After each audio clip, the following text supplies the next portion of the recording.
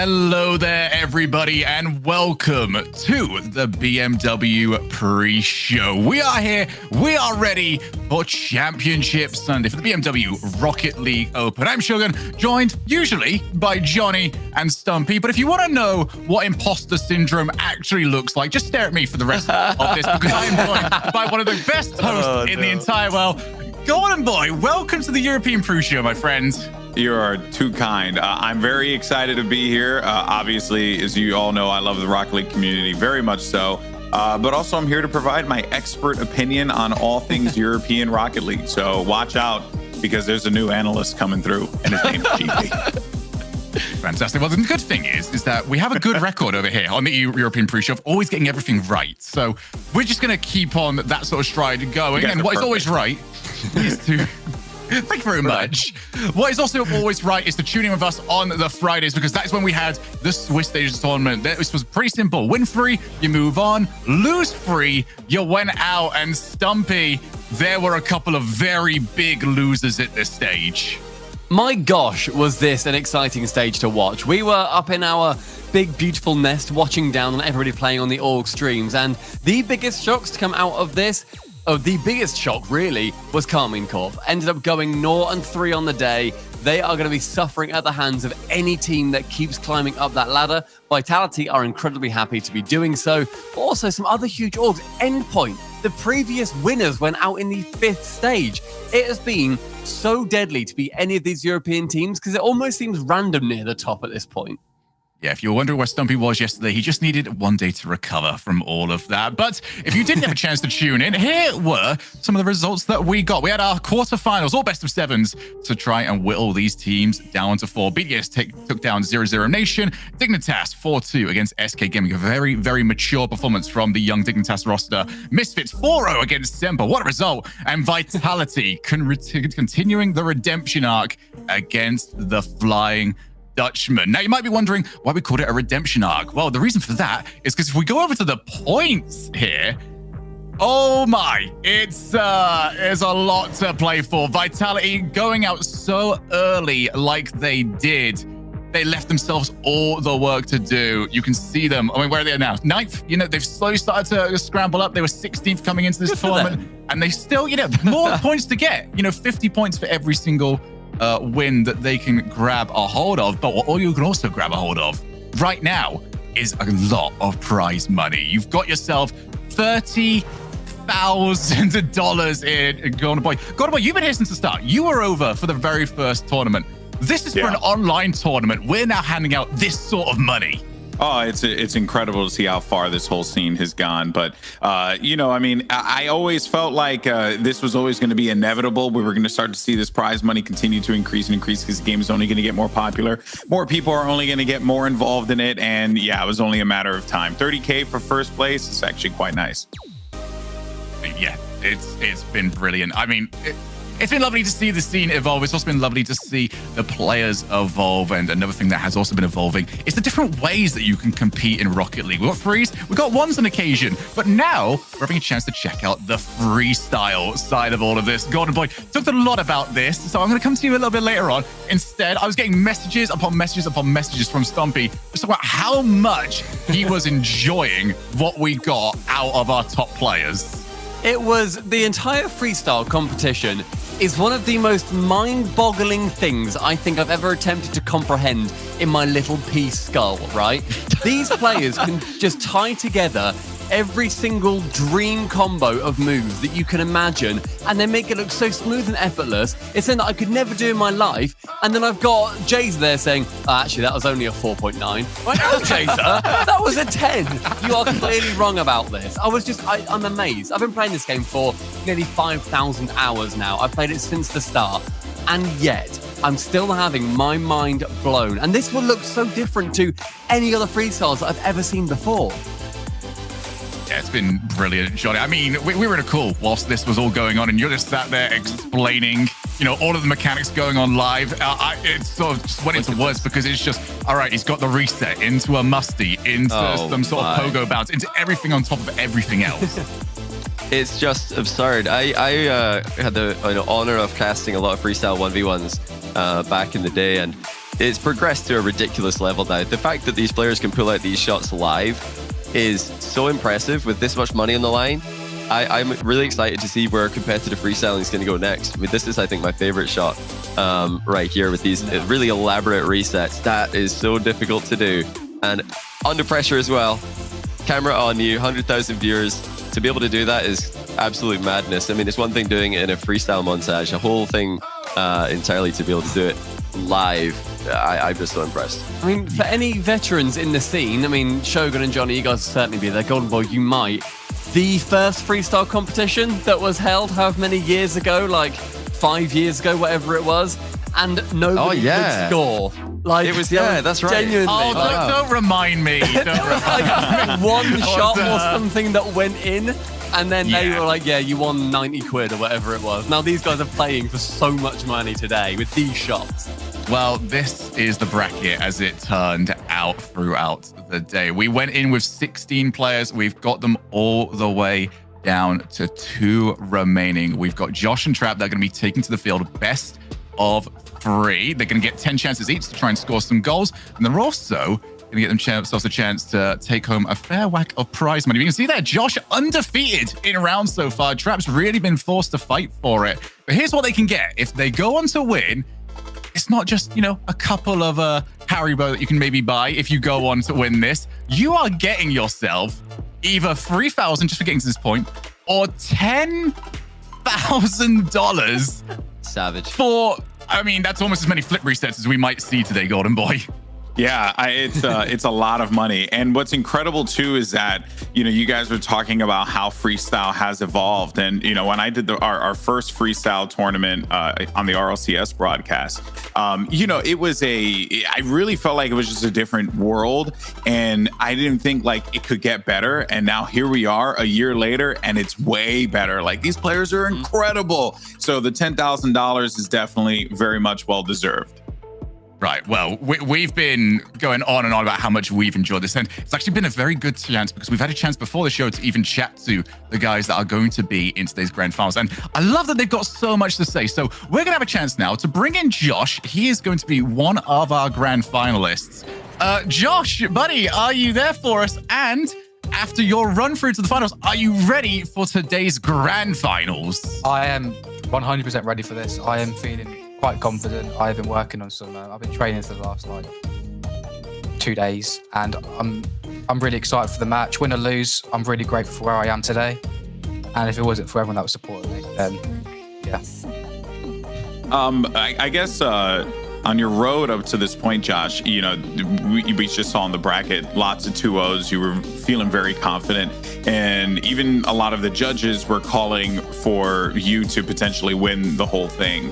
How does that feel, knowing folks like, you know, Musty, Jazer, MK, like respected individuals within the community, even people in the chat, like everyone just felt like you were, you know, not to steal my own name, but you were the golden boy, you were the golden child going into the grand finals. How does that feel for you, bud? It's a feeling that is indescribable, honestly. It makes me so happy. It's a whole new level, and I'd never expect for me to be at this day, to be honest. Sorry, Sambi. I'm going to cut you off there. Cut me off. I really want to know, what's the plan? Because I don't think Trap's here. He's trying to fix a technical, so you can let us into the secrets. Are you going to try and go for big shots early in today's match? Are you going to try and get a safe one on the board and then ramp up as we go on into the rounds?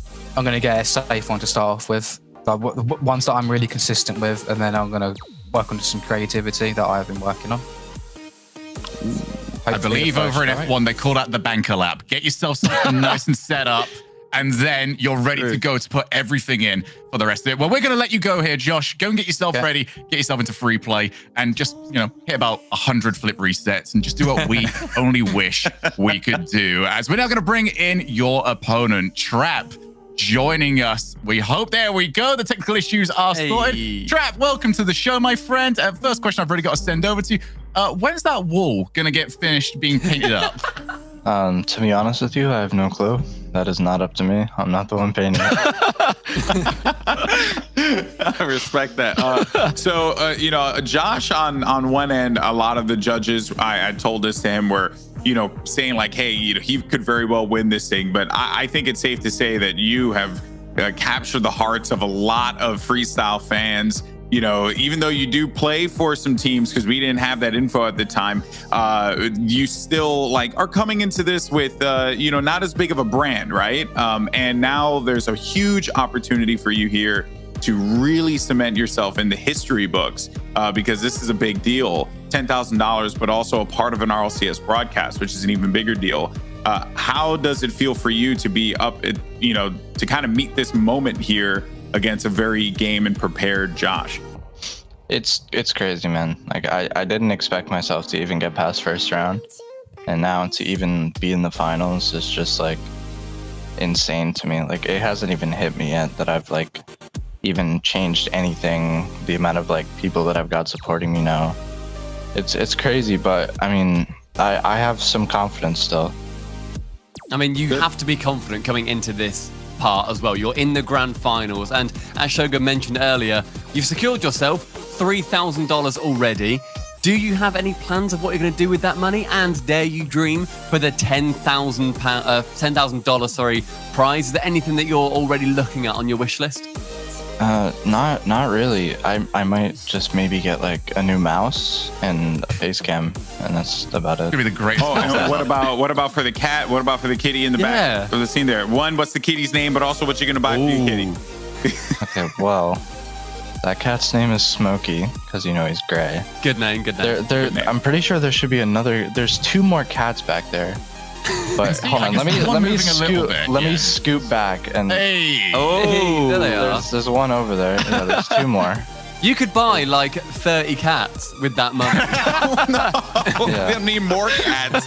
Yeah, I already have 6, so I'd like to not have more. What's 30 more if you've already got 6? That's what I say. I'm waiting for Trap to score his goal, pick it up, and just like Put it on the screen. look really sad. Get some of the sympathy vote over on that one. I got to ask you one more question before we let you go. Now, we spoke earlier on to Josh. He had a very dominant run to this. Do you feel, though, that because you've been in a little bit more of a war, to your point here, that if you can get through to those like last 5 goals, you might have that little bit more grit where he might start to falter? I mean, that's all on him. I can't really change how he plays.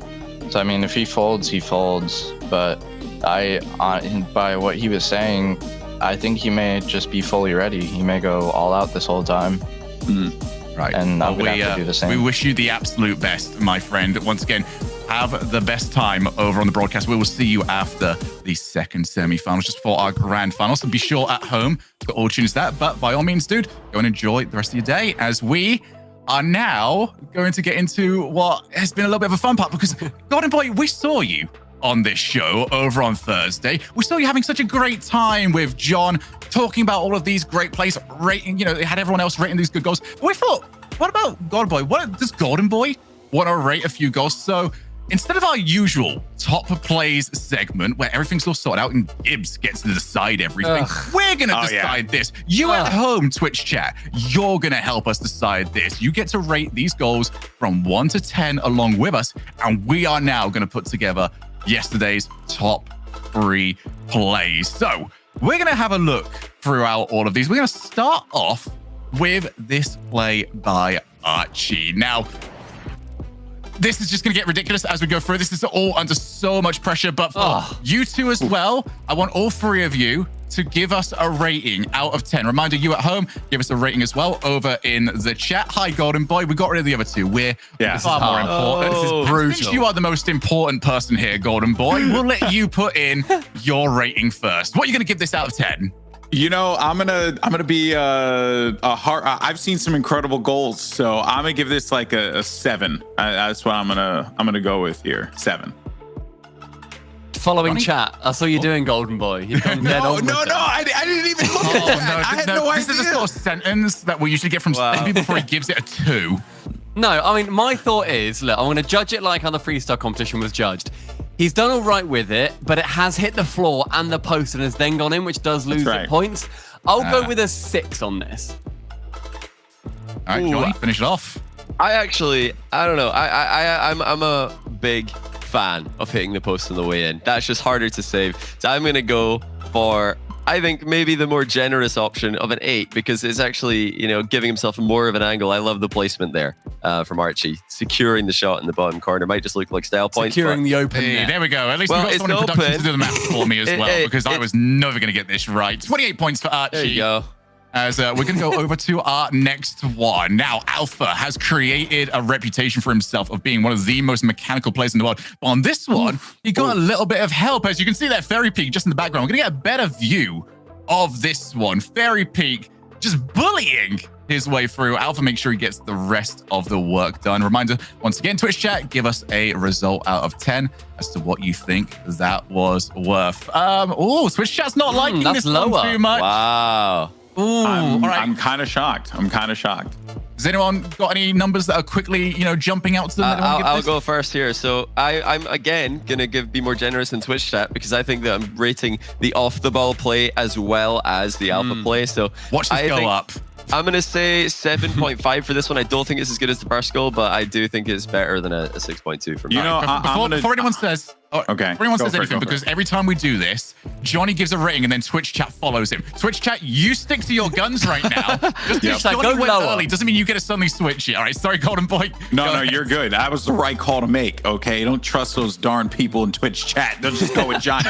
No, okay. I'm actually rating this on twofold here, right? I think there's the awesome carry by Alpha, but also you gotta love the help that he got from Fairy Peak. I'm giving it an 8 because of my boy Fairy Peak coming in hot, looking like a linebacker. So I'm okay with that. That's an American football reference for the three of you, just so you know. I love hockey. So I fully agree with what Golden Boy said. I love the off-ball play. I think Oli does a disservice to this goal by getting a little touch on it. That's mean. That's not needed. You don't need to see that Oli. It's going in anyway. But I think it was better than the first goal. So I'll go 7.8. All right. Ooh, look at fantastic. you, Once again, 7.8. So fancy. 7.8. Yes. Once again, fancy. production, They use the do my math decimal. for me because I'm pretty bad at this. 29.4, that is the new score to beat. But maybe our next play is more than capable of it because Foe, oh my goodness, he is finding his own feet in this new Flying Dutchman roster. He gets delivered the pass. It might can look do difficult this. to start, but you are not saving that one. Nah, I can do this, so I'm gonna only give it a 6. I could have scored this. It's a great shot, but I could do this. If I could do it, I've got to rate it low. I mean, Johnny, I'm I've probably played not it. You doing can't this. do that. I can do that.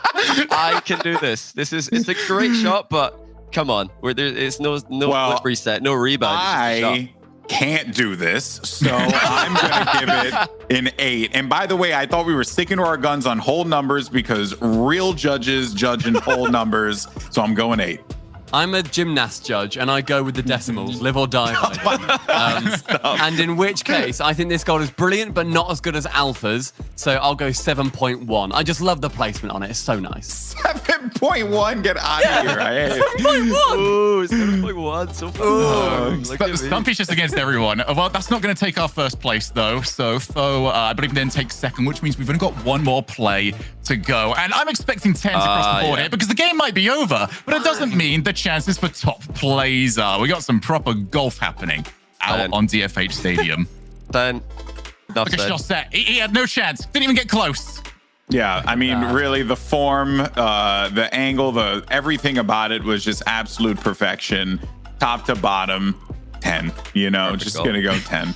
Just a perfect 10. I love the fact that RG stops, lines it up, and then goes. But as I always say to my girlfriend, nobody is perfect. 9.9. Stumpy is on form today. Yeah, Johnny, you sticking with the 10? 10, yeah, easy 10. Perfect goal. Perfection. All right. Well, there we Let's get go. better than that. Congratulations to Arju on the top Yes. play of our quarterfinals. Congratulations to him. Reminder, you are going to get a chance at home to go through all of this yet again with some plays that have got more resets and more just general mechanics that you've never even heard of before. But thankfully, we've got John and Golden Boy to guide us all through them. But for now, we are going to talk to Extra as his team also, much like that last goal, needs a perfect performance to retain their spot at the top of Europe. So we had a chance to talk to him and see what he's got to say.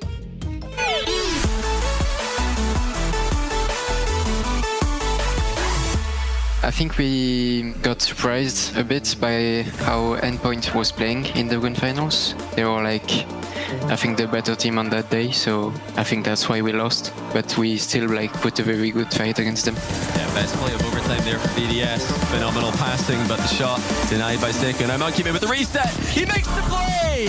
We go to game 7 again. I didn't see Endpoint as like an opponent in the Grand Finals before we met, so it was like actually a bit surprising for us. Yes, I want a revenge against them in the Grand Finals again. Now Metsonor's pass 2, marked by 8, needs to be the one to Stall in the position. And he doesn't do so. Relaying wave scores. Endpoint have done it. The teams are like going better this season, so I expected not to win that easily. It's harder to play against some teams this season, like there is so many good teams now. So like I think top 2 is good, like even top 4 was a good result for us. To try and be on top again is to be like 100% focused every time, every scrims, every games, every tournament, because we didn't last season. Like we were like, maybe sometimes we were like a bit off. That's why we were losing some tournaments. But now we need to be like full focus from now on. BDS are not done. So Extra, who is more or less just a part of the desk at this point, will want to be joining us yet again after our grand finals. But before then, they've got to take down a very, very interesting Dignitas. They've been getting better and better throughout the times we've seen them now. Johnny, we casted them last week. We were not impressed, yet they still got themselves a top 4. Then yesterday, against a team that kind of attacked all of their weaknesses, they looked really good. Yeah, I don't think Dignitas would have got top 4 on the other side of the bracket last event, but this event they look a lot cleaner. Still a couple of mistakes, but these are mistakes that are quite easy to fix, quite easy to identify. So I believe in this team. I think they look like a much more solid team this event than the last one. That being said, BDS are still BDS, so I think Dignitas have probably just closed the gap rather than overtaking them. Yeah, absolutely. I mean, yesterday to me was the big test of Dignitas, because a lot of things were going against them. It was long defensive style plays that were coming from SK. It was a very, very, like, they were hoping Dignitas were going to beat themselves. And then there was, after those long overtimes, there was goals that they had disallowed where usually we would see players like this start to falter, start to get frustrated. They had one game where they maybe started to open up the play style. They got punished for it, and they went right back to staying tight, compact, and not making those mistakes, which has been definitely a massive, massive improvement for them. And they'll want to continue that as well, because we're going to get a chance to take a look at the bracket. Both of these teams well on their way towards representing Europe over in Stockholm. Win this one, and you're pretty good, Stumpy. I mean, BDS win this one, and we'll see you in Stockholm. They will be joining NRG as our second confirmed team to be going through to the 4 major. Very, very exciting place to be, and they just need to get through Dignitas and the winner of Misfits versus Vitality. By no means is this easy for any of these teams, not even a BDS. They didn't win full Regional 1, let's bear in mind. So it's going to be still a really big task for them. But looking at the matchup of BDS Dignitas, I was so impressed when I watched this back that Dignitas seemed to control the game a lot more. Where previously you've seen, I think mainly for me, Jack will dive into challenges or dive into situations, and then he'll panic and he'll try and just sort of do something weird or something mechanical to get him out of that situation. It seemed like he was more comfortable leaving the ball than letting a teammate come in, so then it was a bit of a smoother operation for the Dignitas machine. And I think BDS, they're going to try and break them down so then they don't have quite as much cohesion today. Just going to quickly throw out that mine and Johnny's bracket is still correct, and Coles and Achievers was not. All right, moving very quickly on to what the points are currently looking at, because we did just mention how much this means towards heading over to Stockholm. This is why you want to get yourself into that top 5. You win your game here, you are already guaranteed at least 50 extra points with a chance to try and grab hold of this tournament's top prize of 301 points. That gets you right up there, especially with Dignitas. You can see they're in that third spot. They can leapfrog endpoint. They could go tied with BDS if they end up doing very, very well here. So definitely a lot to play for, and a lot of comfort heading in to what is going to be a very, very chaotic third tournament. But here's your schedule for today. We have got 3 regular Rocket League matches. We've also got your BMW Freestyle tournament ender later on. But before then, it's Misfits Vitality and BDS against Dignitas. But for now, we're focusing on our first match of today's broadcast. It is Misfits against Vitality.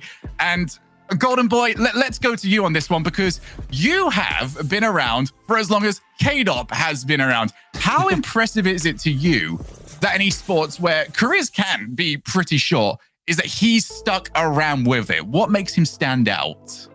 Yeah, I mean, really, I think, well, think about it like this, right? We've been doing this since what, 2016, I want to say. So, which been a blur. feels like forever ago. And we've been saying KDOP since then. So I think it's wild that someone can continue to not only stay at the top of the game, but also just stay relevant like that. It's so crazy So really just a huge shot. I mean, I also remember seeing Fairy Peak for the first time as well. Also meeting Fairy Peak for the first time. He had that beautiful mane of hair. You know, it's just like I was so jealous of, because as you can tell, it's all fading away from me. So these guys are fantastic. I'm so happy for them. They're going to continue to crush it. And really, you know, I'm just I'm rooting for them today. You know, I really want Vitality to pull this one through, make it to top 5. It'd be sick if we get that Cinderella run.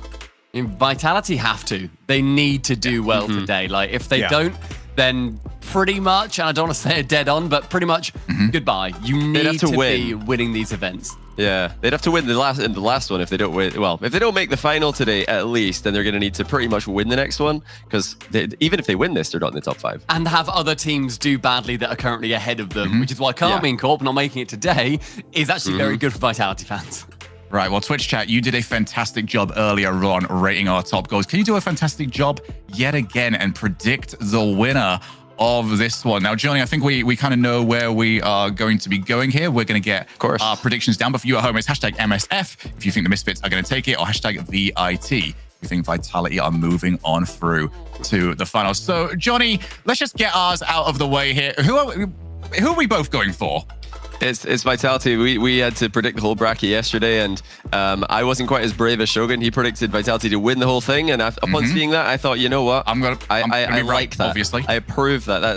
That's a great, like, bold prediction, but also one that I can see happening. It makes sense. It could happen. So yeah, I think Vitality definitely win this one. For me, Misfits, they're in the upward trajectory, but this is, I think, where their run ends in this event. GB. You know what? I'm siding with the 40 million channel points on Twitch chat right now. Vitality all the way. Yes. March on to the finals and win this whole thing. That's what I want. Stumpy, you were shaking your head at me earlier on, but are you going to now turn away from Vitality? Yes, I am. I think Misfits yesterday had the tougher matchup versus Semper. I think Misfits looked better than Vitality did, even versus the Flying Dutchman. I have Misfits going through here. Sorry, Vitality. We'll see you at another major. Well, let's see what you at home currently think. From the sounds of it, it's going to be a lot for Vitality. It is a lot for Vitality. A very one-sided vote, as we expect the Frenchman to be moving on. But whether or not they can is an entirely different story. And the only way we can do that is by heading over to the field of play. Misfits, can they further derail Vitality's season? There's only one chance they're going to get to do so. Bring you the action is Wavepunk and Achieves. They hit a snag in the first regional, but Vitality has bounced back and are now in the semifinals, making their way to another grand finals on the path there anyways. I'm Wavepunk, joined by Achieves, and we got the Misfits on the other side of things. The team yet to lose an overtime this season, Achieves. It's been a wild ride for them, to be sure, but definitely a tough test. Overcomable? Certainly. Going to be easy? No, by any stretch of the imagination. Alpha was playing very well yesterday in their match against Flying Dutchman, and I think that it might prove a little more difficult playing Misfits here, because I think the defense might be a little more better suited to handle Vitality's approach than Flying Dutchman was, so definitely doable, but a lot to ask. You really need to execute against a team like Vitality. The Misfits in the blue, Vitality in the orange, a best of 7 to move forward here. Gotta win 4. Fairy Peak out to K-Dop. Arju will try to intercept. Matane now falling back. It's K-Dop coming with Alpha. No, stolen by Cash. Taking him to the backboard, and Fairy Peak plays it to the outside. Dump back in. Matane looking for a shot. Alpha will deny. And now Cash back towards the goal. Misfits using my tried and true favorite strategy of just always shoot the ball straight at the net and force them to make saves. Not a bad strat, but versus Vitality, they're so disciplined on defense, and they tend to take real good care of the ball on their own half, so they may need to have a little bit of chaos if they want to break down Vitality or depend on Cash to find a gap in the net. Again, taken away by Alpha 54 driving across, and finally, first chance for Vitality to get on offense. Well, the onslaught's working. They got 2 Vitality defenders to bite on it. There was no room to pressure it afterwards as they merged with control, but now the infield passes. Oh, what a stop! It still goes in! Cash puts the pressure on him and gets the first goal of the day. I want to see if the Vitality players ran into each other here. I mean, Alpha definitely taking his time. Got a little in front of it, and ooh, So, yeah. Oh. K-Dop needs to either let Alpha know that he's got that or that's so tough. K-Dop just wants to drive across the net there because he's got the strong touch. He doesn't want Alpha to get that weak backflip. So that's kind of the plan there. And they both kind of go against each other. Tough break for Vitality. Man. I don't, it's not often thing you see from a Vitality roster of self-bumping. Like a double commit's one thing, but a player going up for a ball and the other player bumping him off of it. Obviously, they got a wheel onto it, but still was not good enough. The ball rolled on in, and Misfits will enjoy the first lead here in the series. Game number 1, ball rolling at midfield. Matane challenging Alpha gets pass 2. Cash has a cutback on this one, make a save, dives across, and Arju now to follow it up, wins the challenge against Fairy Peak. What a stop. And now Matane looking for a counterattack onto the backboard. Little ping pong through Alpha 54 and go back to midfield, but Cash wins another challenge. Misfits looking good in the midfield. You do really have to like how Misfits have been playing. You're right, excellent in the midfield. They've done a pretty good job of preventing Vitality from really having long stints on offense. Alpha just misses a setup. Matane quick to realize Fairy Peak coming in. He's going to help out his teammate. And Arju with a chance to put one away. Goes under Alpha. He's going to dive off the backboard. Nice stop. And Cash to set up Matane. Fairy Peak stretching. And of course, he's too good. Kate up. Onto the backboard. Arju down, and Cash will get the clear away. Now and back out to Arju. A nice pick it up in goal. Send it back out. The player that gave it to you. Now, 2 minutes left to go. Matane pushes it in the midfield. Fairy Peak just sends it towards the goal. Cash is actually the last player back here. Wow. Retreating defense had to play it from the midfield. And Fairy Peak now back to K-Dop. The ball is very slow at the moment. They've killed all the momentum on this ball, which makes it a lot more difficult for the offense. They have to expend boost to get up to it and then try to apply pressure. But look at that! K-Dop finds the shot. Fairy Peak, I think, found the demolition. And we're got a tie game. Yeah, Cash just kind of gets pushed off the ball there. Fairy Peak pressing, and Matane under duress, looking up at K-Dop, might have lost track of Fairy Peak coming through for the demo, and Arju, unfortunately, he was going to think about going off to grab boost, but Zero in the tank recognized his team was in trouble, couldn't get back to it. Vitality find a way to get back on the board and tie things up. Matane now up against Fairy Peak off the corner. Cash looking for another shot, takes it to the side again. Following the kickoff, they're looking to immediately regain the lead. Arju's sitting there waiting for the ball. Now onto the top. K-Dop and Fairy Peak. Oh, slow plays here, but look at this. Oh my goodness. Okay, tag team Alpha looking for a double tap, and Cash will take it away. All 3 players getting involved on the clear, and the counterattack expeditious there from Vitality. Cash mechanics going to be invaluable on defense because you already know that out of anyone, most likely going to be Alpha applying pressure with the hard double taps off the backboard, and Cash's speed in that situation, imperative that he gets to it first. Cash off the wall. Arju going to try and follow this up, but Alpha intercepts. Now Matane in the corner with a bump on 1. Fairy Peak's there. Back across. Here's Arju. Oh, nice. Inch underneath K-Dop, and it goes to Alpha, the 3rd man in the back. Lofts it upfield, chases it down himself. Matane with the wall carries. Now a shot from Alpha. Oh my goodness, Fairy Peak taking it out of the corner. Vitality's got the lead. Yeah, this is a great bit of shooting from Fairy Peak. K-Dop, nice touch, take it away from the defense. Fairy Peak quick to it. How about reacting to where Arju was coming at his line? Fairy Peak knew he didn't have a double tap. Angles the card down, spikes it all the way across the net too to beat Cash as well. So placement perfect from Fairy Peak there. Arju and Cash getting corralled over to the side here following the kickoff. Matane and the 3rd man out to Arju, looking for a second touch, lofted in front of the goal. Wow. Alpha followed out. Vitality gave them some space for a tying goal. They didn't expect it either. They were all about to leave. They were all thinking that clear from Vitality was going to make its way through. So when it just bounced in front of the box for free, Cash trying to go under Alpha, and great defense again. Misfits, last push here. Final 6 seconds. Arju off the backboard. Cash comes in. Challenge against Fairy Peak goes neutral, and Arju onto the wall. Off the ceiling with the reset. Across to Cash, but K-Dop intercepts. Matane will keep it alive. Fairy Peak's in the try, but Cash challenging in the corner. Matane, what a touch, but Arju was hoping it was going to be for him, and it'll go to the ground. Vitality take game number 1. Yeah, Arju just not sure whether or not Matane was going to have the ability to react to that touch in time, so he starts jumping, and unfortunately at the wrong moment. Matane indeed able to get up to that one. Tough break for Misfits. I mean, you gotta like Vitality's poise there. definitely under a lot of pressure early on in the game, able to find a way and break out. And while they didn't really have too many extended stays on offense, they did convert the few couple of chances that they were able to open up. And really the only goal that Misfits scored was a mistake. So Vitality looking pretty solid in game one. Misfits here, yeah, like you said, the one goal did come with a bump there in net. So I mean, I like the pressure. I at the beginning of the match, I said, they're playing a strategy of shoot at the net and force them to make saves. And if you're just now tuning in, you'd be like, that's all of Rocket League. What are you talking about? What I'm more specifically referring to is a strategy of anytime you have control of the ball, just take a shot at the net. Just always put the pressure on. Don't be like, oh, we got to find a pass, stuff like that. Because it forces the other team to really be honest in net. They have to drive across. They have to go for saves. I don't think that strat here will work. You're not gonna force many mistakes out of Vitality. You're gonna have to be a little bit more creative to bait some of the best players in the world out of their net. Yeah, that's kind of what I was alluding to at the start of that first game. You're really going to have to rely on a bit more creativity or chaos in the net. You need to find some way to get somebody out in front, which generally Maintain and Arju are pretty familiar with. Back on Galaxy Racer, I mean, they're pretty dangerous when they get a ball in a dribble out of a corner. They were pretty dang good at finding ways to get that ball stuck out, popped into the middle, and set up a demo. So it's definitely something that's in their toolkit. It's just a matter of, do they have the space to execute on that potential plan? So passing and the demolition is definitely going to be a much more important part here of the offense. You can't really just expect Cash to be able to out-mechanic everybody. As here comes Alpha 54 off the backboard. Nobody else there for Vitality, though, and they're going to work their way out. It was K-Dop, then Alpha, and I think the third man, Fairy Peak, was rotating.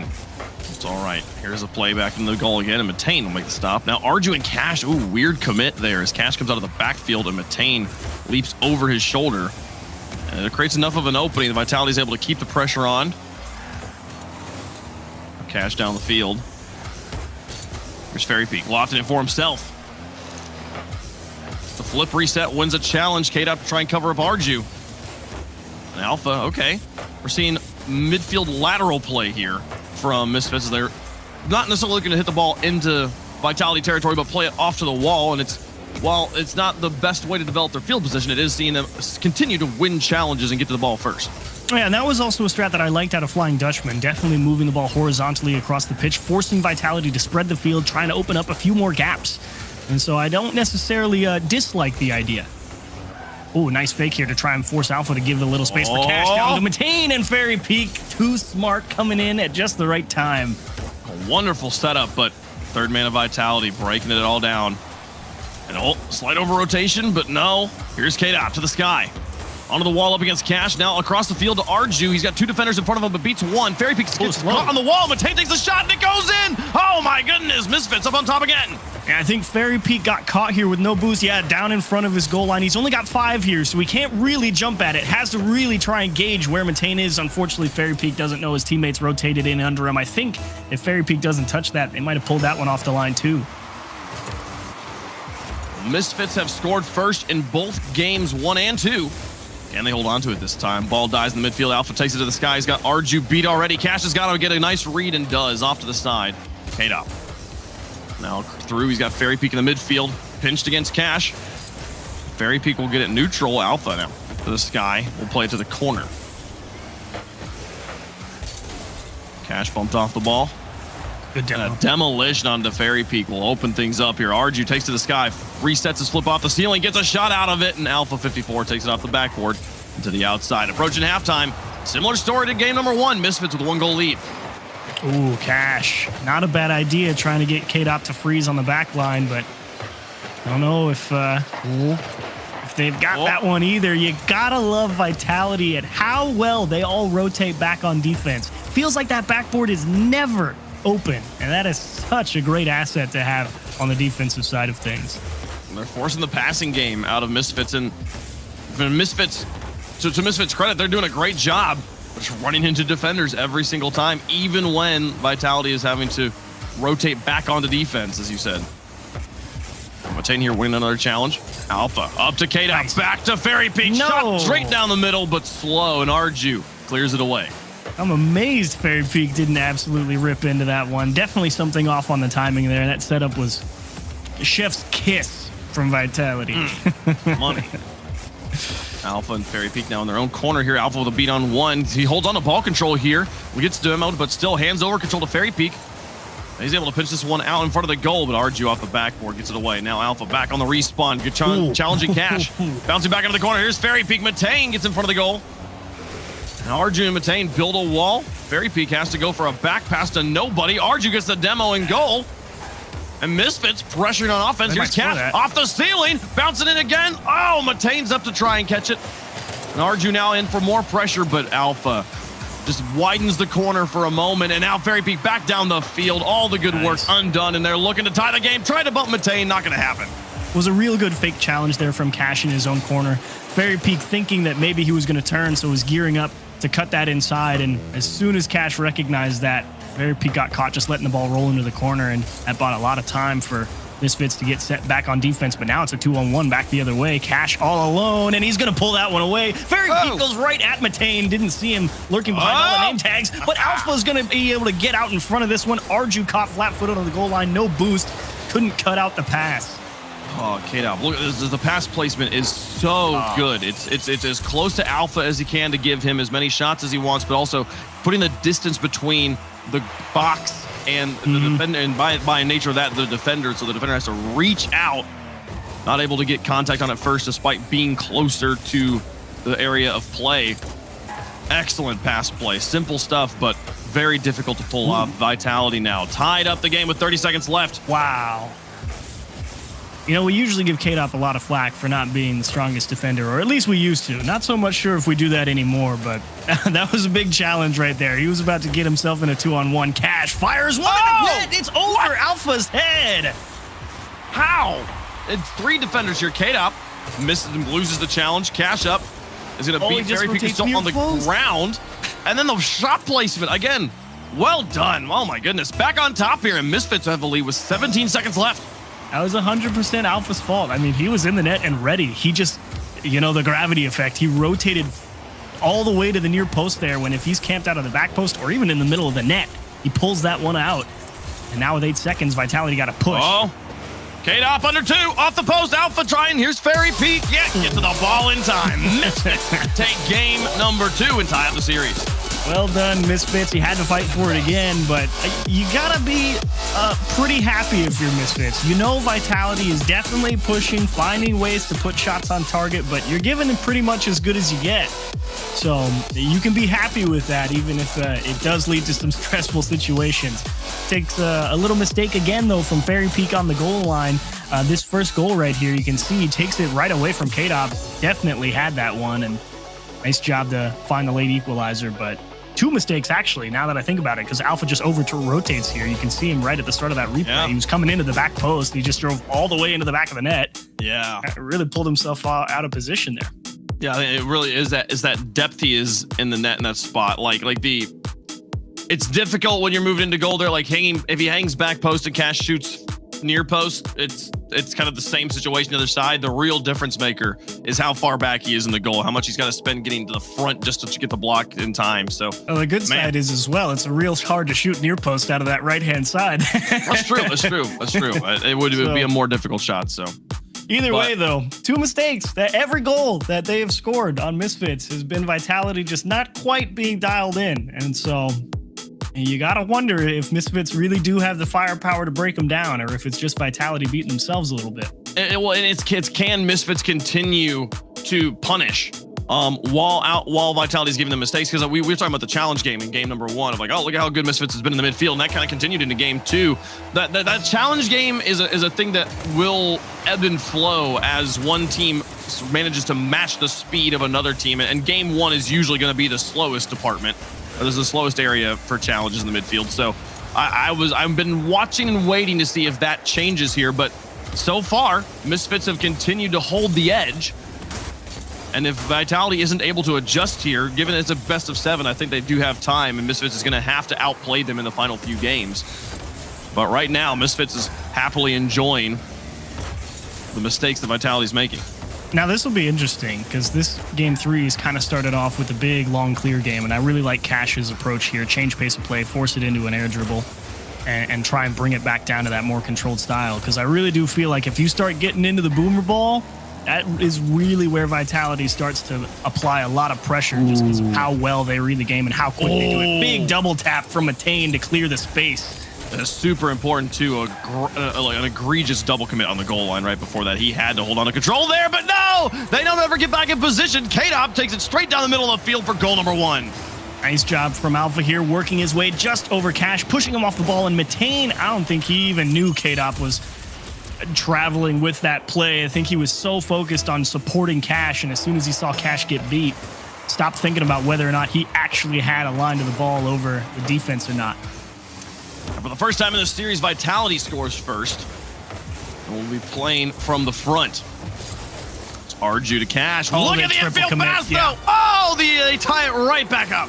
I was on K-Dop's camera, and he definitely does the same thing pretty much that Matane just did, except he instantly recognized it. He jumped, and then it was like, wait, and he instantly backflipped to try and recover, but just a second too late. Strong clear off the backboard, right into Cash, right down the middle.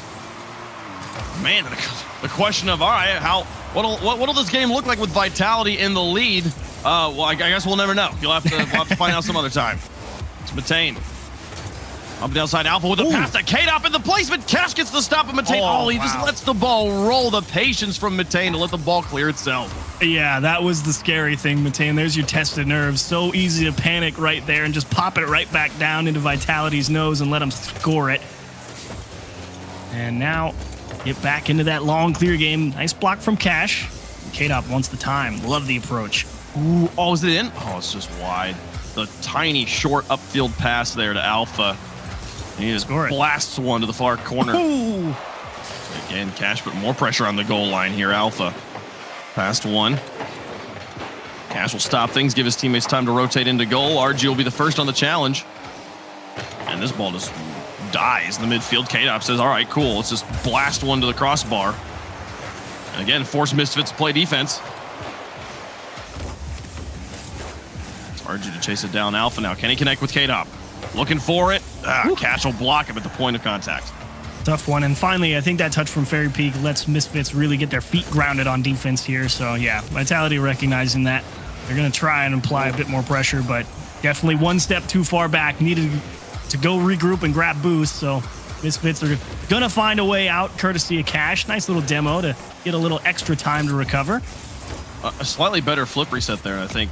They have a really strong pressure on net. He reset the flip, but then the actual contact kind of just barely gave the ball a little bit of altitude. That demo definitely created a bit of distraction, a bit of smoke screen, and taking away a defender, opening up the line of fire for Misfits here. But through two, Cash is going to play strong. Fairy Peak.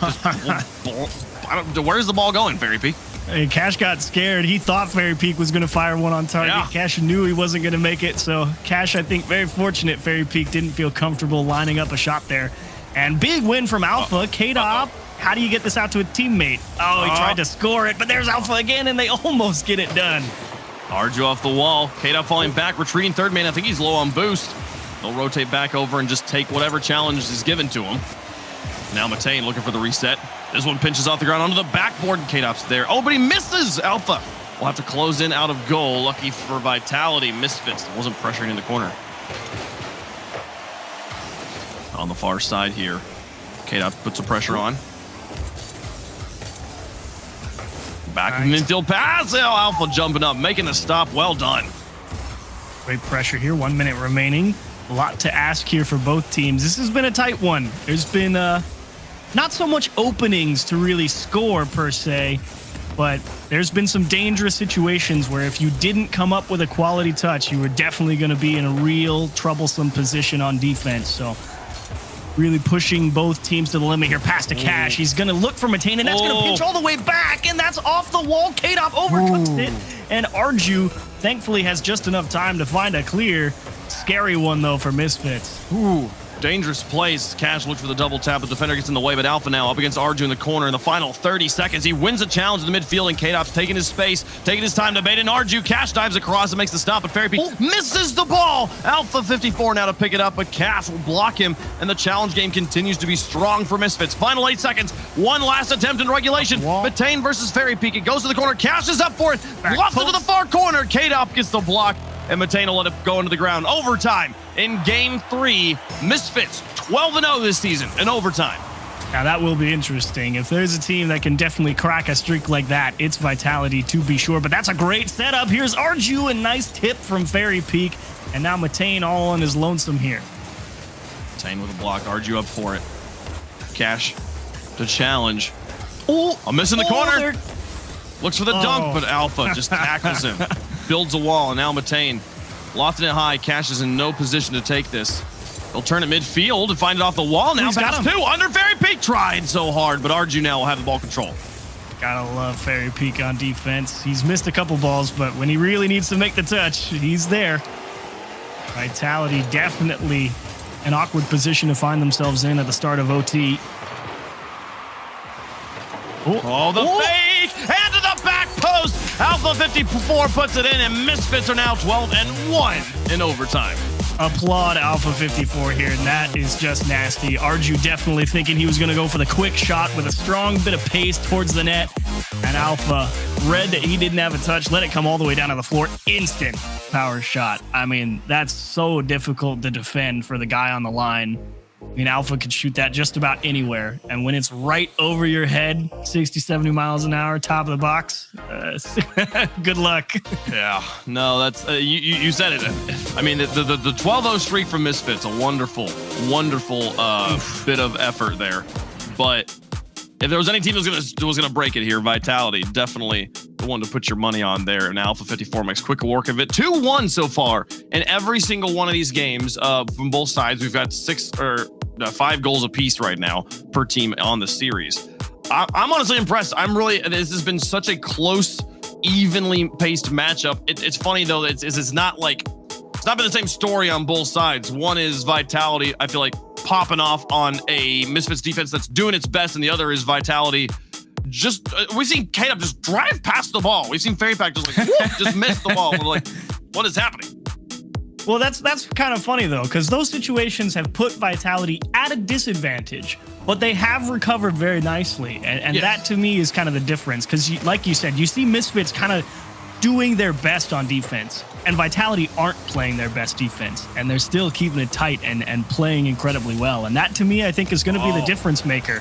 Vitality's defense very well likely going to be the ones that, if this particular brand of game keeps going, I think is going to lead them to a victory here. They're just better when it comes to keeping Cash, Arju, and Matane out of the net. Alpha, oh, look at the fakes. Trying to bait a player up, bait the front line defense into the sky, and then just flip back to the ground without touching the ball. Through 1K up here in net with Matane jumping for it. Makes the stop. Nice pre-jump from K-Dop. And now the little passes from Alpha 54 to break up Cash. He's off the backboard and makes the touch off the play, off the wall. Now RG with the back pass to K-Dop. Or Alpha, excuse me, with the back pass to K-Dop here and trying to get over the top of Matane. And midfield challenge game stayed strong. It stayed consistently strong with Misfits. The infield pass just a little bit too ahead of Matane. Yeah, Matane wanted that touch to go literally anywhere but into that corner. They had the Vitality defender stuck on the line and in a bad spot. Big miss from Fairy Peak puts Alpha 54 alone on the back wall, and I'm not sure if he got his boost stolen. He did. Arju wins the challenge off the post and back in. Nobody challenged him up in front, and Misfits score first. And it's funny that boost steal on Alpha actually makes a difference here, because if he's allowed to rotate back in the net, I think he's going to be sweeping across the goal right when that pings off the back post. So one step behind it, bouncing back to Arju. And Misfits again, for the third time this series, find themselves out in front, but that's the question, can they hold on to it? One goal is not enough to stop Vitality. It has not been enough at any point in this series. You got to win. You got to score 2 goals to win right now. Skate up here. Oh. Down the midfield, taking his time. You know what? He chooses to go for the boost and give Arju the ball. Well, he knew he didn't really catch that ball cleanly, so I think the logic there is just let him roll. Let it roll, go steal their boost so that they don't really have much of a counterattack going, and let your teammates clear whatever Arju does. I mean, he probably was also out of boost himself and knew that he would hold on to perceived ball control for long enough to not just be handing the ball over in a you know, super disadvantageous way. Say, hey, you know what, let's just go refill the tanks with the most valuable pad on the board. Fairy Peak just hitting the corner. Now K-Dop up for this one. A nice ping out. No player there. Cash back down against Alpha. Fairy Peak to K-Dop here. Nice loft. Again, keeping it up, but Alpha just having one too many touches in that final one. Misfits defense able to read just fine. Here's K-Dop looking for it off the post. It rolls up and away. Matane will carry it to the corner. Tough sequence there for Misfits, and Arju in definitely the right state of mind there just to slow pace for just a second. They need to make sure they're set up, and there's Alpha going for that delayed flip. Again, it's great misdirection, Alpha 54. You're not going to find many people better at that move. Arju through one. Out of the corner, Fairy Peak will play it down the field, and K-Dop will try to connect on one, now two touches. Matane out of his box. Fairy Peak moved up, and is now going to be more out of position. It's going to be up to K-Dop and Alpha here. Oh, here we out go. Of the corner, Alpha got caught on the post. Oh, the shot from Cash just wide. Follow from Arju to the other side, and now to the top. Matane up, no! K-Dop reaches in time, and now the counterattack. Here comes Alpha. And those are the possessions that make you think that's why Misfits may not win this game, because that's when you really had vitality on the ropes there. You need to convert it when you've got so many decent looks at the net like that. Accuracy just a bit wide the whole time. And when they finally had one on target, Vitality had gotten their feet back under them. Make the stop. 120 left to go. Misfits holding on to the lead in this game, though. So far, Vitality has yet to score, so... They have found Alpha trying to change that. Now yep. it drops it in. Alpha heard us from all the way across the pond and said, hold it. We got this. Not a bad idea for Matane, trying to fake out Fairy Peak. And finally, Cash misses one. Definitely an awkward position to try and jump up at that ball, but this is the one time it costs them. Alpha were ready for it. He jumped all over it. 8 shots apiece per team in this game. Both teams with opportunities, but one team with better accuracy. A tie game. Here's Arju off the backboard. Cash in to try and finish it. Goes to the wall, and K-Dop chases down Alpha. Gets it through one. Matane now through the sky up against Fairy Peak. Fairy Peak receives the falling action. There's a good demo. Oh, Fairy Peak demolished. Arju trying in the corner here. 40 seconds left, though. Tie game. A 2-1 scoreline looking yet again likely. Oh, man, Cash is driving around the pitch right now, just hoping to find boost. He took a big risk, went all the way to the Vitality half just to find 100. Thankfully, Arju and Matane able to handle the pressure. 20 seconds. The Misfits have one more good push in them before the end. I don't know. There was a weird double commit on offense. Arju in the alone in his back third. He holds on just fine. Final 10 seconds. Now Arju's upfield after the clear. Fairy Peak. A solid touch, a necessary touch. Cash to the sky. K-Dop's up there to meet him, and it goes to the edge. The clock will expire. 1-1 into overtime. We're going to have our third 3-goal game. You got to get it back if you're Misfits here. Advantage point for Vitality if they win. And, ooh, trying to chop it down lower left-hand side. Fairy Peak not able to get around it. And a great start to the OT for them as well. Arju panics and lets K-Dop regain control there. K-Dop wins another challenge, neutralizes another challenge, which, given the field position, it works out in his favor. Alpha over 1. Matane trying to pass out to Arju now with space. K-Dop will stop. Receive. Pass to Fairy Peak. He puts it off the backboard in an awkward hop. But, that pings out onto Arju's hood. He's now on the counterattack. Trying to set up Cash here, but isn't able to get a strong enough second touch. He was really trying to figure out how to get that one middle. He knew it needed to happen, but the pace of the ball was just so that he couldn't ever really find a good way to do it. And Fairy Peak, great command on the goal line there. Just take it on the dribble, put the big part of the car right behind the middle of the ball. So tough to out-challenge someone when they're positioned that way, as Alpha drills one through the midfield line of the Misfits. Arju off the respawn, carries it across the backboard. And now up to K-Dop on the back line. Through one.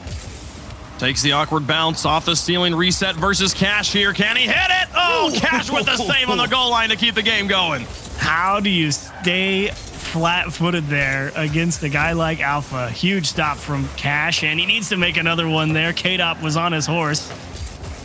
And now it's Alpha needing to make a block. Hard bounce for Matane, and he overdoes it. Skies it high, and Misfits again leave one that should find its way into the net.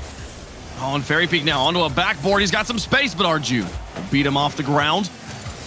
Now look to catch it here. K-Dop trying. Fairy Peak demolished. Cash up.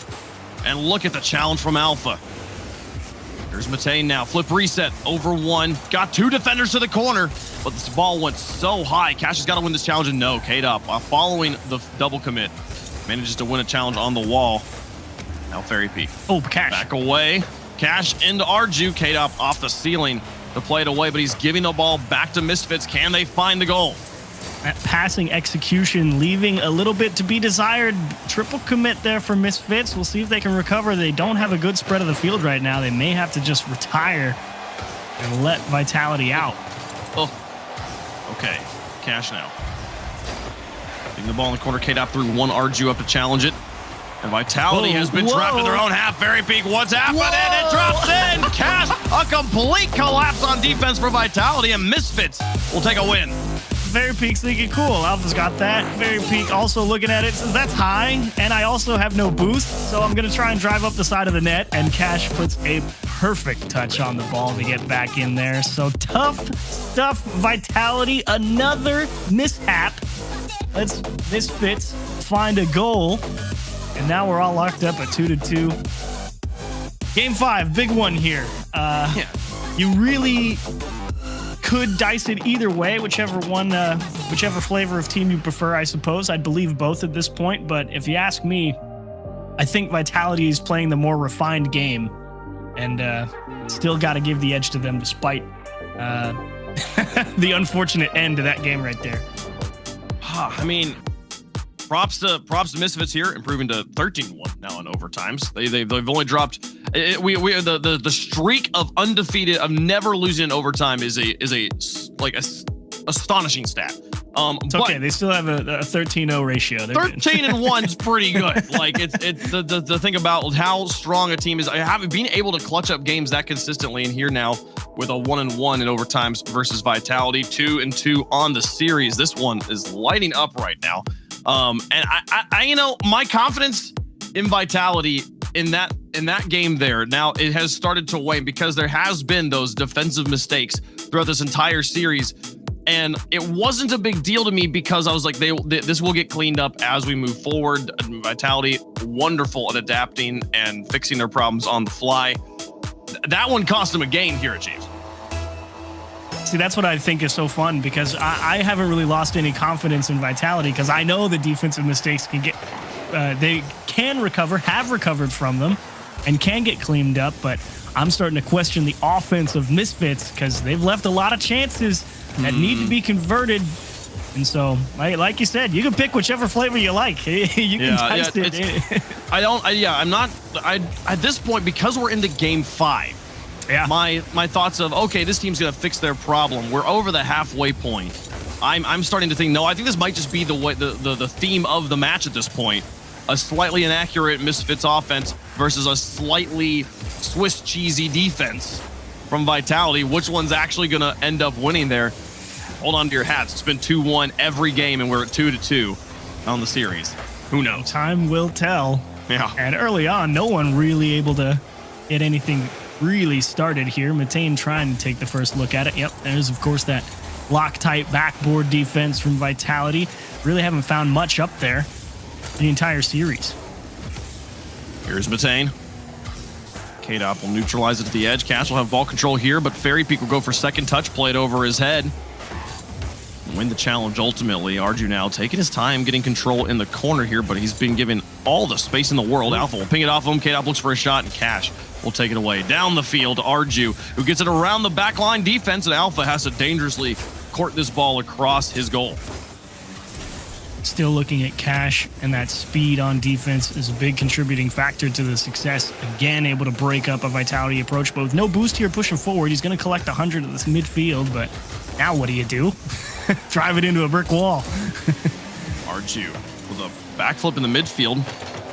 It's going to be a little out of the play, but Matane with space. Push the ball back to the front. Now here's Arju. In the corner up against K-Dop. A miss from both players. The ball just lofts behind him. I think both was misread each other. Ooh. Now the ping down the field. Arju off the wall misses, and Cash has got to get a stop here. It's just enough to push Alpha into the corner. Almost halfway done in game 5. It doesn't even feel like it's been a minute to me. It is. We are approaching halftime. And neither team has scored. I think this is the latest we've gone without a goal as Cash looks to put on goal number 1. Oh, Alpha's loose. Arju's up for it, but it hits a very soft touchdown. Matei now up to block. Oh, Fairy Peak gets in his way. And Cash now trying to gain control, see if he can keep this pressure going on a very flat-footed Vitality defense.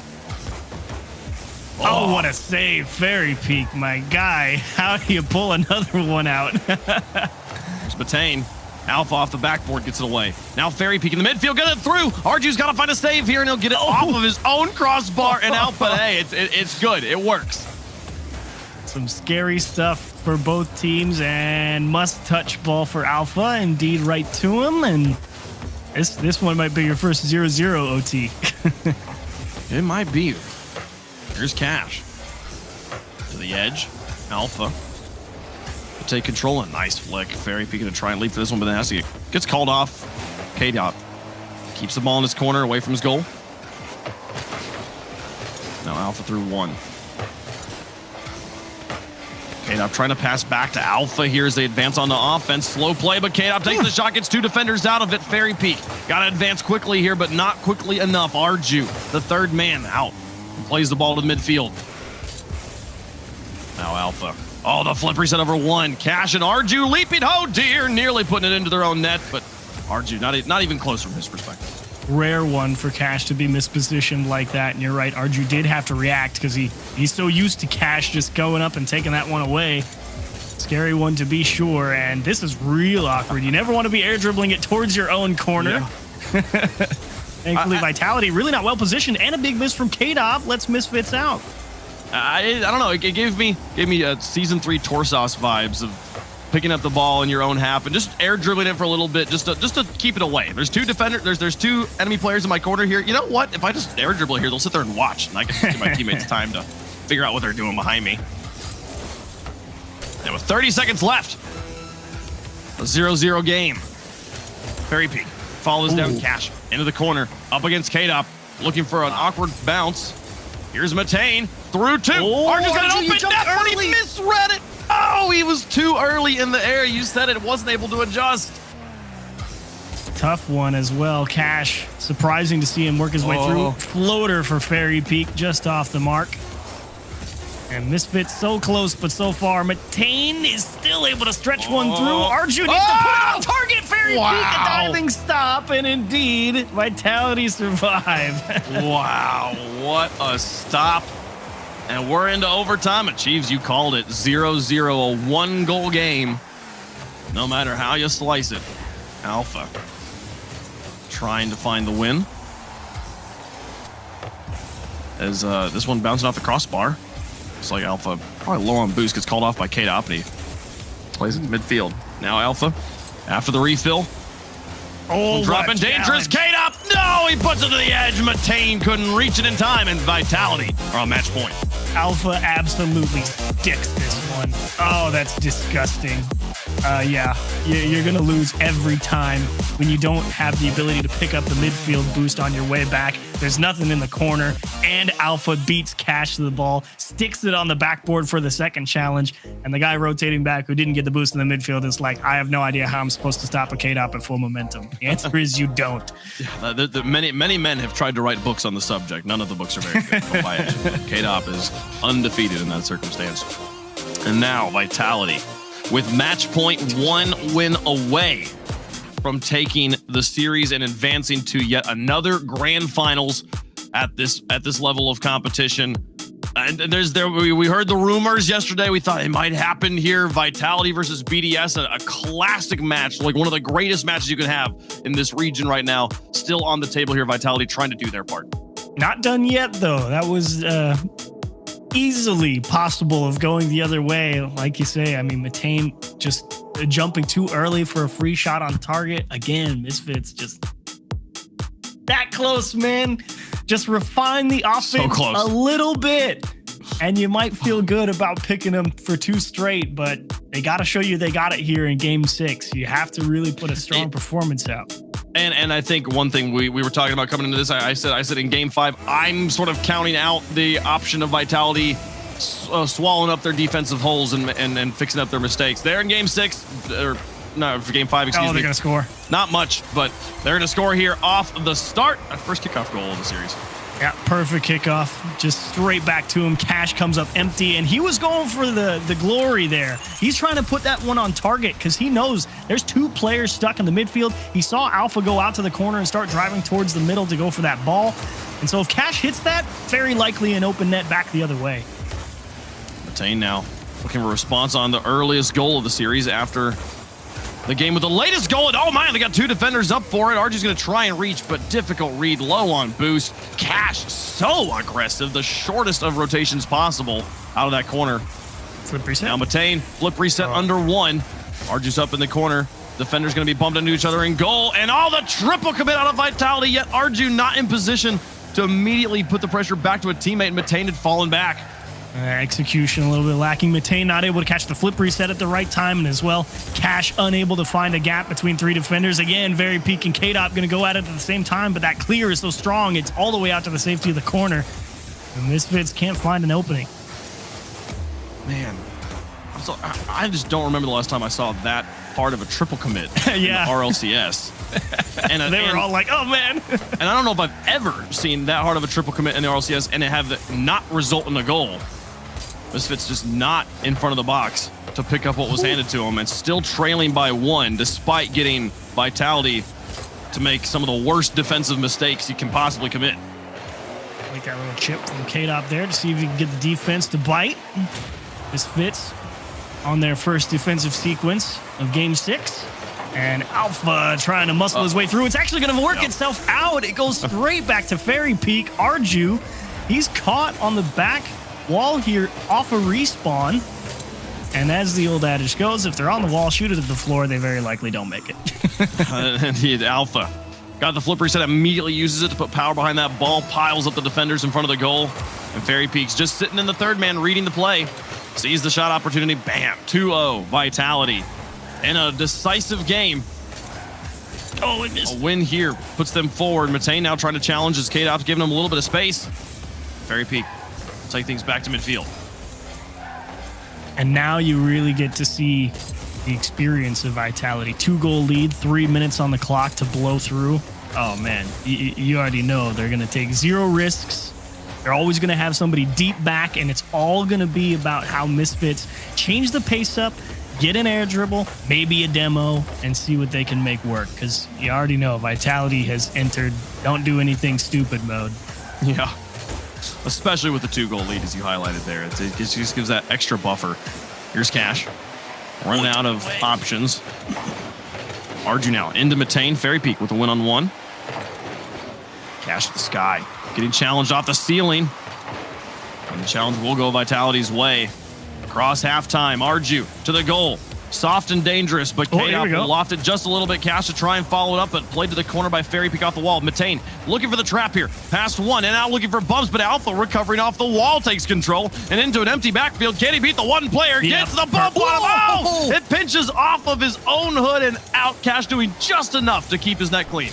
I think that's the first time I've ever seen anyone actually save the air dribble bump attempt. Yeah. I don't think I've ever seen that get pulled out. It's like, I don't know, you're trying to get pinned to the net and you have just like 1 finger out. Just enough to successfully like thwart the point from being scored. I think he might have used Alpha's car. Oh, but he loses the next challenge. Fairy Peak straight through him. 3-0. Good night, Misfits. It's been a beautiful ride. Put him out. Time of death, 141 in game 6. Down by 3 now. Not out of reach, but, well, out of reach for most people. You got to be really tall, have a long wingspan there. I do agree with you, though. I think Cash uses, while Alpha's pushing down on him to push him away, he's boosting back into Alpha just enough to push him up into the ball and pinch it against the crossbar. Really solid moment there from Cash in what will most likely be a losing effort here. Oh, you can get this. On the far side, he's got space, and again, still 1 minute 20. Looking for the double tap onto an empty backboard, but Fairy Peak, what a challenge. Gets the savior medal there to keep them clean. Do you ever want to learn how to play defense? Just go watch all of Fairy Peak's replays on ball chasing. I mean, that guy he has been something else this regional, that's for sure. And his team has not let a goal in Game 6, final minute. K-Dop. I would love to go back and look at the replay on why is he backwards in midfield there. We'll find that out some other time. Somebody knows. Cash. The touch to the sky, and Alpha now to catch it, and they're playing wonderful. Oh, no. Burn the time off the clock, and hey, you know what? Let's put in one more nail in this coffin. 40 seconds left. Up by 4. Vitality going to be going to the finals. It's been a good road for Misfits. Definitely this one stings, though, because they're going to go back and look at all those replays, and they know they left a lot of chances that could have been converted, and that one's going to hurt. And if you ask me, this one's going to fall the hardest on Arju. He had a couple of opportunities to really put a couple of nice goals away and just didn't quite have the execution on some of his approaches. Matane as well. Cash never really got the chance to shoot in a quality goal-scoring effort. He seemed to always be taking a lot of shots with defenders in position, and there were just no gaps there. So Matane and Arju, a tough put-away series for him, and it's going to hurt. And Vitality did exactly as you expected of Chiefs here and fixed their defensive mistakes. Again, a perfect shutout here in the final game, 0-4. And no mistakes in game number. Actually, this is 2 games in a row. They have not let any goals in. From games 5 and 6 there. Vitality popping off, showing up strong and advancing to the grand finals. And the redemption arc continues from dead last 16th place to the grand finals. Let's see if they can finish the long road back and find a victory over their opponents, because they've been looking pretty solid. And hopefully they're hoping that maybe they don't have to play another offense that puts them through their paces as much as this series taken.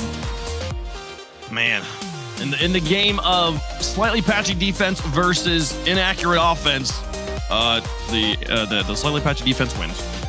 Congratulations, you pretty man. Chiefs, you're a very brilliant person. You know that? Well, every now and again I get to be right. I usually am a big believer in offense being the thing that wins you the game, but offense only wins you the game if the balls are going into the back. And for Misfits, they weren't. So what can you do? Yeah, the thing that'll make your defense look the best is a bad offense on the other side. So well done there. But Vitality cleaning up their defensive mistakes here in games 5 and 6, perfectly shutting out Misfits in those 2 games to advance to the grand finals. On the other side of things, BDS getting ready to take on Dignitas. Do we have BDS versus Vitality in the grand finals? We'll find out after this.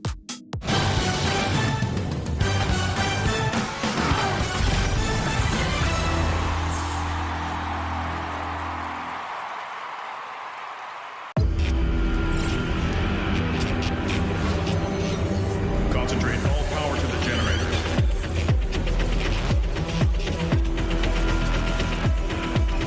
Crank up voltage to maximum. Connecting transmitter bridge. Energy field in 3, 2, 1.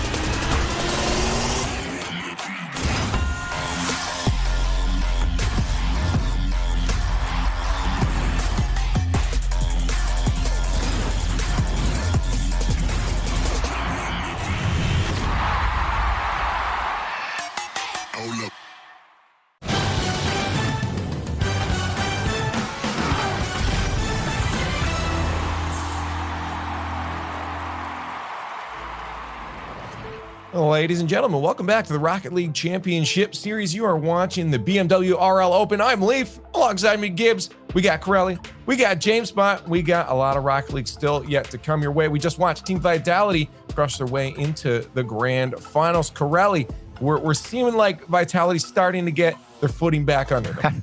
Starting. I think they do. They've got it. They've got their feet back under them. They looked extremely good here today. Probably one of their more impressive performances all seasons for Vitality, obviously because of the qualification to top 2 here, but also because of the competition against a Misfits squad that has been extremely hot. Cash came out to play here today. He was tough to deal with, but Vitality, Alpha 54 in particular, look at the highlights. He's like in every single one, was a monster for Vitality. And I think the biggest difference maker for them here in the win.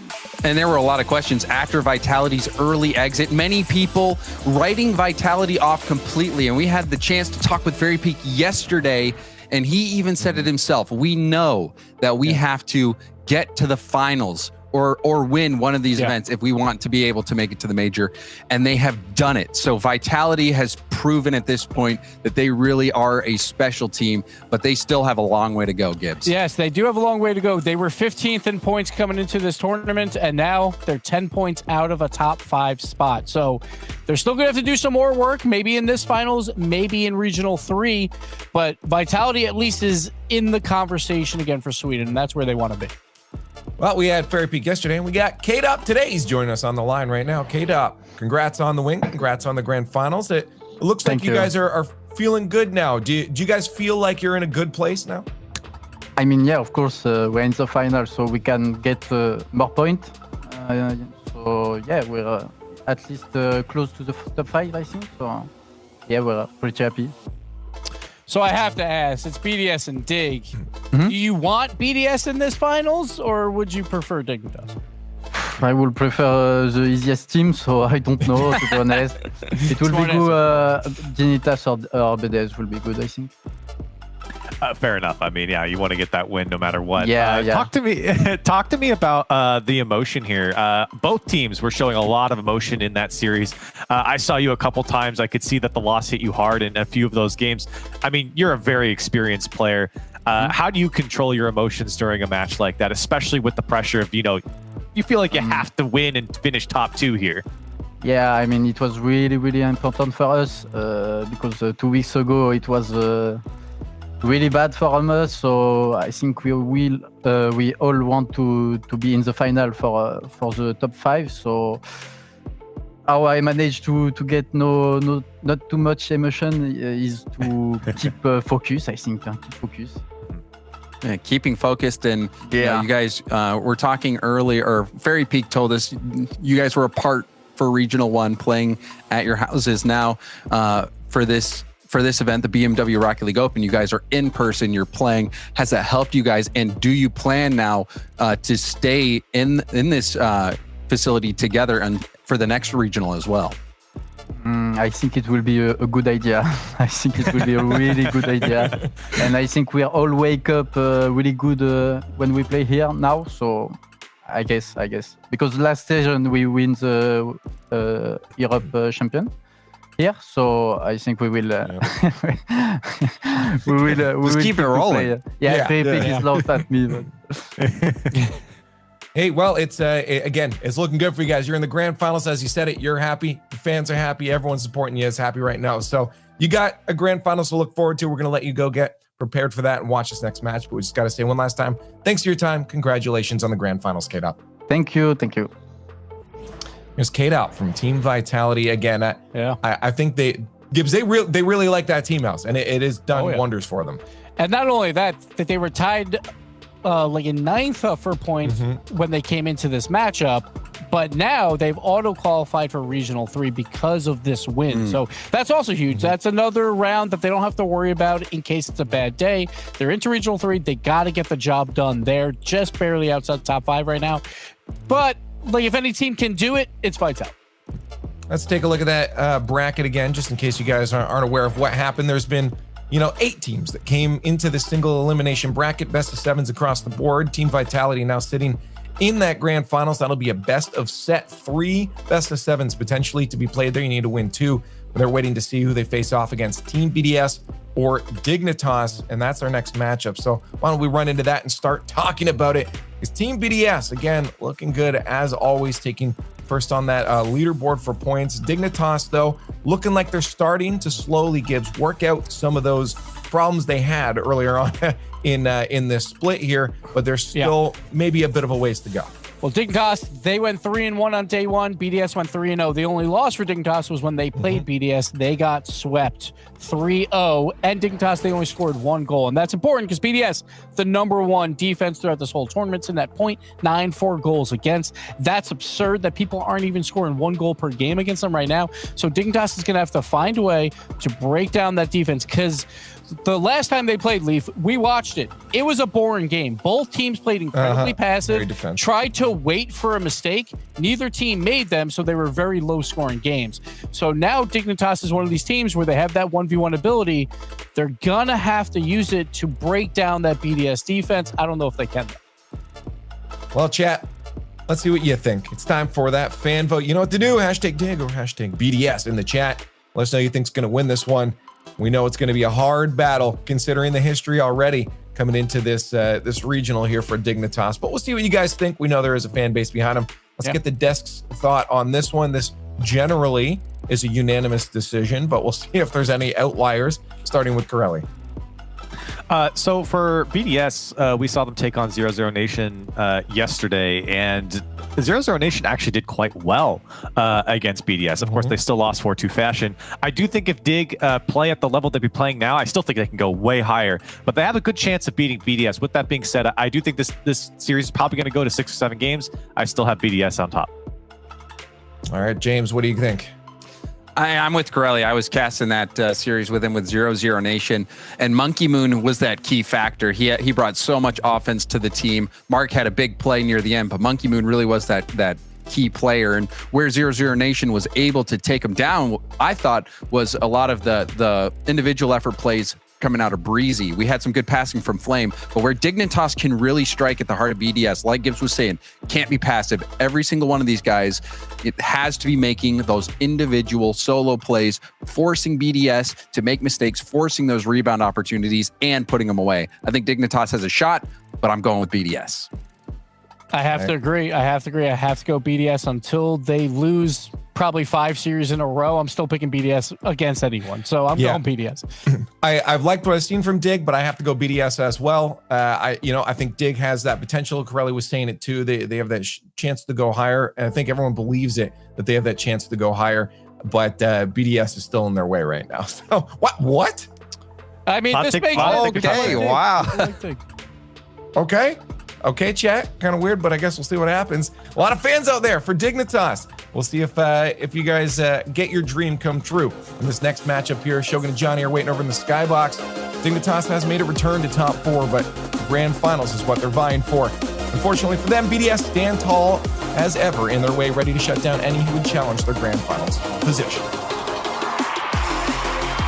So we move on from 2 teams trying to catch up to 2 teams that have looked pretty comfortable so far. Both of them have already made the semifinals. BDS last time out in the Grand Finals, Johnny.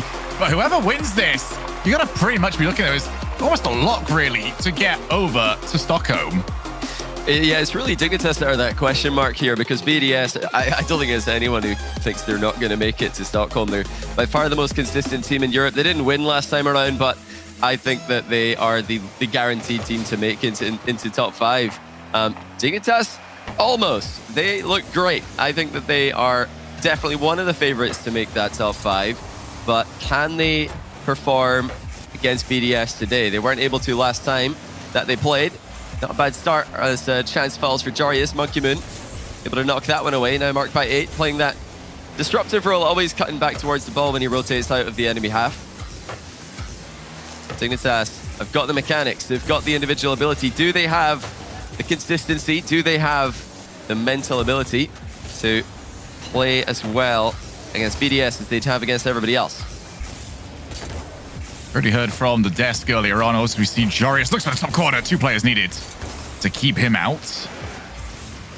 Gibson Leaf was saying that it was actually a bit of a slow affair last time that we saw them, which is a little bit surprising because you would expect BDS to be almost the exact opposite sort of test for a team like Dignitas, because whilst SK yesterday were very hands-off in a bit of a way, wanted to see whether or not they were, going to make a mistake. You'd expect BDS to sort of be the powder keg of sorts, just keep putting pressure on. When are you guys going to make the mistake? Yeah. That was a surprise to me when those guys said that. So I'm wondering, who's going to make the adjustments this time round? I think it is probably Dignitas that need to make those adjustments. We're going to find out about that soon, of course. But kicking off, I expect to see more of the same from both teams. BDS have done what they do best for more than a year now. They just go in and try to obliterate the opponents. They don't hold back. Dignitas, kind of in between. They're still trying to find their style. They're still trying to find their confidence moving forward. We often see the third man for Dig just pausing, hesitating before joining the attack because they have been caught out of position too many times. It happened a ton in the first event of this season. Happened a little bit yesterday as well in the quarterfinals. But they are making progress. I do think that this will be a more competitive semifinal than the last time these 2 teams played.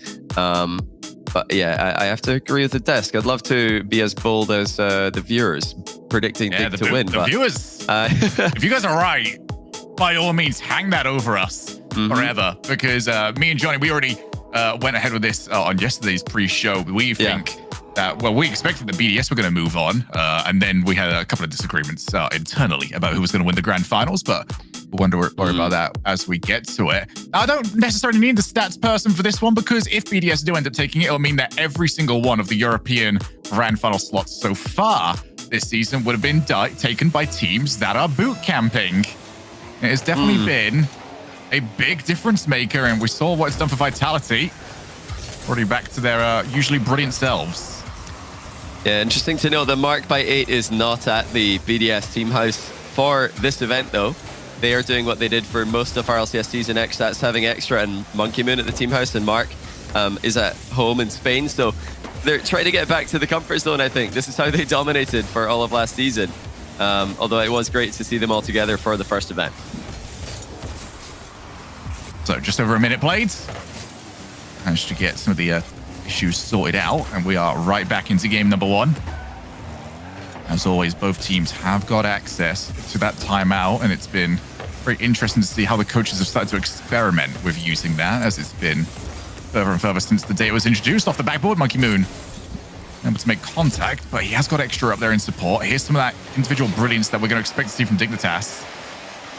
The one issue that they might have over on Dignitas is, even if they can get the individual wins, just how quick BDS recovers. And we already know that the individual plays not quite as fast as pinging the ball around is for a team plays. As now it comes all the way down, a miscommunication between Dignitas. Jack slows the play down, wants his team to get back into position. This is very impressive by Dignitas so far. They've completely pinned BDS back, and they are stopping all the hard clears. BDS can see how high up the field Digger pressed. They're trying to clear over their heads. It's not working. And again, Scrub able to intercept what was a much softer clear. Now coming across the backboard is Jarius with a shot into Abjack. 1 goal to put Dignitas in front, and the whole team was there to help it in.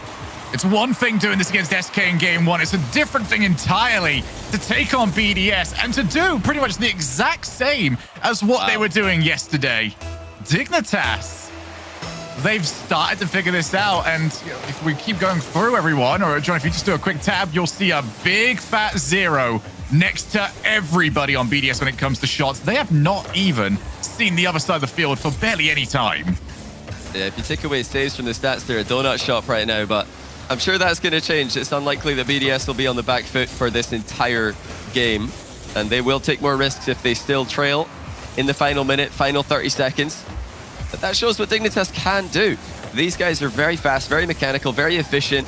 When they combine all of that individual skill together, play as a well-oiled unit, then they are very much in the conversation to have a chance against anybody. Tidy passing by BDS. Jarius lobs the ball into the corner. Very nicely back into the middle by BDS, but Mark was too close to have an easy angle at it. BDS getting more chances to see the Dignet up close, but still no threatening shots on net. Good drop all the way down. You can see Mark looking for Jarius. That's going to put him out of position very slightly. BDS just can't find the final pass. As always, wanting to stay incredibly tight to the passing play. They want to get a couple of seconds ahead of it, as there's the block, there's the goal, and that is what Jarius brings to the table. I mean, when you play against Jarius, you just never know what's going to happen. You don't know if he knows what's going to happen, but he finds a way to make it work. That's the 1v3 against BDS.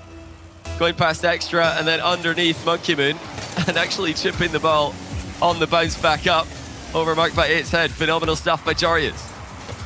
So good at just conditioning you to where he wants you to go. Now Jarius off the backboard of Monkey Moon, and Mark are going to hold back, but a 2-goal lead for Dignitas. And they have looked even better than yesterday. We thought yesterday was a big improvement. It has been day by day they have grown into this roster. Well, you know, we keep seeing hints on the timeline. We keep seeing hints from all the players when they're talking about teaming together. Scrub, Appjack, Jarius all believe in themselves, and they all have faith in the process of improvement. But they've hinted that they're not peaked yet. You know, they're not happy with yesterday's performance, despite it being good enough to get them into the semi-finals. They are still a work in progress, but I totally agree. This is clean today, and even when there are some misses coming through, they're communicating it so early. It's always another Dignitas player who's first on the scene when one of them fails to make contact. Scrub wanted to take out Extra. Is not quite able to do so. Would have just been an exclamation point on an impeccable game 1 from Dignitas. Clean. The desk didn't believe, you at home did. And if we are going to see the upset, this was the perfect way to start it. Yeah, this is the most likely way to get a good series between these two. A good chance for Dignitas to take this is a good early start, because we saw what happened the last time that BDS played Dig. They started strong and completely ran away with it, but now Dignitas have come in with a much more consistent base of play, and when you have that foundation to build every attack on, you're going to get those plays out of Jarius. You're going to get, and it's not just the solo goal. That pass as well for the first goal was ideal. If he'd shot that on target, it's an easy save for the pre-jumping BDS members, but because he's hit the bar, it's an open net for Jack. And every single time, now that we're seeing this more and more from Dignitas, that this is something that they want, just get the opposing team on their own goal line and just let everyone have their turn. You know, we've got control of the midfield, we've got control of their boost. Keep your eyes on the top corners of your screen. Keep an eye on that BDS boost amount, because the moment they start to run low, they will be at Dignitas's individual mercy. It's so important now that BDS, one, avoid those situations entirely, and if they can't achieve that, make sure that they're landing near boost, because if those get taken away, it's going to be a rough time. Well, Dig have showed yesterday that it's dangerous to try and wait for mistakes against them. They punished SK Gaming for doing that. SK were just waiting for Dig to make mistakes and trying to win the series based on that. Dig didn't make enough mistakes to allow SK Gaming to even take it to Game 7. And I think in Game 1, that was an extremely clean game from Dignitas overall. If they can keep repeating that process, they're going to force BDS to play for a more high-risk, high-reward style. And I am absolutely positive that BDS will accept that challenge. BDS are a team that are very well known for maybe starting a little bit slower at times. They grow into series, they get the downloads. Wow. And then they figure out what to do. But Jorius, well, he always knows exactly what to do. He's been on point so far. Oh, Fixed it up for apparently Jack. Jorius is on fire. That was just brilliant defense by Jorius. He had so much time to kill there, to give his teammates time to come back. And he did that. Well, keeping the ball in a position that wasn't easy for BDS to shoot at. And this is exactly what Dignitas need. They had, I think, Appjack playing a good third man role for the first event of the season. Now, the whole team looks pretty comfortable in that position when it's their turn. You can't have a dedicated third man, a dedicated goalkeeper in high-level Rocket League. You need to take your turn when it's your go at the back. Dignitas today look like they're doing that better than ever.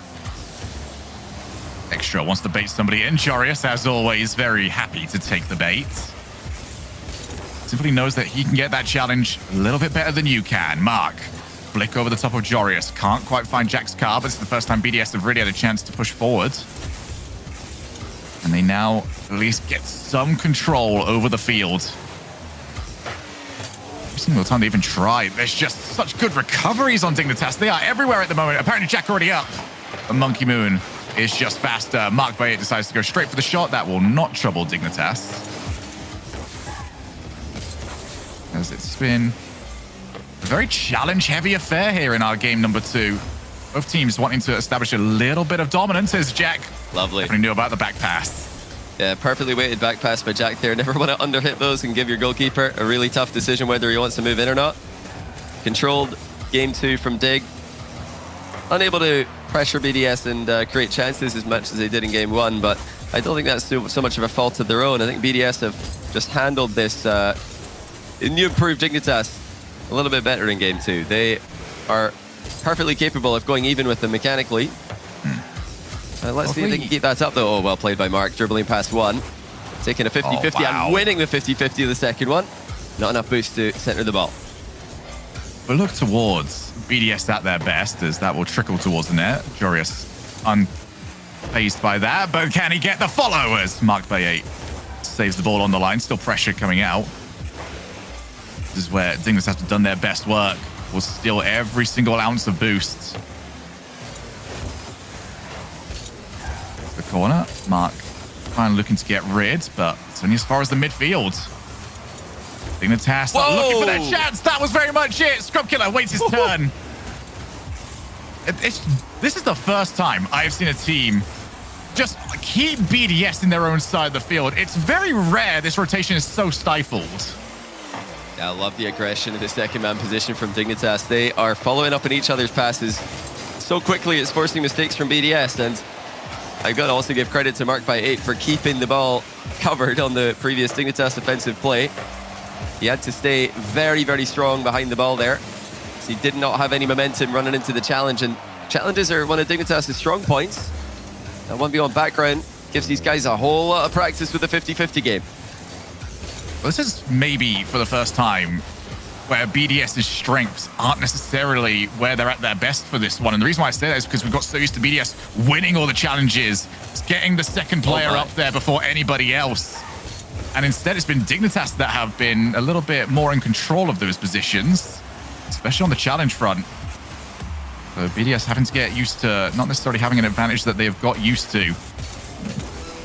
Played over to the far side. Still no goals.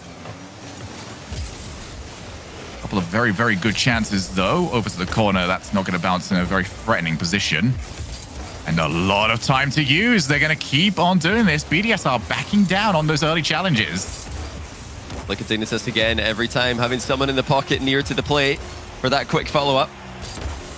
Composure from Jorius, but he's got some players to worry about here. Monkey Moon, first to the scene, now extra. Chance to make a late chance for BDS.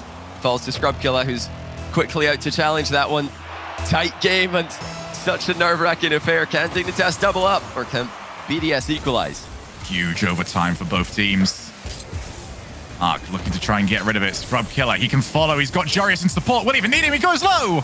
And that was a great first challenge, just to force the angle, make life easier for the goal line defender. Scrub already on the wall. Back and forth so far. Scrub already around, but he didn't see the chance coming through. Pretty much a non-factor in the midfield. Here's Monkey Moon to try and finish it off. And Jarius scrambles to get back into position. What a save again by Jarius. Dignitas putting in work in defense here. They've actually got a free shot here. It's Jarius in offense. Oh, to Jack! What a play! Dignitas have done it again. Talk about not trying to go for too much. Jarius could have gone for net. He realized there's a better shot here, and it comes from apparently Jack. Dignitas 2, Team BDS nothing. Wow, what a play by Dig. Jarius had a completely uncontested touch on the ball there. BDS were all mid-recovery. The awareness and the wherewithal to find Jack, not just to pass the ball to him, but perfectly as well. He fired that to Jack, and Jack just had to touch it. He just had to get any contact on that, and there's no chance that the defenders can react. No chance at all. That is just a brilliant play by Dig. They are really putting it together here, Shogun. We knew that this team was capable of greatness, but this early in the season and against the best team in Europe, I'm so impressed right now. Dignitas they've taken it to that next level. It's such a different composition that this roster has been made out of. Very, very different to how we've seen anyone else try to put their team together. And that's the reason why there's been so much scrutiny on them. So many eyeballs just going, how on earth is this going to work? Very good so far. And as we mentioned, they don't think they've peaked. A lot of us don't think they've peaked. They could very well be sending them away through to a grand finals. Well, at least they're going to have to wait for it for just a moment, as we have lost a Scrub Killer real quick. I suppose we just got to look at this. We've talked a lot about Dignitas in this one, but for BDS, where do you start to adjust a little bit? Because I do feel like that challenge game doesn't belong to them in this particular match. Yeah. We never usually say about BDS. Do you just keep going for that and stick to your plan A? Or do we start to see that BDS that we know that they can do start to change things at this point? Well, BDS do have problems here in this matchup today. Oftentimes when BDS are struggling in a series, we've seen them go 2 games down in best of 5s several times, and they are very good at reverse sweeping. They know what to do to come back from this kind of position, but they don't have an advantage when it comes to speed today. They don't have an advantage when it comes to mechanics in recoveries and boost management. I think that we're pretty even there, if not leaning slightly towards Dignitas so far in the series. But like you said, the other thing that BDS have a problem with is that Dignitas are really good at controlling challenges. When somebody charges in and just slams the ball, Dignitas are quite good at just keeping it under their control, deflecting it off to the corner, deflecting it off to a teammate, or just keeping it right next to themselves. And BDS are going to need to focus more on, fake challenges, clean out plays against Dignitas, because just trying to brute force this team isn't going to work. They're too mechanical. They're just too good at that control aspect of the challenge game. Now, unintentional as it may be from Scrub, since he needs to go and get a couple of things sorted out, this is more or less a timeout without having to burn your timeout for BDS. So they get to hold on to that and still have a chat, get themselves back into this game and see if they've made the adjustments that they need to make. Because, I mean, you could the 4 great games in a row. Yeah, no, that's difficult.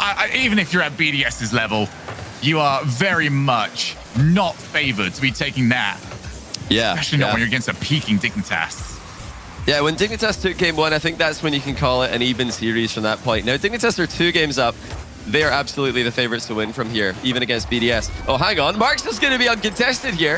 I thought for sure we're going to have a challenge on this one, but Dignitas must have been afraid of own goaling, because neither Appjack nor neither Jarius nor Scrub, have gone for this. And it's 1-0 BDS already.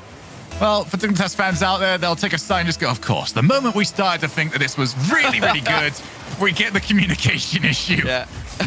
Well, that's just how it always has been for the fans of this team. Off the backboard, though, they can put this right very quickly. Jarius, he has been unrelenting so far. That's pretty much been the only way to stop him. Get the bump.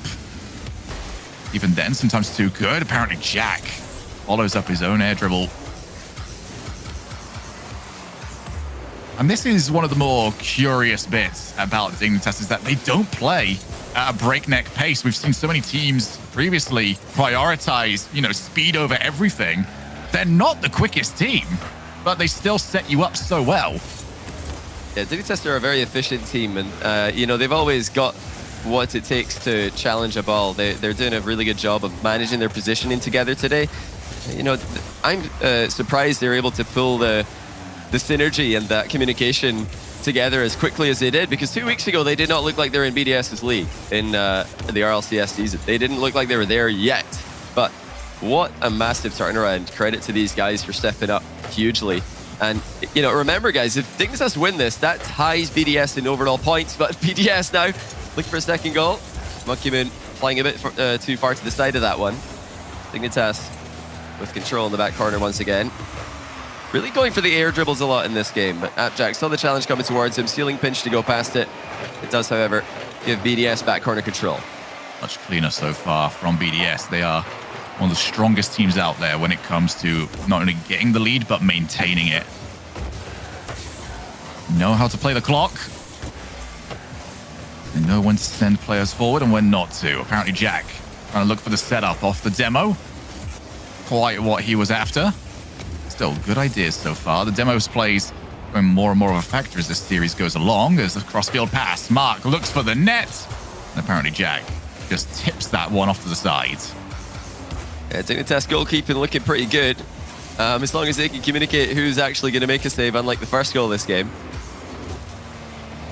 They're going to BDS some space on this play. Extra wasn't able to utilize a reset to great success though. BDS quite satisfied to sit on this 1-goal lead for now. Oh, they're going to get another chance though. Scrub Killer stands in the way of Monkey Moon. He didn't have any boost to play with there, but still a brilliant challenge to deny Monkey Moon a second goal. Well, Fairy Peak scored from the exact same sort of position earlier on, but no such luck for BDS. Still, Dignitas, they'll want to get this out their own side of the field. BDS settling down.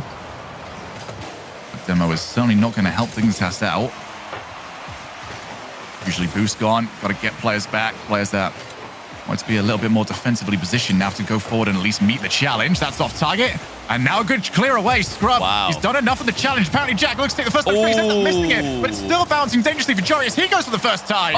And he almost just didn't put too much on it, and that almost sent every single BDS player past it.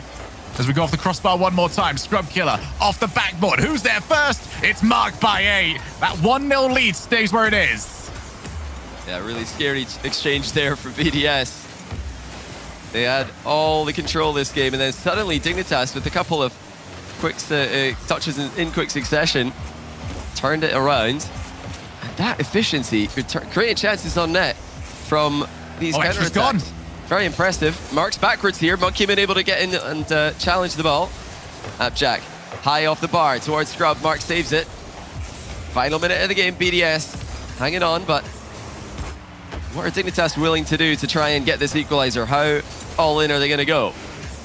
Well, Dignitas are absolutely adamant about getting rid of that third man from BDS. They know how good the goal line defense is. They also know that goal line defense isn't there if the player isn't there anymore, as that's going to bounce all the way out. The worst possible touch for apparently Jack.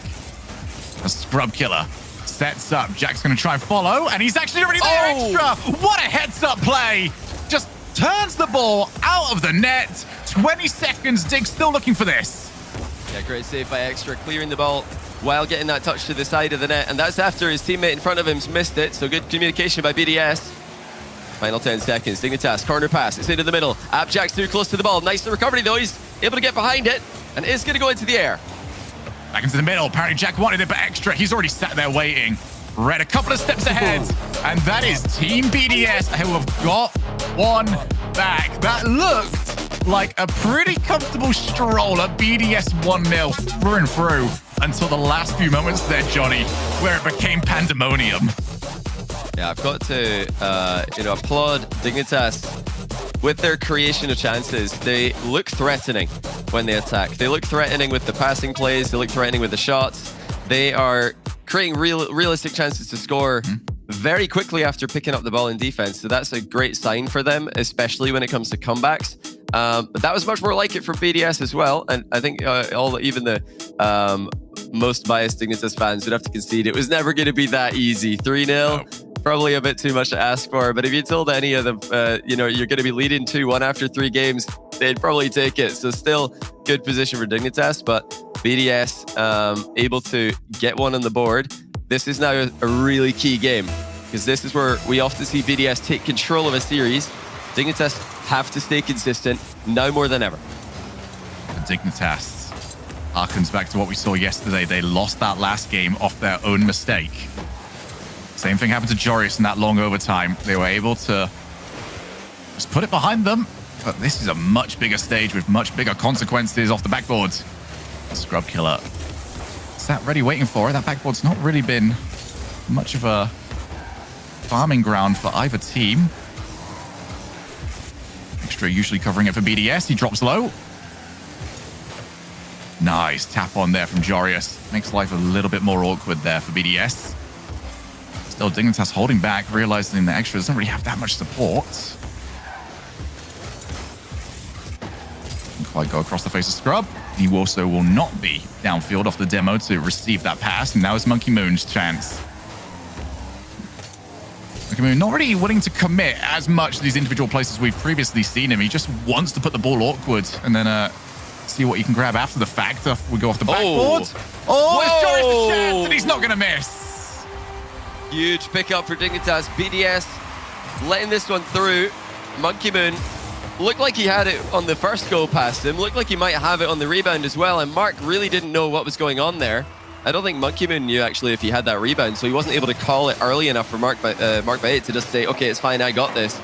And in one of those situations, it probably would have been better if Monkey Moon just gave up on the attempt as soon as he realized he's missing the first time. Let Mark cover him. 1-0 Dignitas though. Really good position and good finish by Jory is capitalizing on the BDS mistake. So nice as well, after you've conceded in the last game. A little bit of an avoidable backboard play to at least get one almost similar on the other side of the field. BDS trailing this game. 3.5 minutes left. Is it about to get worse for them? Muck by 8. What a touch. He gets wiped off the field for his own efforts. Wow. Dignitas. We haven't seen a goal scored directly from this just yet. It has not deterred them, though. They are adamant about getting rid of every single BDS player. Yeah, they really are picking up those demos on the exit from the half. Poor Mark on the last play. Just couldn't actually play the game for a good while. Now look at the challenge game of Dignitas again. It's so strong, and they aren't always challenging early. You know, they're faking challenges as well. They're challenging from behind. They're keeping BDS guessing, and that makes it very difficult for BDS to know what's coming towards them. It's just becoming a demo back and forth here. These guys are going to need to keep an eye on what's behind them. It's all about the demos in Game 4. I hope somebody's counting all of these. This has become... I don't even... Oh, wait a second. That was a bit late by Mark. It's become... I don't know if it's just like a battle of egos at this point. Just stop demoing us. We want to get a couple back. It's Jack. Have his own opportunity. Ceiling reset. You're going to get a few of these later on. Maybe a little bit of an off preview. Monkey Moon does clear. 2 minutes now. Jorius with his own attempts off the ceiling. Apparently Jack just wipes the ball away from the oncoming BDS defender. Extra. He's very good. And this is something that BDS have always been very solid at, is if they miss the initial challenge, just linger around, steal the middle boost, and be available for a very solid cross-field pass from their own defense. And even saying that, they have also been outpaced the vast majority of the time by Dignitas in those positions. Oh, there's the opportunity, and apparently Jack, he's made it 2-0. Marked by 8, creeping off the goal line a bit too early here. Didn't expect the ball to pop that high. Jorius clips it off the curve, gets some nice height on it, and it does go over the last man of BDS. Wide open net for Dig. And you know, it's Dignitas making that mistake in Game 3 that allowed BDS to come back in. It's sad to say, but we do expect that every now and then from this team. But BDS, 2 huge mistakes in one game. That's not what we're used to seeing from them. Off the backboard. Mark Bate is already there, but he just has not been able to really find any angle to work from. As Marbella, he puts up the crossbar and it's bounced in the worst way possible. Extra couldn't turn it in. Heartbreak for BDS. What is it gonna take? I mean, that's just brutal. That was the worst possible bounce for BDS. They had a quick follow-up ready, but the ball's bounced so awkwardly for them. And, you know, credit to Extra, he almost got back to it anyway, despite that fact. A Dignitas 2-goal lead remains. And they're going to be saying thank you to the crossbar for that one. Crossbar, the strongest member of any team. Jack passes it right over to Jory. You can see how desperate they are. Just want to find some sort of block. But even then, you've still got to follow up. Another challenge. Very much needed there from BDS. 30 seconds to just try and find two. That's just to send it to overtime. Not the bounce that they would have needed. They were going to start that happening as Jorius almost finds yet another one. BDS are not getting the correct part of that wall hit whenever they try and bounce the ball off, and it's actually setting up Dignitas. Well, BDS need a goal right now if they're going to have any chance of a comeback here. There is the pass out to mid, but Jack's all over it. Dignitas have done it. They are going to be a triple match point. And if they win this, it's Grand Finals against Vitality. What year is this? Dignitas Vitality. Looking like the Grand Final likelihood. Still, a chance for BDS, but they are going to need to clean up their act defensively. Well, here is a stat for you, Johnny. Just got this one through. Dignitas have held BDS to their lowest amount of goals in their first 4 games ever. BDS have never seen this little of. Is it 1 goal? I know I've seen it with my own eyes, but the idea that BDS have scored a goal in 20 minutes of Rocket League is madness. Still incorrect. You know, I could see it a couple more times and I still wouldn't quite believe. And what's more interesting here, Johnny, no timeout. BDS are just going to keep rolling on. I'm not that surprised by BDS because we have seen this from them before. They just want to go next. They just want to get into the game. Easiest way to, forget about any kind of tilting mistakes is just get right back into the action. If you've got strategical errors, timeouts are very helpful, but BDS they just missed in that last game. They just made mistakes with the mechanical ability. But look at this, scrub. 1-0 Dig again.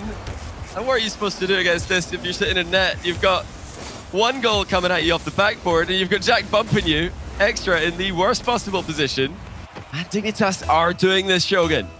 You all forgot just what Scrub can do when he's got time on the ball. Well, trust me, he has been more than happy to remind everybody about what he is more than capable of. And actually might be another chance. Joris, he wants to go for the shot, and he's found it! Jari has had all the options here, and he decides to take the shot. They maybe felt bad. They've been bumping BDS a bit too much. Clean strike by Jarius. Mark on the run back, not able to catch it. They are absolutely destroying BDS here. BDS have never scored so few goals in a series up until this point in the entire history of this team, and Dignitas can't stop scoring. 3-0. And there will still be Dignitas fans out there that still won't let themselves believe. Wow. Oh, trust me, lads, you can believe at this point. Jorius has got the brace. Scrub Killer has the extra. 3-0. And we're not even 30 seconds into this game. It has been a dismantling by Dignitas. And who said 1v1 mains can't play threes? I want to at that guy from years ago, but this is crazy to see. Oh, it's not over yet for BDS. What a snipe by Extra. What a read. It was always going to go. What a snipe. Then I will guarantee there will be another one within the next minute. It feels like an inevitability when you have BDS in the field. It just looks like they always have a chance to come back, no matter how down and out it appears. Let's see what Dig can do. They need to stay focused here. A long time left to go before they can confirm their grand final spot. Dignitas versus Vitality. No matter how many seasons we go through, still seems like an inevitability. That's very much where we're heading towards. If things stay as they currently are, 1 minute finally down in this game. Extra is in a very tough position. He needs Mark to help him. Extra bumped out. Maybe another one, the hat-trick attempt from Jorius. Unhappy that somebody decided to stop his hat-trick, decides to just get rid of them from the field. BDS need something here. Whether it be Dignitas mistakes, which have not been as forthcoming as they would have liked, or just some extra gear that they can find. There's one mistake. You got the 2v1. You got to make advantage of it. That's why. Because apparently Jack was getting himself back into position second by second. BDS could not control the play quick enough. Yeah, Mark just had to get moving a bit faster there. Not that he knew exactly where Jack was on the recovery. Well played by Jack to cover the shot. Oh, he's almost scored there. Jack denied by the crossbar. Dignitas just trying to play keep away here. They are doing a good job of it as well. Limiting BDS's opportunities.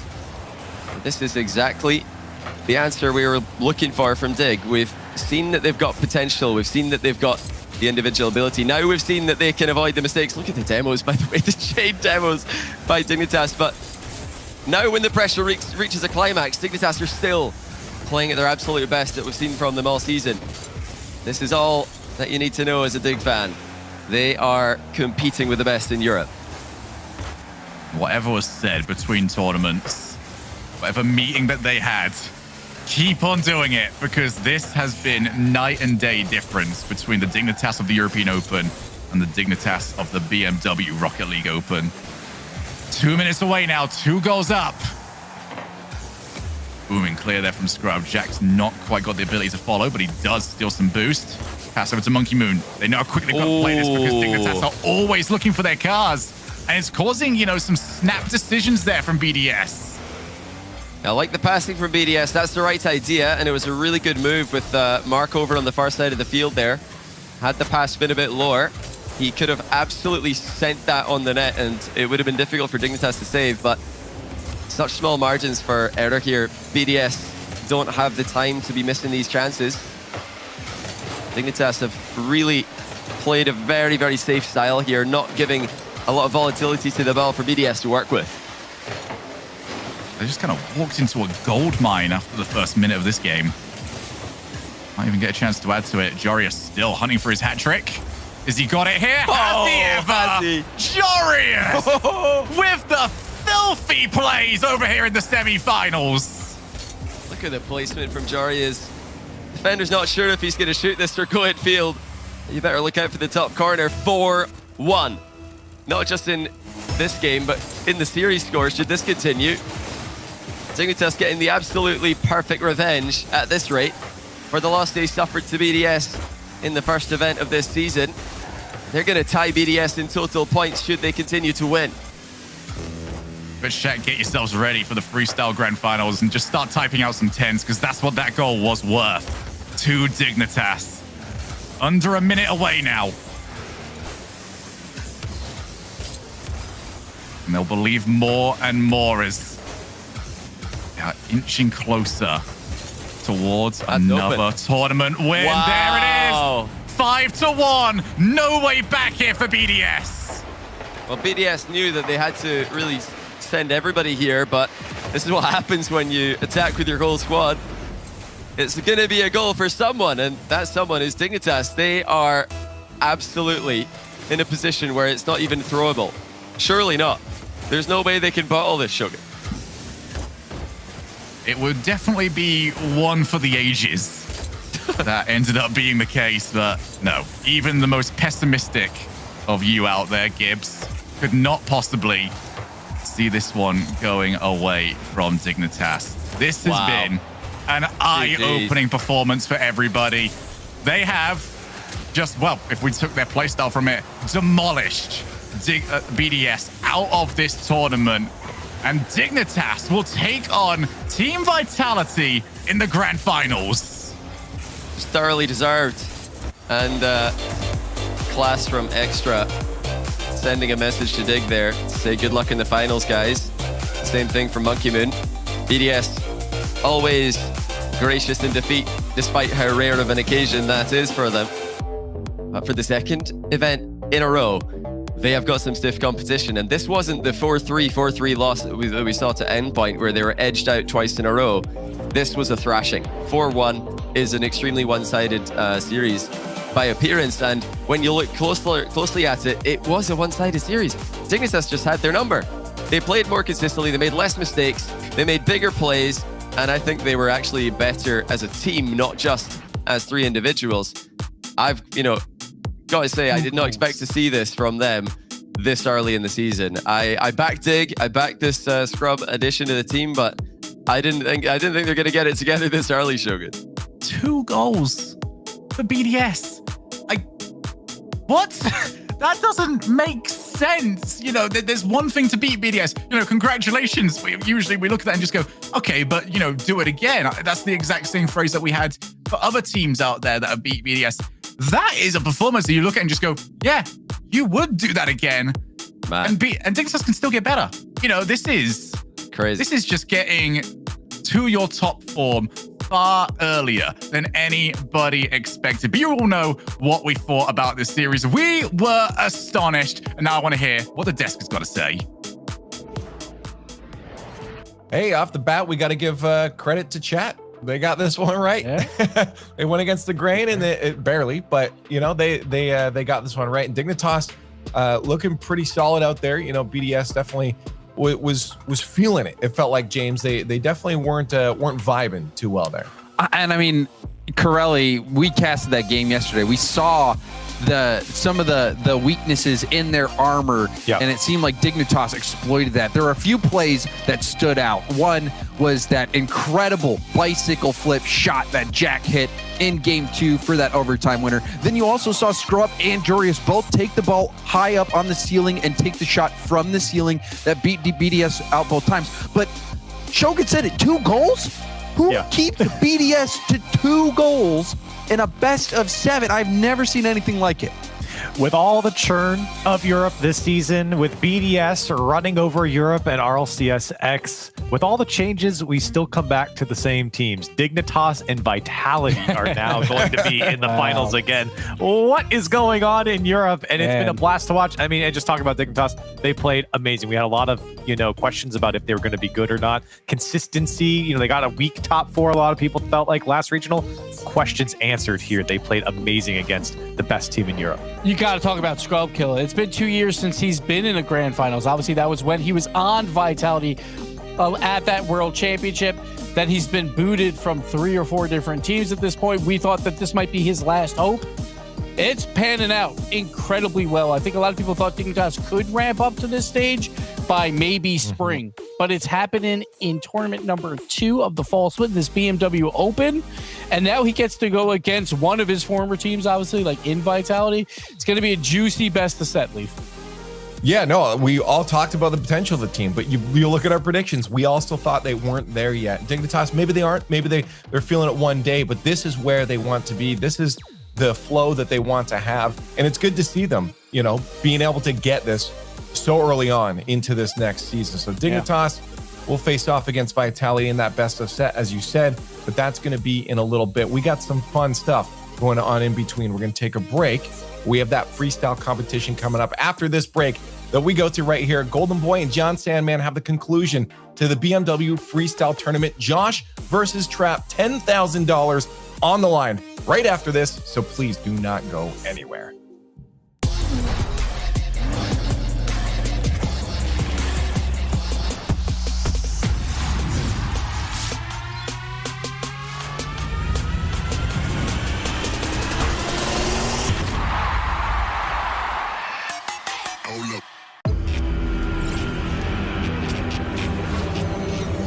Concentrate all power to the generators.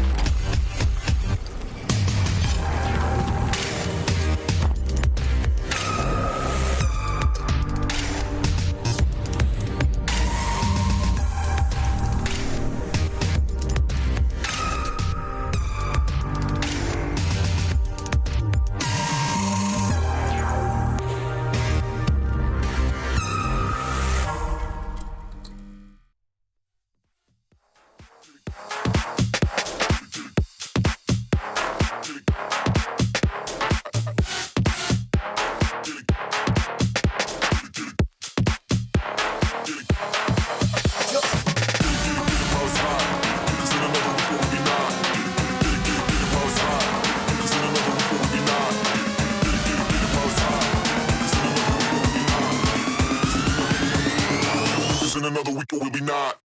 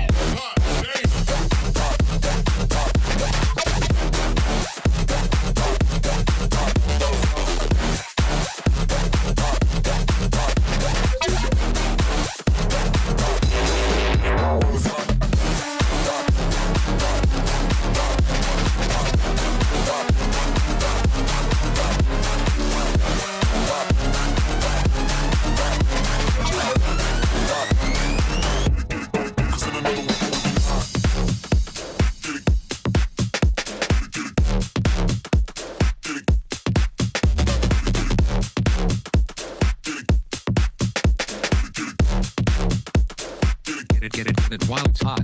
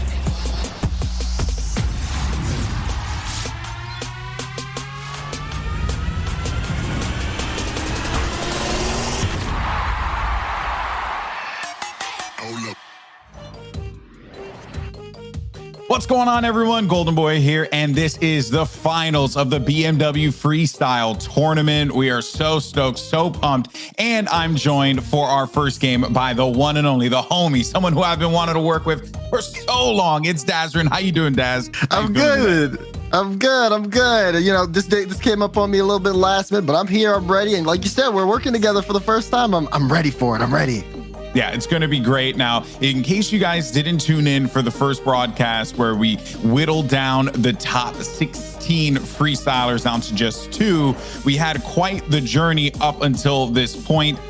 We saw some great matches. It was a very, I would say this much, Pulse Nixus definitely represented. And even though in the end, it ended up being Trap, just laying waste to all the different top freestyle teams, Nixus Josh is going to be joining him in the finals. Now, Daz, what's your what's your familiarity on the freestyle scene? Because obviously there's so much to take in. There's so much content, so many competitions happening all the time.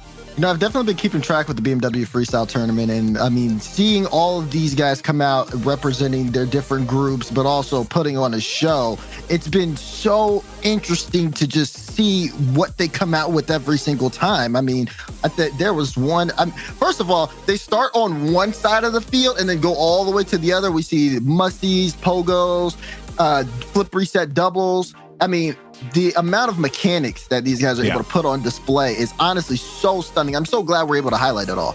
Yeah, it truly is incredible stuff. So these players are competing for $10,000 in a first place prize. Second will walk away with $3,000. Up until this point, third and fourth, they got $2,000. Fifth through eighth got $1,000. And just for showing up, you got some cash as well, which is always a plus. So big shout outs to everyone who participated in this competition. It was a long road to get up to this point here, but thankfully, I have not been able to do this alone. There's no way I could have done this alone. I would have pulled the ire of everyone in the Rocket League community if I was the judge, jury, and executioner here. So thankfully, we got 3 awesome judges that are joining us here today. Welcome back onto the broadcast. Once again, we got the man who made the Musty flick happen, Musty himself. We got Jazer, and we also have MK from Pulse. Gentlemen, Musty, starting with you. How you feeling?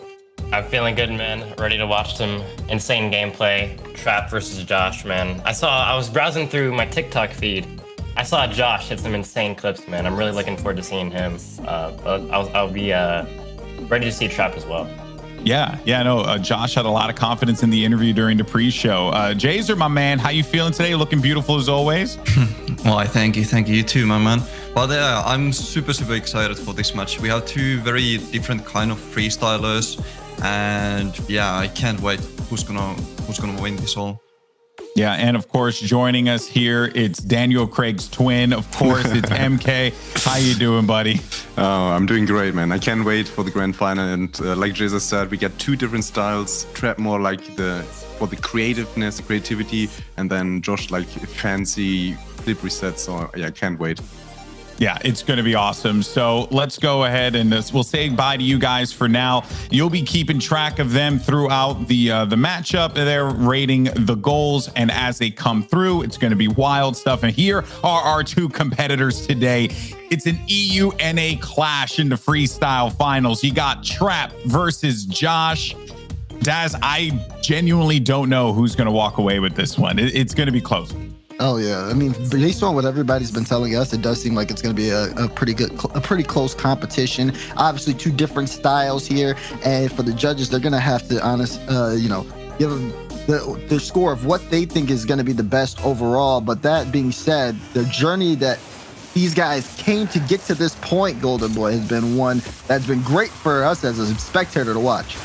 Hell yeah, it's been incredible. Here we go. So we have the turtle into this, and we're jumping right into this. So just so everyone knows how the rules work, okay? Each freestyler is going to have an opportunity to go. You'll see it highlighted on their webcam there. If they, for whatever reason, do not succeed in getting a goal, getting something graded, they will pass that over to their competitor, the person on the other side of the field here, and they'll go for whatever they need to go for. They have, of course, 10 tries to do this, and the best goal wins, and we got ourselves the first one here. Josh, this is actually, Daz, what he said he was going to do. Something simple, something clean that was going to get him to this point. And no, I was not referencing Kingdom Hearts lyrics. So I think this was a solid start here for Josh.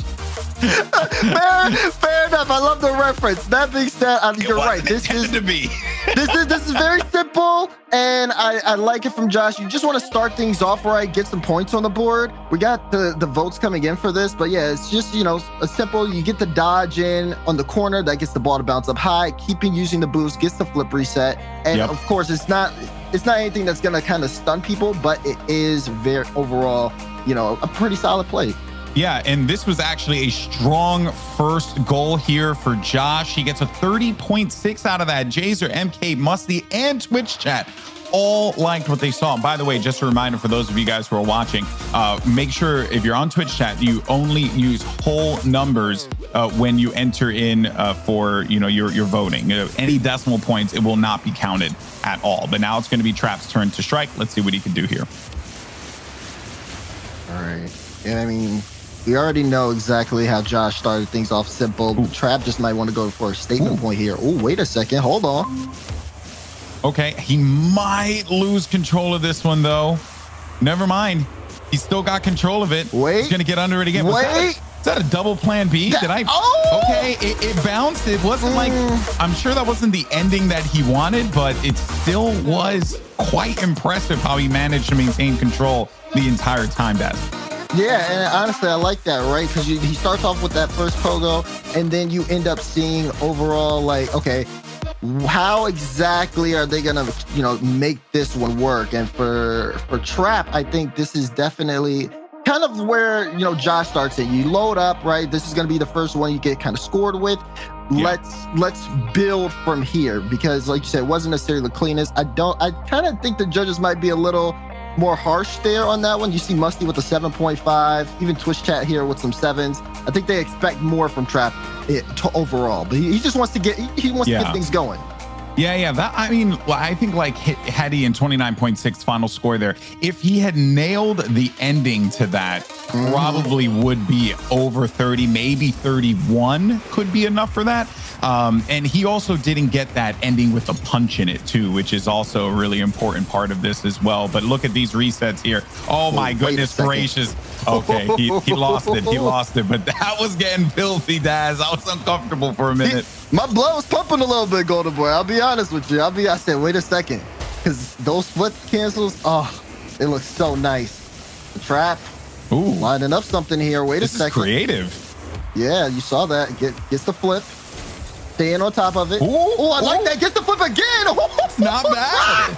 That's not bad. Okay, so there was a lot to this particular run here.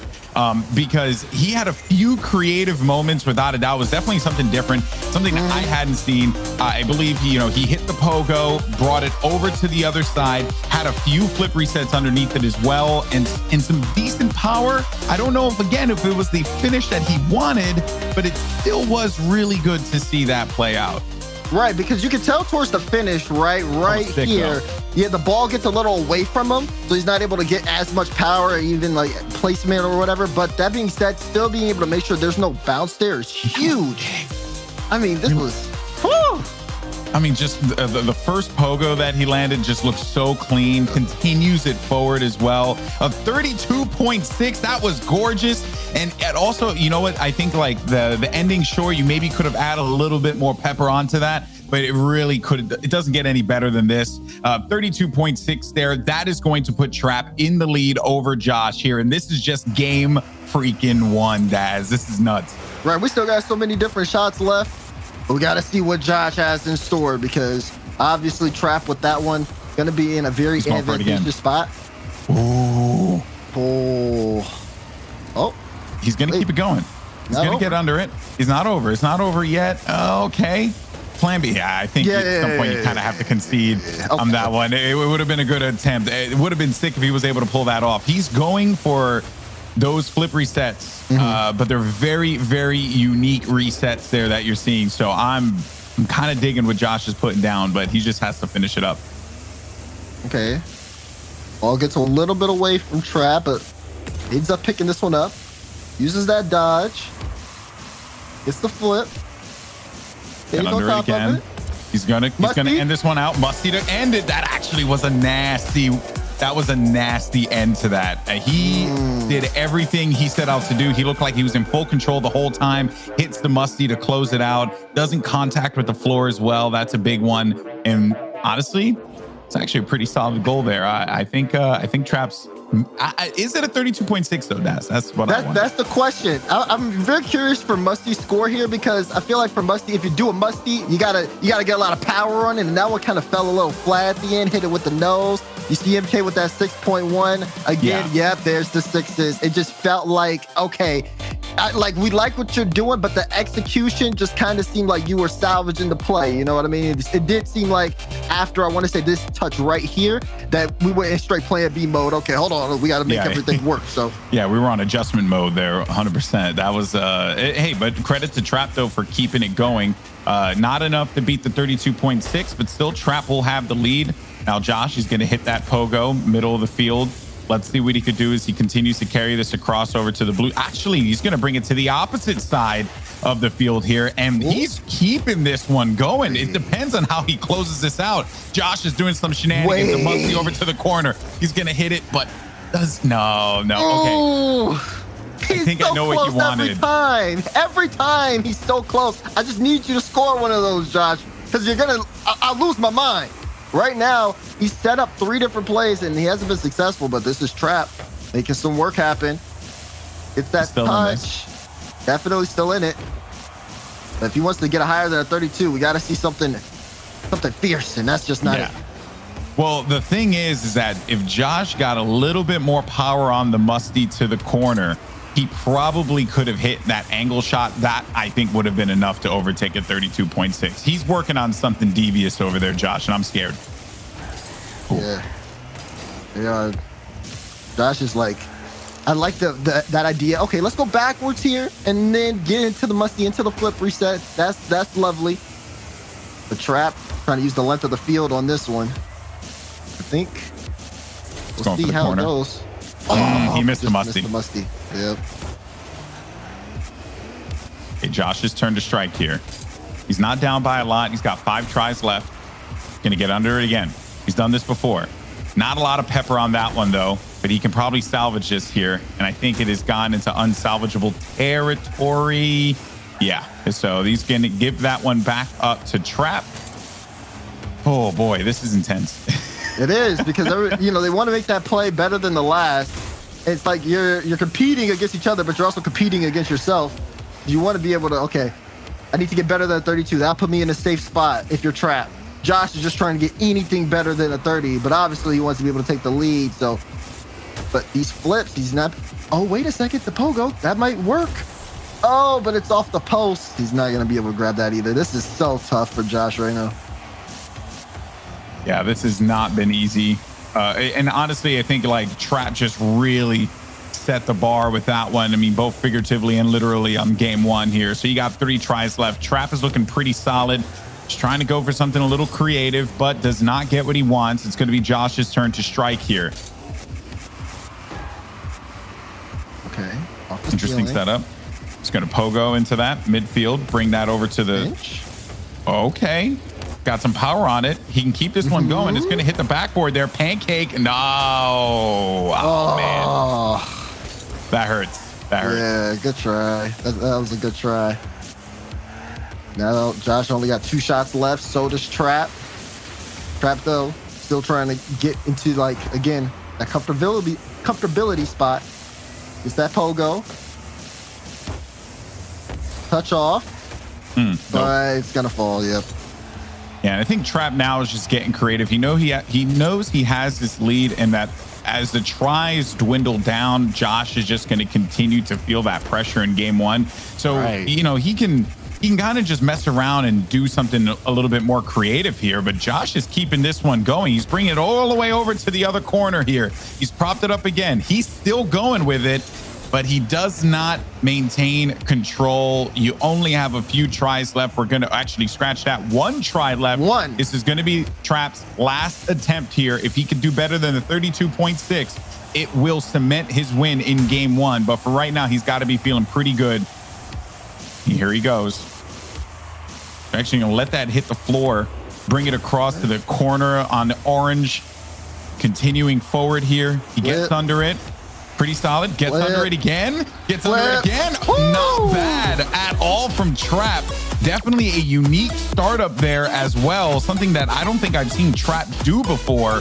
And we'll see if the judges favored that one better than a 32.6. Right, because that's really going to be the big factor there for this, right? Again, looking at the start, that pogo prompt up is nice. Again, lots of pressure here in the grand finals for both, especially for Trap. This is the last shot looking into this.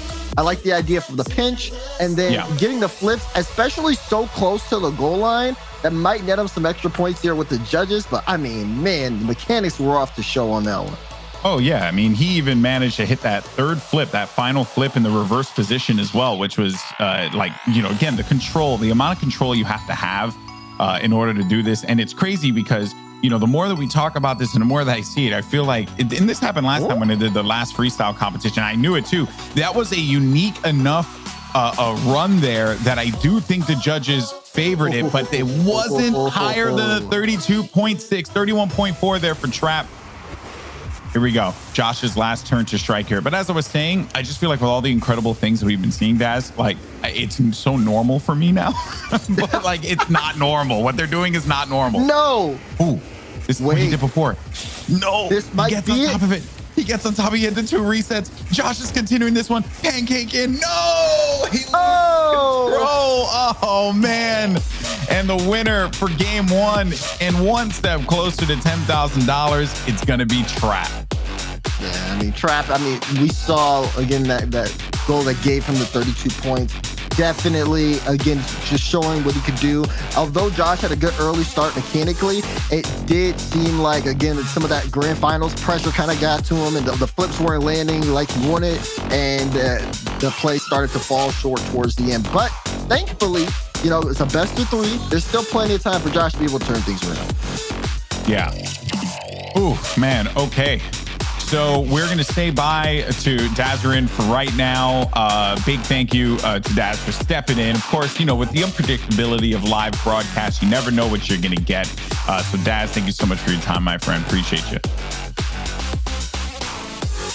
And we'll be getting the man, the myth, the legend himself, John Sandman. Are you here with me, buddy? Yes, you are. Hello. How you doing, pal? What's up, man? Are we doing this? Did I miss the first game? Trap has won game one. He's one step closer to walking away $10,000 richer. All right. Wait, Trap won the first game? Trap won the first game. Let's go. What's up, everybody? What's up, chat? Oh my God, I missed this. How is everyone? I'm catching up. Got everything plugged in. How did he do? Was it close? What are we talking about here? Fill me in. Very, very close game. Josh almost pulled some magic out in the end to maybe steal away game one from Trap, but we had some good moments there. I have in the script that it goes to a game three, so we're fine. We got plenty of time. All right, so long as it says that in the script, I think everyone will be happy with that there. We got ourselves an exciting final here. We're going to have an exciting final as well for the EU Open as well. Vitality Dig Finals is going to be awesome to watch. But yeah, man, this has been a very, very intense start to the BMW Freestyle tournament. I'm ready, man. I am beyond ready. I know they're setting up the room right now for them to battle it out. Hey, good morning, everyone. Hello. Good to see you. Hello. Good to see y'all. I have Golden just in my DMs like, yo, where you at, bro? Where you at? I'm like, well, just a couple hours earlier than this.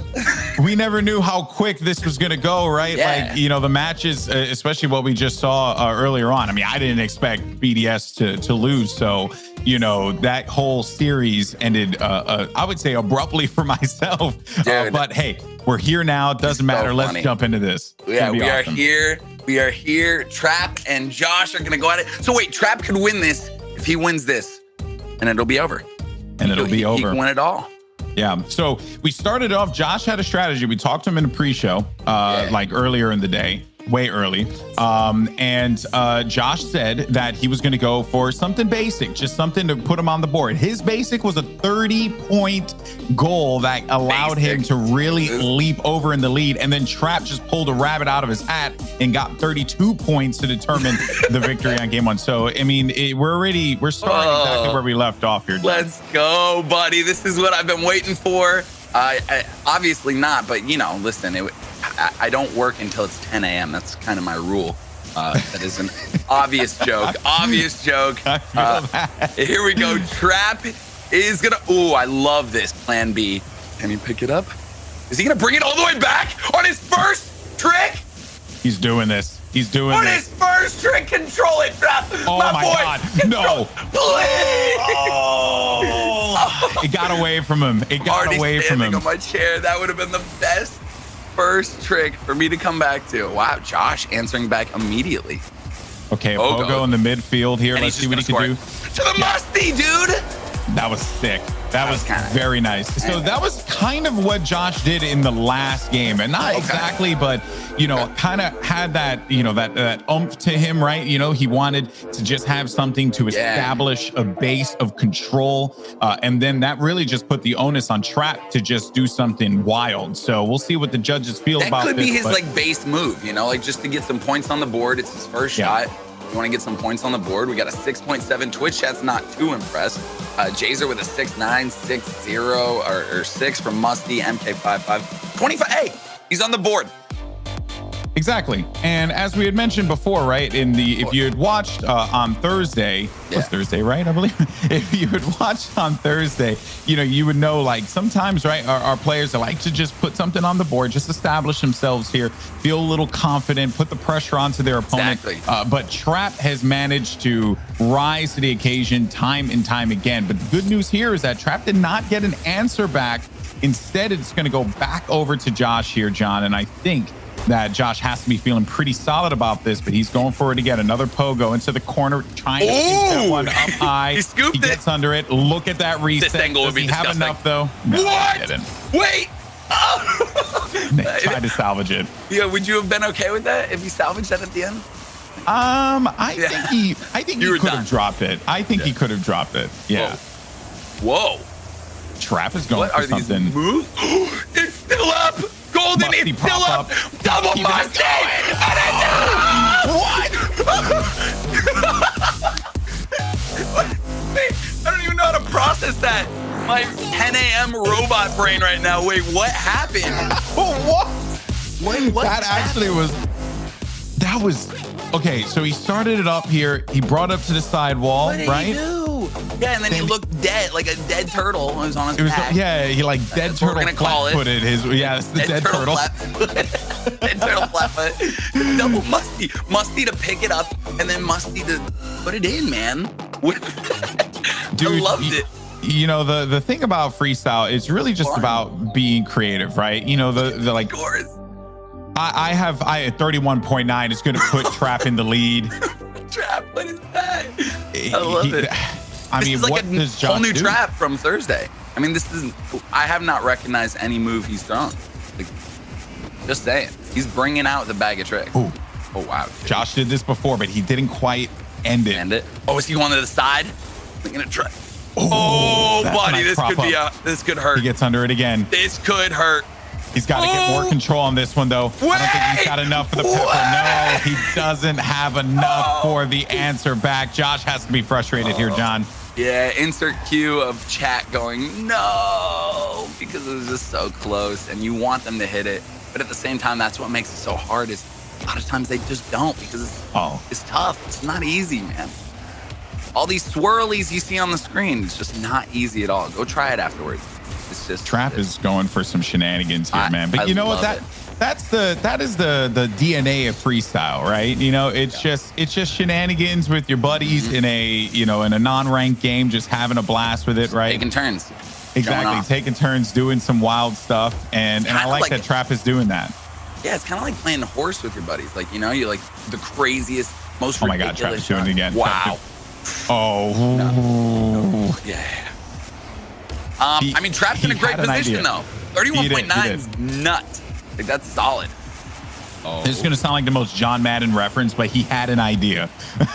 And that's the long and short of it. He had an idea. Oh, man.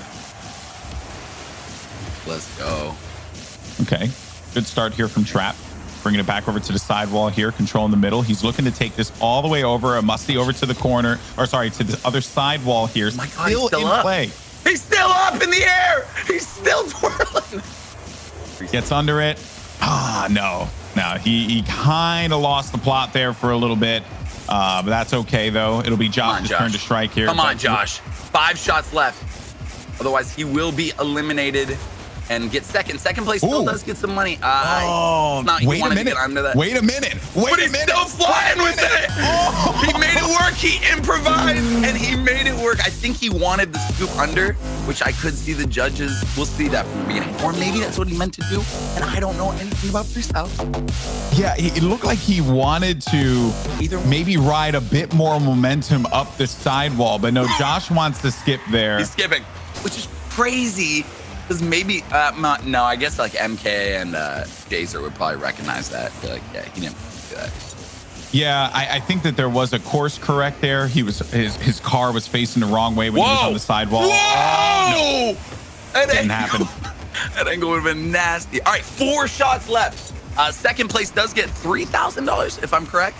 Quite a bit. Ooh, reset. Reset again. Reset. Oh no! Gosh, wanted it. He might call for a skip on this one. Yeah, he's calling for a skip.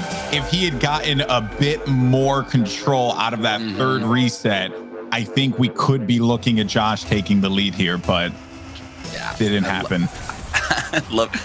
I love both their styles of freestyle. It's so fun to watch. Oh, what the heck is he doing? What is happening? He's really pinching on his own. He's going for it. He's going for all the tricks. I love these setups. He's got the control. Golden, he's got the control. He's going to go all the way across. Seems like he is. Okay, no. No, he missed that. If he had gotten the plan B there and then gotten to power on the sidewall, maybe. By the way, shout out to the Reddit community for the post. Apparently we said plan B at least like 40,000 times in the last. We were alive for 6 hours, okay? So it was a lot. And there were a lot of plan Bs. A lot of people rocking the plan B, man. Can't be mad about it. Josh, looking for the close. Wow, dude! He put it. I got it. What? I didn't even process that he was still up in the air. That was clean. Yeah, it was nice. That's definitely gonna put some points on the board. And the ending shot, the finisher right there was perfect. Honestly, that was the beginning. Clean. Off the Okay, wall. so Reset 2. That reset's so pretty. Musty to keep it up. Over to the side. Does it again. Ho goes up. All the way to the top. He's still spinning this attack. Man, he'd be so good at the rings map. 3, 4, like 3 and then Musty. That actually was beautiful. Yeah, chat likes it. 7.9 from chat, 7.5 from Musty. Is this enough though to beat a 31.9, 6.9 from MK? No, it's not. 7.5. It's gonna be close. 28, 27. I'm NA math all day. 29. Oh no, it's 29.9. I wonder what it was. Left. It just wasn't. I think it was like, I don't know. I literally, you could ask me, and my definition's gonna be terrible. It's a hard one for us as commentators to call. I mean, we're like, for context, we're purely just onlookers in this, right? Yeah. So we're not the experts. We're just fans, just as everyone else at home is. Exactly. But that looked awesome. But in any case, though, the judges spoke, and it was a 29.9. Trap is still keeping this one in the air, though. He's looking to get under it. He does so. He hits the Musty. He's trying to get Done! He is putting the nail in the coffin. Are you joking me? Oh my God. I'm sorry. This is incredible. This boy about to walk away with $10,000 right here. Oh my God. That was, in my opinion, I swear, I want Josh to come back and just show us something better here. But that was the $10,000 shot, hands down. In my, look at that. Twitch chat is always a good judge of this. 9.3 from Twitch chat. This was incredible. But the precise prop up with the plan B there as well. It was almost as if it was planned, like it was like a robot doing this. That is unreal. Twitch a 9. Jazer a 9 out of Jazer. This is it. 8.8 from I think Josh has to pull off a miracle here. Josh needs to pull off the best thing he's ever pulled off in any show. 35.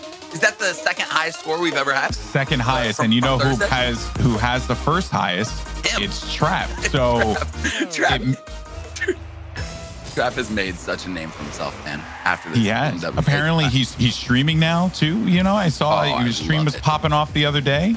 Dude, you know, I just want him to paint that sidewall, you know, and get his kitties. I saw the kittens, by the way. Dude, yeah, he's got a lot of cats.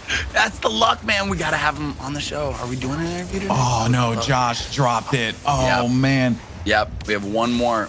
Trap's gonna go for just the dumbest of dumb, in a good way. He's gonna finish this off like a dumb lollipop. Here it is, all the way across. Bring this across. Plan B. He's gonna hit the backboard. He's gonna hit the backboard. He's still got control of it. Propped it up high. Maybe he's taking it all the way back across. He does not. Dude. He surely does not succeed at this. He wants he wanted the pinch, bro. He wanted that.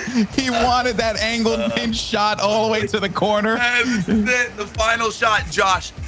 I want it. I want to go to game 3. As much as I love Trap, I am into it. So Josh pulls something amazing out. Boom. Okay.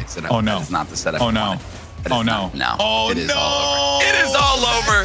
It's over. Your winner of the BMW Freestyle tournament is Trap.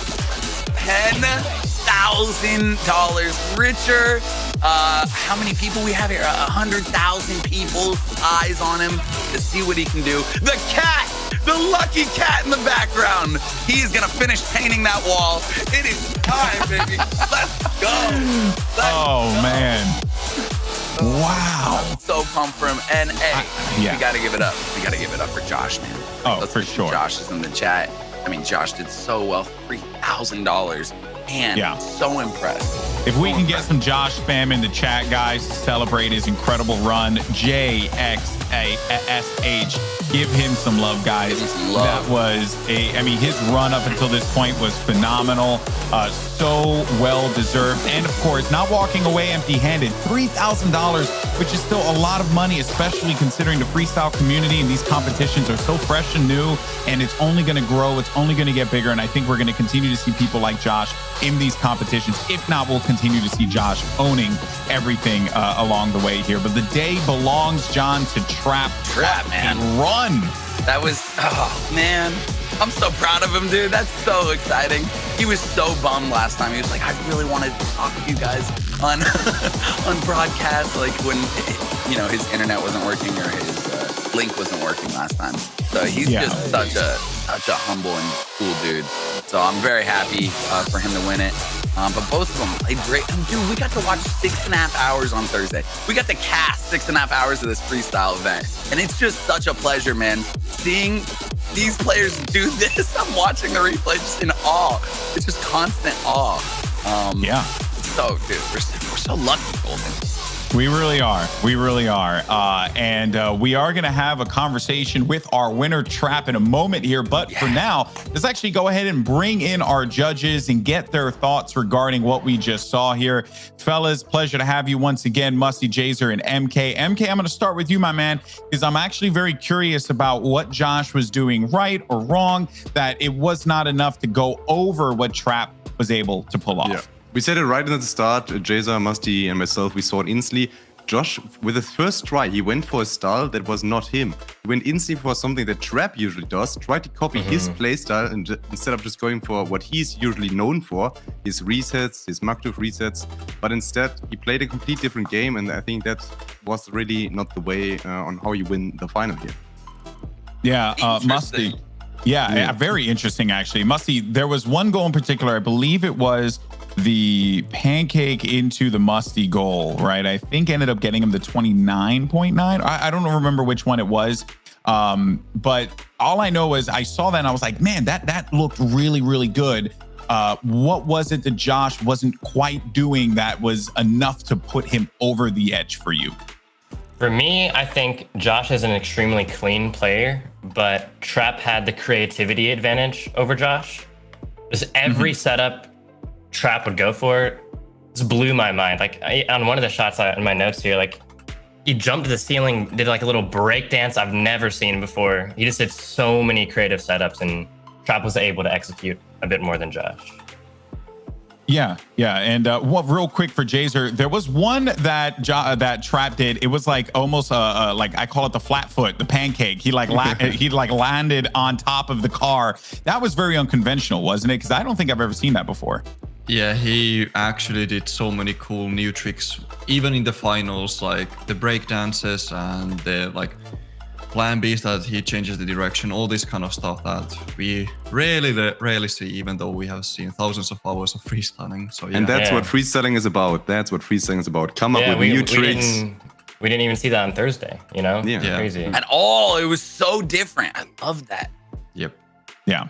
All right, well, gentlemen, thank you so much. A huge shout out once again to our incredible judges who were here with us for the 6.5 hours on Thursday, who joined us here today. Go check them out if you haven't had a chance to. Of course, Musty, Jazer, and MK, two just titans in the freestyling community, in the Rocket League community, I'll go as far as to say. But it is now time for us to talk to our winner of the BMW Freestyle Tournament. We have Trap, my man. How does it feel to be a champion wearing a champion hoodie? Dude, it feels crazy. Let's go. I never would have thought I would have got this far in the first place. What were you? I'm just gonna ask the most basic question in the world. What were you thinking? What was I thinking when? You pulled off some crazy tricks. Today. What was your thought? What was your thought process exactly today? Like for, you had a few very unique setups. Were you thinking like, let me just try out some new things, or did you practice this stuff and then implemented it in the tournament? Well, I woke up very nervous because I knew Josh was training for a very long time. Oh wait, hold on. Here's the cat. Yes, Oh my god, yes, see, I'm not crazy, Golden. Hey, you're not crazy. How many cats do you have? 6. 6, bro.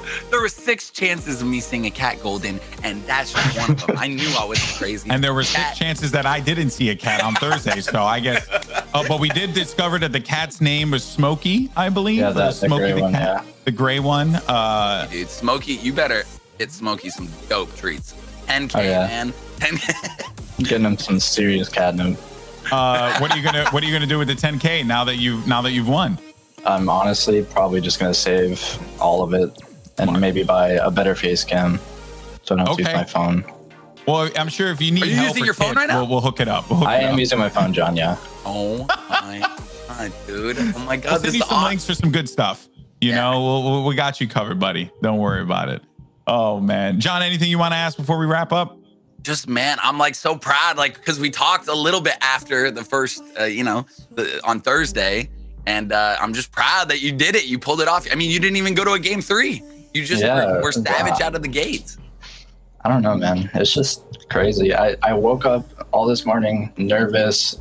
Daylight savings kind of cut me down an hour, so I had to rush getting ready and everything. Yeah. But hey, man, you did it. Congratulations. Any shout outs you want to give before we let you go? Yes.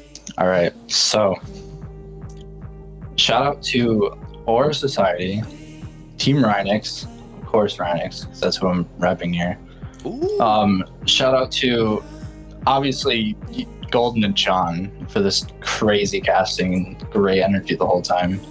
Thanks, to the judges did a great job.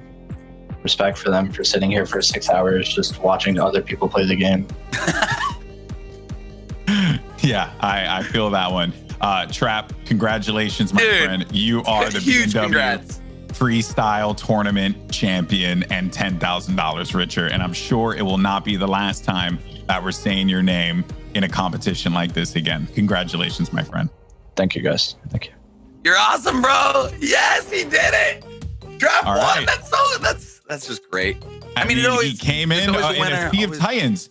Right, John? Like there was Pulse, Nixus, right? Wasn't he 12th seed? 12th or 10th seed? Like he was not expected to go further than maybe quarterfinals.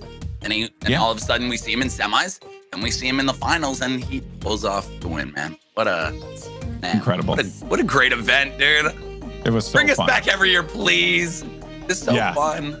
We had a blast. It was awesome. Of course, a big thank you to everyone who tuned in and enjoyed the content. A big thank you to BMW for making something like this happen. Let's continue it. Let's keep making awesome freestyle content for the freestyle community because they truly are incredible. Really go out there and support them if you get a chance to do so. It's a wonderful way to play Rocket League. Dare I say it's the way Rocket League is the soul, it's the spirit of Rocket League, and it's one of the reasons why I love it so much.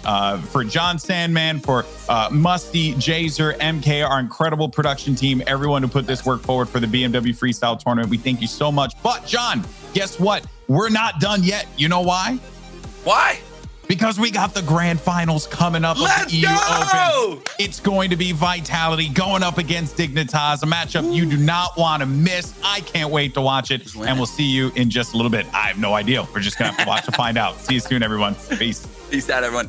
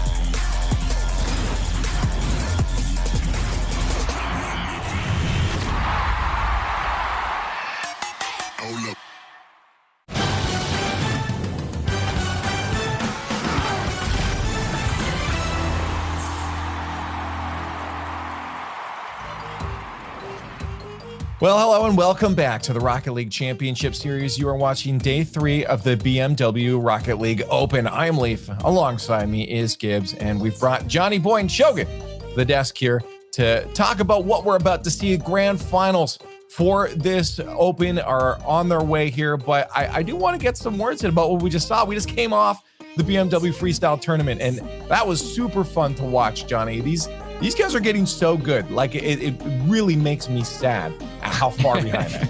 It's just ridiculous, and I love to see that on as part of the Rocket League Esports broadcast. It's such an awesome integration, and just shout out to both these guys for putting on such an incredible performance under pressure with all that money on the line and only a few shots to get your ridiculous mechanics on show. Just seriously well played. Yeah, I feel like I've learned so much throughout this week about, how these mechanics work, what necessarily they are called. I mean, if we take a look at, the next goal, this one's called a wow.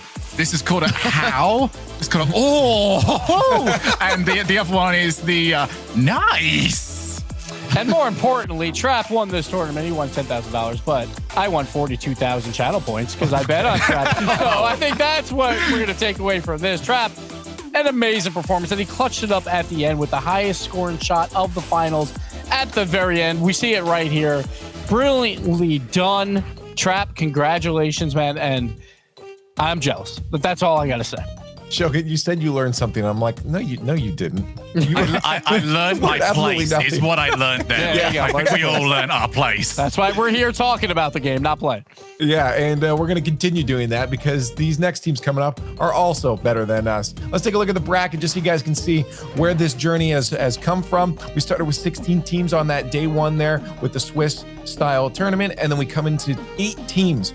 Best of 7s here now across the board in a single elimination bracket. We narrowed that down, of course, on day 2 to 4 teams, and those 4 teams we're facing off today. 2 matches down. Ooh. We have a grand finals, Dignitas versus Vitality. This is a best of set, 3 best of 7s potentially to be played between these 2 teams. It is potentially a long journey ahead to grab that title, to grab the cup and the crown here for the BMW Rocket League Open. Gibbs, let's break this one down. Let's talk about this because this is an age-old matchup. Yeah, we talk about RLCSX bringing in all these new orgs, new teams, new players. We're going back to Dig versus Vitality, the Season 9 finals, and we have Dignitas, the Season 9 champions versus Vitality with RLCSX. They obviously won the whole thing there. So the 2 past champions battling it out. You got Scrub Killer versus his former team. The stories write themselves. It's going to be a fun watch, and we saw Dignitas not only make it to this finals, they took out the final boss in BDS comfortably. They dominated him, only allowing 2 goals against BDS. Absolute insanity. I was going to say, this must be your favorite matchup. That was the very yellow hype chamber there. Oh, yes. I love it. My yellow chair, I'm ready to go. That was all yellow here. Chat, I need to know if you guys are ready to go and who you're voting for. It's time for the fan vote. Hashtag VIT or hashtag DIG in the chat right now. Vote for the team you think is going to take this one. See a lot of support for Dignitas. We also know how Vitality fares on these championship Sundays. This is honestly, I feel like, in my opinion at least, going to be a difficult call here when it comes to making predictions. We've seen Johnny and Shogun Boys bracket, and we've seen what they had before. It's gone now, thanks to someone. They did have, I believe, Vitality, but that was against a completely different team. So I want to see what happens with you guys here. Johnny, I guess we'll just start on the end. Johnny, who do you have? What do you think is going to go? Oh, it's a sad thing to see the perfect bracket die before the final even gets started, but that's the world we're living in. And because, we got one of the results wrong, I'm also going to assume we got this one wrong as well. We thought Vitality were going to win this whole thing, but I'm flipping it. Well, at least for now, first series, I'm leaning towards Dignitas because they just looked so good against BDS. That, for me, was a performance that Vitality are going to have a very, very hard time matching. Okay, I feel like more weight goes on you, Shogun, because I heard you were the one that pulled the trigger on the Vitality win here. I made one adjustment to the entire bracket. I made one contribution to the entire thing, and that was to say that Vitality were winning it all. I got to stick with it. I've got to at least get the last bit right, so Vitality are my team. Okay. Gibbs. Playoff Vitality is a different beast. They've scored 22 goals in 10 games, but Dignitas, they've played 12 games. They've only given up 8 goals through this playoff bracket, and we're on the team stream, Leaf. Normally, I would bet against Dig, but we're going for it, boys. I don't know if this shows. There you go. We're going with the Digi. We're going Dignitas. I think they can do it. They looked fantastic versus BDS. I think they can win this one. I actually didn't think it to be this one-sided because I legitimately, off what we just saw, am going to go with Dignitas too. I knew that they have some answers, they have some solutions, but I wasn't sure if they'd be implemented and ready for this grand finals. And it does look like it. Vitality, I think they're looking great again. They said they feel great again, and it is K-Dop on Sunday. So that's hard to vote against. Dignitas is looking like the favorites here, especially with chat. Yeah, well, I guess there's only one way to find out what goes on and what happens here. We're going to head over to the Skybox. Cole and Stump here waiting with your grand finals. An age-old matchup returns for our grand finals here in Vitality and Dignitas. Dignitas are looking good, but you never want to be on the other side of the field from a championship Sunday. K-Dop. Let's find out how it goes. A grand final tale as old as time as Team Vitality battle Dignitas for European supremacy. But Stumpy, one of these teams is very different to the last time these two fought in an RLCS Grand Finals. It almost feels like an entire lifetime ago at this point, because previously, all the way back in season 8, I believe it was, and they were fighting off, it was Panda, it was Yukio, and it was Astral. None of those players were together, and yet this was the Vitality team that Dignitas tried to take down. Personally, Cole, I have Dignitas taking it here, in this first series at least, but they have been trading series historically. So far, they've gone 5-5, and Alpha 54 wants the first series to go their way. Well, with Vitality's win over Misfits earlier, this was the player who starts off in spectacular form. Alpha 54, the true difference in Vitality's semifinals. And to be honest, the man who is the key between a good Team Vitality and a bad Team Vitality. But you mentioned the history. And also in Season 9, when we were forced online, it was Dignitas with Astral that finally managed to take it away from Team Vitality. So the history is fully there. But what a start that was from Alpha. I mean, these two teams, despite the fact that, as far as I thought coming into this, in their last 10 matchups, I assumed Vitality would be the stronger team. They've gone 5-5, and in games, it has gone about 48% the way of Vitality, and then 52% the way of Dignitas. I did not realize they were quite that close. They always are, but the matches are always thrilling, and it could be a second goal early doors for Vitality. There was a save there from Scrub Killer on the line. Look at them keeping going, though. Team Vitality, they are a team that are coming out desperate to take the initiative and have the dominance. I mean, Dignitas is not an easy team to dominate. We saw against Team BDS, the wins that they were getting, they had full control of the pitch, but early doors, Vitality are giving Dignitas nothing. Vitality certainly look like the team that they've wanted to be, especially coming into this second regional when they have to be that top team that they've always threatened that they can be coming into this next season. Our current European champions went down with a whimper in that first Open, and now in this BMW Rocket League Open, they're definitely trying to turn the tide for them. The fact that BDS haven't made it to this grand finals, the fact that Carmine Corp also haven't made it through even onto this playoffs bracket is huge for them. Brilliant stuff. And Dignitas, a grand finals after their top 4 appearance last time, they are racking up points with every event that goes by. Dignitas have just started to manage to foray into the Vitality half, and a touch like that from Joris is going to be important to getting them back there. Look at his Alpha's defending. It's only as far as Scrub Killer. And then look at this. We got Vitality just waiting, taking their time because Dignitas weren't quite forward enough. I think they have been spooked. It's been mentioned a few times that Dignitas has given away a lot of goals from overcommitting that third man. I am worried at this point that they're undercommitting him because they look a little bit passive so far in the headlights. Awkward miss there from apparently Jack to Scrub has to pick up the reins with Joris in midfield. And a lot of boost to his name. He can go nearly above Fairy Peak, but with the block, falls to apparently Jack with Alpha now battling against Scrub Killer. Scrub Killer will get the touch and can get it wide. Can he shoot it on target? Nope. Just wide, backflips. Alpha back in time. Half a chance there for Dignitas, and they will keep on going until K-Dop clears towards Alpha, who is so desperate to get on the ball today. Just wants it every time Vitality have any control, but Joris is the same for Dignitas. He sets up apparently Jack, and I said that Alpha wants the ball, but not like that, Stumpy. Great pass from Scrub up to Joris, uses the ceiling as that fourth man, and Jack to the crossbar off the rear end of Alpha 54. Now, a goal scorer on both ends of the pitch. 1-1 in this first game. Good to see Dignitas getting back into it after a slow start. It's going to be a good one. It always is between these two. And that's a good touch from Alpha. It always is for him as well. But Fairy Pete's going to have to help him out. Leaves it. Look at Scrub Killer go. He'd already jumped. But actually, it might backfire because apparently Jack was helping out his teammates. And now Dignitas can come forward onto the Vitality backboard. So he's going to fall into the center. Apparently, Jack slows it down. And that's what Dignitas have been doing really well today, knowing when to slow that ball down to give themselves a little bit of space and freedom.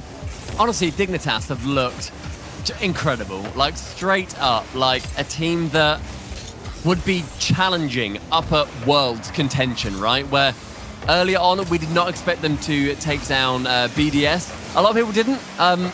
But the fact they did it at 4-1 as well, there have only been 3 recorded losses as far as I could see.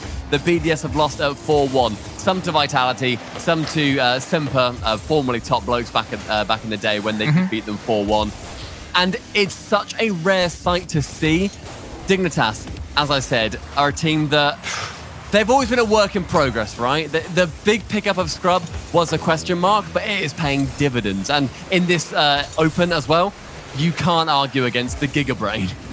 It's one that could have gone either way. But yeah, the Giga Brain apparently, Jack, he's been taking control of this Dignitas team, and it's got them all the way to this grand final. But in game number 1, it's looking like Vitality are just that little bit stronger as a shot flashes in there from Alpha, I think it was. It was good defending. Apparently, Jack can chase it. 50-50 game is his to win.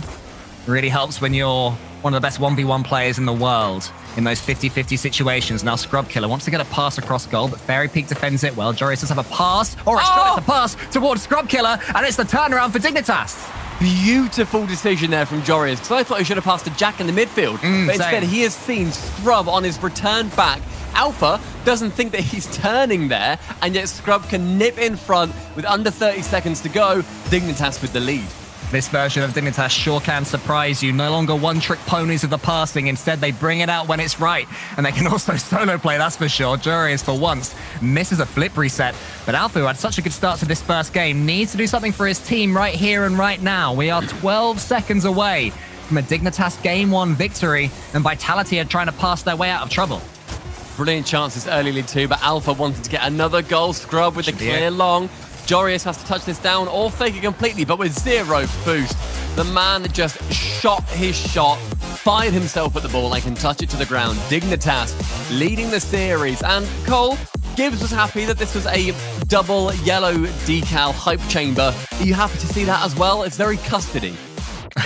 Yes, I suppose I am happy to see all that custard right there. I'm just happy when players use their decals. So credit to at least KDOP and Alpha 54. I need to see if Fairy Peak is as well on the Team Vitality side. But what Team Vitality aren't doing is winning that first game, despite that first brilliant goal there from Alpha. What a comeback it was from Dignitas, because I'd say for the first, certainly third of that game, Dignitas were not in it at all. They were shocked by the speed and pace that Vitality was showing. So they don't have a coach, but still they're able to change things on the fly and get back into tough games. I mean, Dignitas did benefit from Jack hitting the crossbar and then Alpha being wrong place, wrong time for Vitality. Does put it in himself. Very hard to try and defend against ultimately. It's coming down at such an awkward angle where it's literally pixels, whether it bounces completely out or straight down. So Alpha, not really to blame, but Dignitas certainly being the beneficiaries of some luck. A reminder to everybody who may be a new viewer, you have to win more than one best of 7 to take this tournament, and that's what Vitality are going to try and do here. Get themselves back in this first set. Here's Alpha again with another early goal. This looks familiar. I can't wait for an own goal to come in about a minute and a half. Yeah, but Alpha's Alpha definitely right not now going to want that. Alpha right now is a man of a target on his back. All of Dignitas' passes will be straight at him. Go on, get us back in it. Make it a mirror. Go on, get your toe to it, son. But instead, he's going to try and push down that other end of the pitch with Fairy Peak. Push up in the midfield as well with Scrub going long. That ball does find nowhere. And KDOP can just send it up to Alpha. I want to see any passes from Dignitas need to be well timed as they have been all competition. I don't want them to just be sending it, randomly towards some space. Oh, what a block that was from Scrub Killer for a second. It looked like KDOP had an acre of space to go into, and I think there was also a Vitality player bumping the Dignitas defender, but Scrub falling on the ball was so important. He has really stepped up for Dignitas. He was looking very shaky alongside Joris and apparently Jack, even as they reached top 4 way back in the European Open, and he stepped up so much, looking so comfortable now.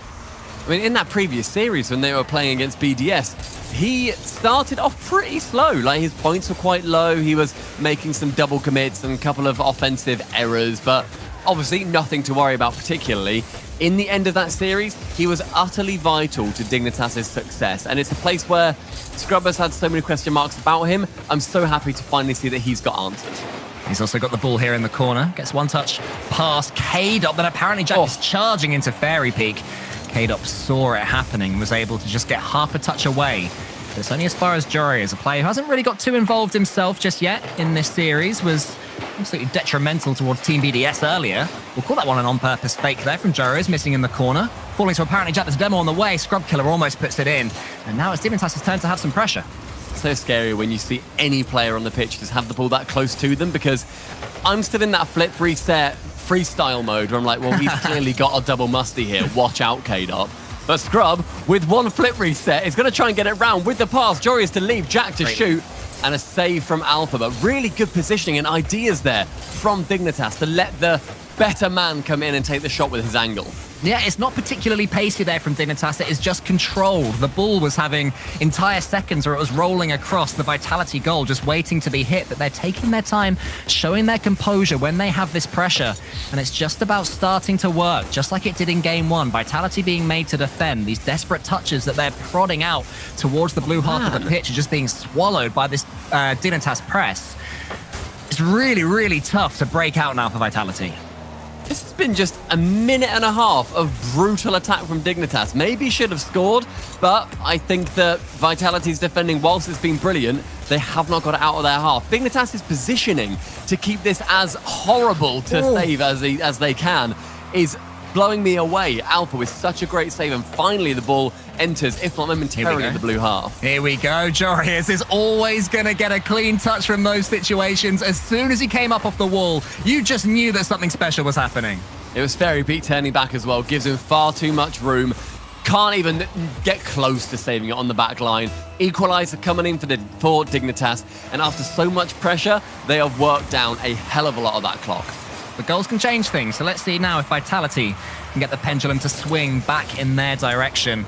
It's not looking like it, as Dignitas have early pressure. There's a good clearance from Alpha, but Scrub Killer is going to be completely unchallenged as he gets this ball and 100 boost. Fairy Peak comes in, but too little too late. Alpha almost actually nips in there and gets half a shot away at goal. Dignitas are aware about it again. Now K-Dop with Fairy Peak in the middle. Jorius closes it down. And to their credit, Vitality have looked better after conceding. Yeah, they've definitely done a better job of getting pressure on that ball towards the blue half as well, with Fairy Peak committing there when previously maybe he wouldn't have done. But as the ball falls back into Dignitas' hands, they just have so much time. No one just went up for the ball there. That is worrying for Vitality. You have to challenge earlier. Vitality love to defend on the goal line, but you're right. Somebody has to be closing Dignitas down because they get to choose. On that occasion, it was Scrub Killer going for the fake so Jorius can come in. Next time, he might go for the flip reset instead. And even if you are Vitality with all three players on the goal line, you cannot possibly defend every eventuality. And there you go, there we go. Now, here's a flip reset, and it's beaten one of them, it's beaten two of them. You can't give them that much space. Jack is going to take full advantage of every single second he has in the air with the flip reset. So perfectly scooped, he can then earn the double tap. What a goal from Jack. Dignitas, again, with that late game lead. Vitality this time, though, do have time to come back. 55 seconds to get themselves back in game number 2. Or suddenly they're staring down the barrel of this first series. It's tough to come back from a couple down, as we saw earlier. Apparently, Jack almost gets the third for his team. Alpha gets it away. How's his 50-50? It's better for Scrub Killer. Fairy Peak had to get that touch on apparently Jack and did, and then K-Dop helps them out. But look at Jorius. Full boost control here for Dignitas, and they're looking more likely to get the next goal. K-Dop, though, in a great position, doinks it high. Can Alpha get the touchdown? He does not, but he fakes out too. Fairy Peak now chance for the shot. Doesn't get himself the flip reset this time, though. And K-Dop pushing the clock back with 15 seconds remaining. A goal is needed for Vitality. Nearly a dunk from Alpha 54, but Jack to clear it. 10 seconds remain. Jorius shot on target. Alpha unsuccessful. First, it's brilliant defending from Scrub Killer up against two Vitality players. The ball falls to apparently Jack, and the pinpoint perfect pass to Jorius. And we know this man can finish. There was the finish right there. Game 2, pretty much at this point, belonging to Team Dignitas. And Vitality, despite having blistering starts in both of these games so far, are going to find themselves 0-2 down. And previously in their series, they obviously beat the Flying Dutchman 4-0 with a consolation goal in the 3-2 for this second game. They got the 4-0 versus the Flying Dutchman. And then versus Misfits, they won the first game and the third game. So 2 early series wins, and obviously then went on to then win the final 2 as well. So it's Vitality now having to battle back from a position they haven't found themselves in, but this entire Open, in BMW Rocket League Open over in Europe, they are in uncharted waters. Dignitas are just showing such incredible game management. Even when Vitality do have the pressure, there is such little panicking from Dignitas. I guess it's not even when they have pressure, it's all over the pitch. When Team Vitality are attacking, Dignitas look calm and controlled. And when Dignitas are attacking, they look calm and controlled. The attacks they're making, they're not frantic. You know, they're not trying to beat Team Vitality to the ball necessarily. They're just having the read on where Vitality are putting their clearances and when to go solo. Decision-making from Dignitas is utter perfection right now. Yeah, and something to keep an eye on for Dignitas, look at how calm their cameras are. I really expect them to be getting up and shouting, being very Misfits-esque, where Cash is waking up his entire estate, getting everybody involved. But they're calm. I really felt like, considering what we've seen from Scrub previously, when he has been in high-pressure situations, he loves to get animated. He's very K-Dop in that way, I've always felt.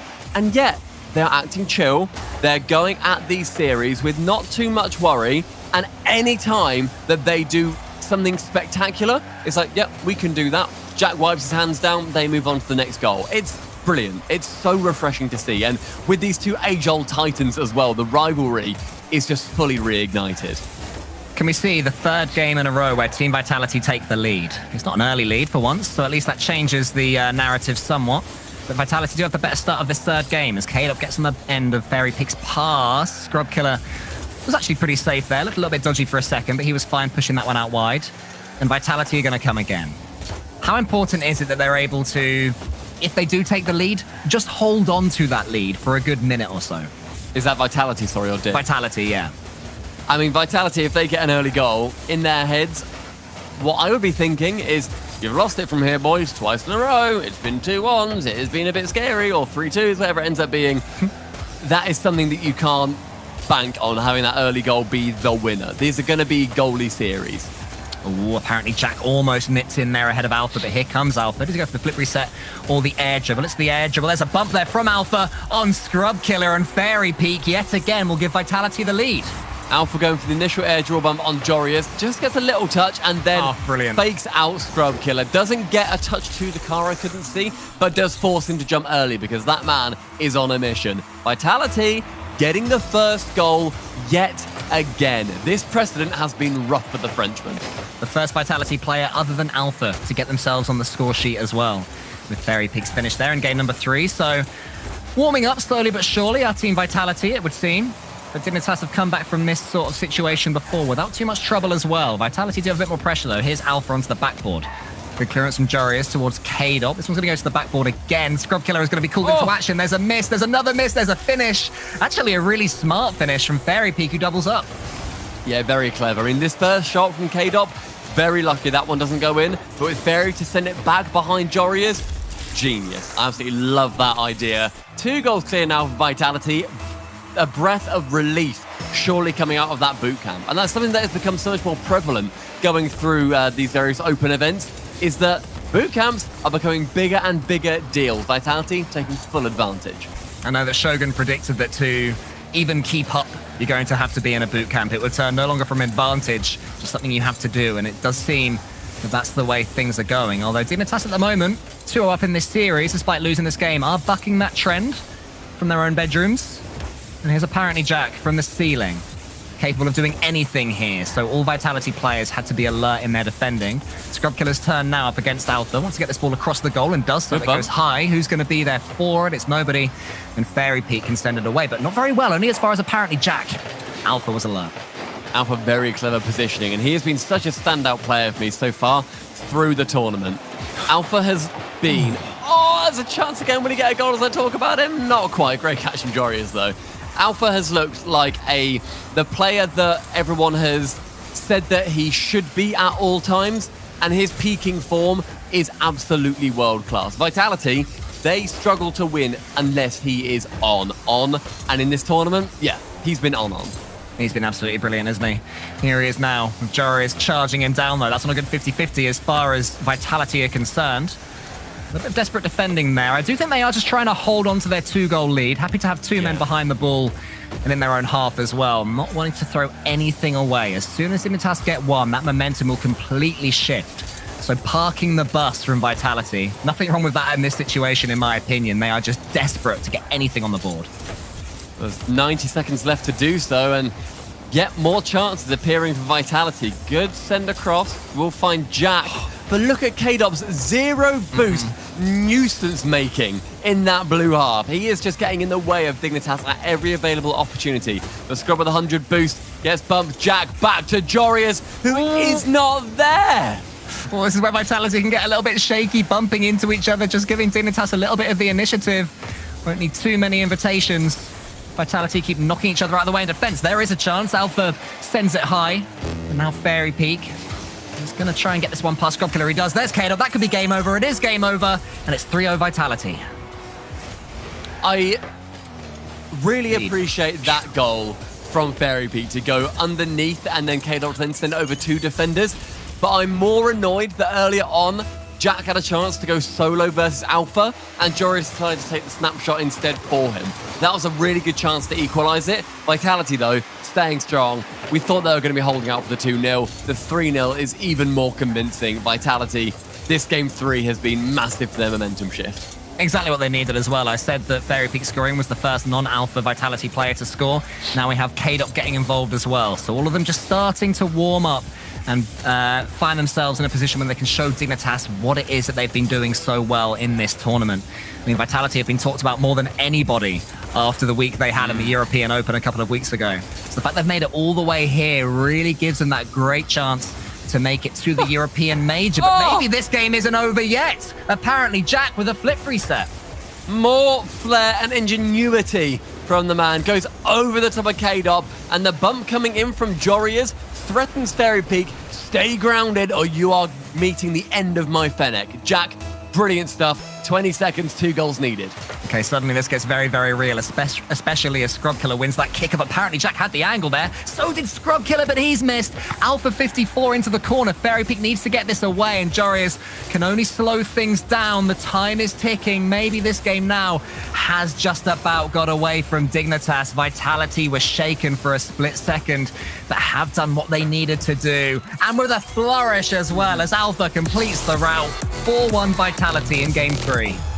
Alpha continuing his scoring and getting his first in that game as well, right at the death of it. That's 2 for Vitality now. Neither of them meant anything, and yet they're still quite nice to see on the scoreboard. That'll bump their rating up a little bit, I'm sure. But Vitality securing their first game. 2-1 in this series, still in favor of Dignitas, but this is the most dominant game we've seen. And look at those stats as well. Fully on the side of Vitality. Yeah, a really good game there from Team Vitality. Dignitas did manage to get themselves in it somewhat towards the end, but Team Vitality showed what they have had in abundance over the last 3 or 4 years since they joined this esport, and that is game management. The ability to see a game away where others might falter. Team Vitality stand up tall and managed to see the win away, getting themselves right back into this series. And I asked earlier, were Team Vitality all using their decals?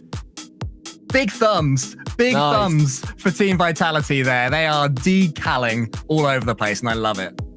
Well, this next game is going to see if Vitality are able to draw it level with Dignitas, or if Dignitas set themselves on series point. Remember, we are doing sets of. It's a best of 3, a best of 7s. So if you win 2 series, that earns you the dub for the entire tournament. If you just get 1, still got more legwork to put in. Such as the closeness of EU, though, even winning this for either of these 2 teams won't necessarily book their ticket to the Stockholm Major. BDS was the only team that could nail it in the BMW Rocket League Open, and they're out of the semifinals, so it's completely open, all 5 slots. Yeah, not like NA, where NRG are just the best team yet again. K-Dop on the backboard, out wide towards Scrub, who's staying involved in the play. I like that from Dignitas. Wanted to get the initiative back from Vitality and maybe take 1 or 2 more risks. Close out that rotation a little bit to put Vitality back on the ropes where they had them. Gonna put that squeeze back on the team in yellow. So I'm seeing K-Dot read this ball incredibly well in very awkward situations. I mentioned earlier he was doing a great job with 0 boost just to keep the ball in that Dignitas half. He is doing a spectacular job of just putting on really awkward pressure so that then Dignitas never feel comfortable with a dribble. Jack has gone round that just a couple of times, but it's still threatening and it's still definitely a looming factor. Scrub Killer leaves that one for Jorias, and Alpha gets in there ahead of Jorias. Okay, up into the corner where apparently Jack is waiting and takes a touch or two. He's had a great series so far, apparently, Jack. A couple of really good goals, but it falls from Fairy Peak here. Bang. And the finishing from Fairy Peak is always ideal. Top right, absolutely smashed it in half. But Alpha's touch out as Scrub can't quite get to him. Leaves Jorias on the goal line, near defenseless. Great placement from Fairy Peak. Finds the first goal for Vitality, looking to draw the series. A slightly different game here because it was Dignitas that started just that little bit better, and Vitality who had to bide their time rather than roaring out the blocks. And they did that very well. Now Jorias looking a little bit... Was that shaky or was that just a brilliant pass to Scrub Killer? Let's go with a brilliant pass to Scrub Killer because Dignitas have genuinely looked world-class all day. You know, it rarely goes down to a couple of issues. Okay, well... He's Fairy Peak now onto the backboard. Following up is K-Dot. Could double up a bump there on Scrub Killer. Almost. Jorias does bump Scrub Killer. There's pandemonium in the box. Who's going to be the one that this falls to? Only apparently Jack, but Alpha keeps it going. It's looking a little bit messy from Dignitas. Just a little bit shaky. Not used to being in these situations. It's Scrub Killer's first Grand Finals in an RLCS since Season 8 at the Madrid LAN. So maybe a few nerves starting to creep in. I mean, not only that, it's Jack and Jorias' first RLCS finals ever. They are such a rookie team in that way, and it feels really weird to say that, seeing as Scrub is literally a world champion with Vitality. But against K-Dot, Fairy Peak, and Alpha, you've got to see it that way. What a shot from K-Dot, lurking downfield, and will send a sniper onto the net. Vitality have just upped the pace here, and it is really making Dignitas struggle because as well as being quick, they're also making the correct decisions there. The pass to K-Dop instead of just booming that one over the top from Vitality was exactly what they needed. And while Dignitas are having probably slightly more territory in this game, it's not working for them, but maybe a little bit of a solo play from Scrub Killer will change that. It was saved well by K-Dop, and now it is K-Dop who can maybe continue the route. He tries to set up his teammate. Alpha's coming in. Scrub Killer's there, but the fact that you're making those noises, Stumpy, means that Dignitas are just starting to look a lot more shaky in defense than they have been. They're looking shaky-ish. They've just done a couple of weird double commits, and it's been Jack, I think, starting to panic. One thing that I said about him earlier on in the pre-show was, I don't want to see Jack get into his way of playing where he feels like, I need to do more. I'm really good, and I need to just commit everything that I can to every single play. The way that Dig were winning is when they had cohesion and when they were playing as a full team unit. Just then, Jack tried to take the ball off Jorias, and I think it was Scrub as well, twice in a row. I don't want to see that. You're a team. Don't worry, Jack. Dignitas, I've got full ability to take this one down, even if Vitality are making it near impossible. One touch from K-Dop again, and it sends Dignitas all the way back, and the pressure that they'd been building is just alleviated in one touch. The third man just trying to get forward a little bit too much right now for Dignitas to me. When Vitality go forward, they don't make the same mistake. His Fairy Peak might be able to make it 3-0, but it's saved by apparently Jack. The danger maybe is still there as Alpha gets that one down. K-Dop hadn't ventured forward. So Vitality, yet again, they're just happy to slow things down when they have a lead. I love time wasting from Vitality like this. It must be so frustrating for Dignitas, though.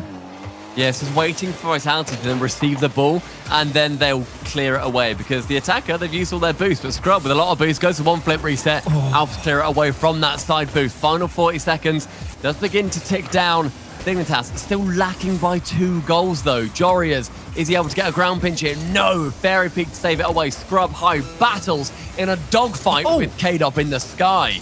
K-Dop who almost hit that ball, by the way, from Fairy Peak's pinch. That would have been quite stunning if it had found his car and maybe trickled into the blue net, but it wasn't to be. And now we have 20 seconds left for Dignitas to try and force something. How's their boost looking? It's okay. 2 of them are pretty high boost. Just need control of the ball.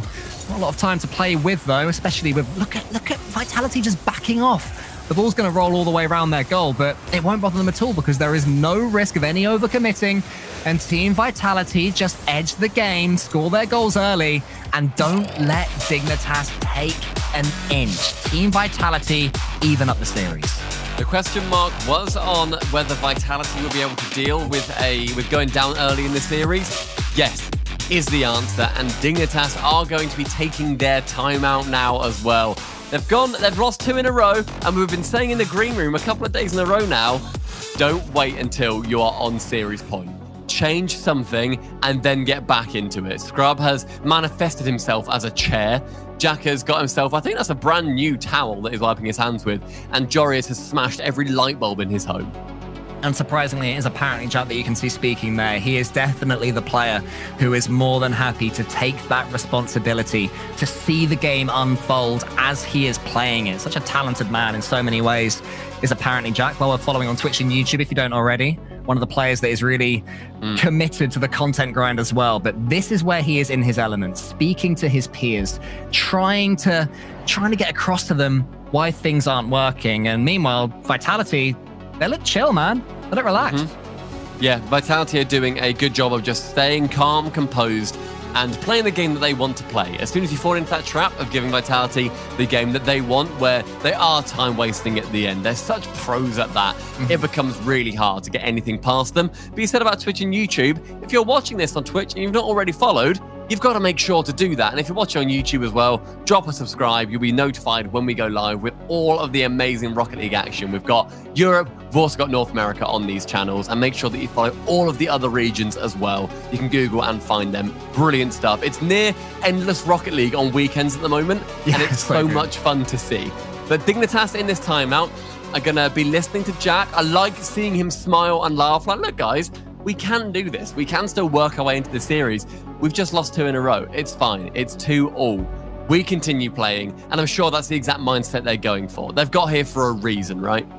Yeah, and it's just little bursts of pace from Team Vitality nipping in there ahead of the Dignitas defense. I think Scrub Killer in that game got caught for pace a couple of times, which is tough for him to try and bear with, because suddenly you might lose your confidence and think that you're just doing a little bit slow, just those key moments. So Dignitas just have to sit back, regroup, remember what it was they were doing so well before things started to go sour. And that, to me, they weren't playing for pace. They weren't necessarily faster than Vitality. They were letting Vitality make their touches and just being in the right place the whole time. To me, Dignitas had tried to speed it up and kill the series when it wasn't quite ready for that yet.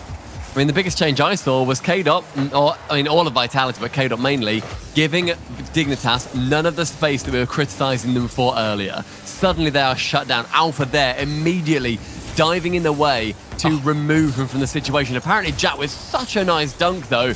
This first game on Wasteland is kicking off to an extreme level. Yeah, the pace seems to have gone up from both teams after that timeout. Just the refresher they needed. Here comes Scrub Killer, but he's just missed that one past K-Dop. Alpha can send it away, but that was a real chance there for Dignitas. Jorius now taking it to the corner with only 50 boost. He has to get it over 1. But with that first man being able to challenge it, it just falls to Alpha to get the clear away. But Jack with no boost now. Can't boost him to get the flip reset. So Alpha from the backboard only finds Scrub Killer. Jorius going up and getting in the way. Well, I was wondering if somebody was going to appear from underneath Jorius. The fake solo play that we've seen so much of recently. Scrub Killer on the backboard does enough to get in Fairy Peak's way. The vitality of the quarter chances that we've seen are just shading it for me so far in this 5th game. On Wasteland, the Scrub Killer sends it to the backboard. Fairy Peak clears long. What's Jorius going to do? A little bit boost-starved at Dignitas at the moment. The ball's falling to them, but they just don't have the funds needed to do something with it. Well, they're boost-starved. Well, they were a minute ago, but they were still attacking. They were still making sure that they were being a scary team up front, and they weren't letting the ball control fall down to Vitality. Because if you do, that's a death sentence. You concede a goal 9 times out of 10 in that situation. With a minute and a half gone without incident, it's Vitality now leading the attack. Fairy Peak bumping 1. Alpha dribbling around the side of Scrub, but with Jack to clear it away, he can get it onto the backboard. Jorius goes for the commit, and K-Dop with one heck of a whiff. Yeah, I'm not really sure what happened here. There was a decent flick from apparently Jack, but it wasn't even a flick, sorry. It was just a punt forward.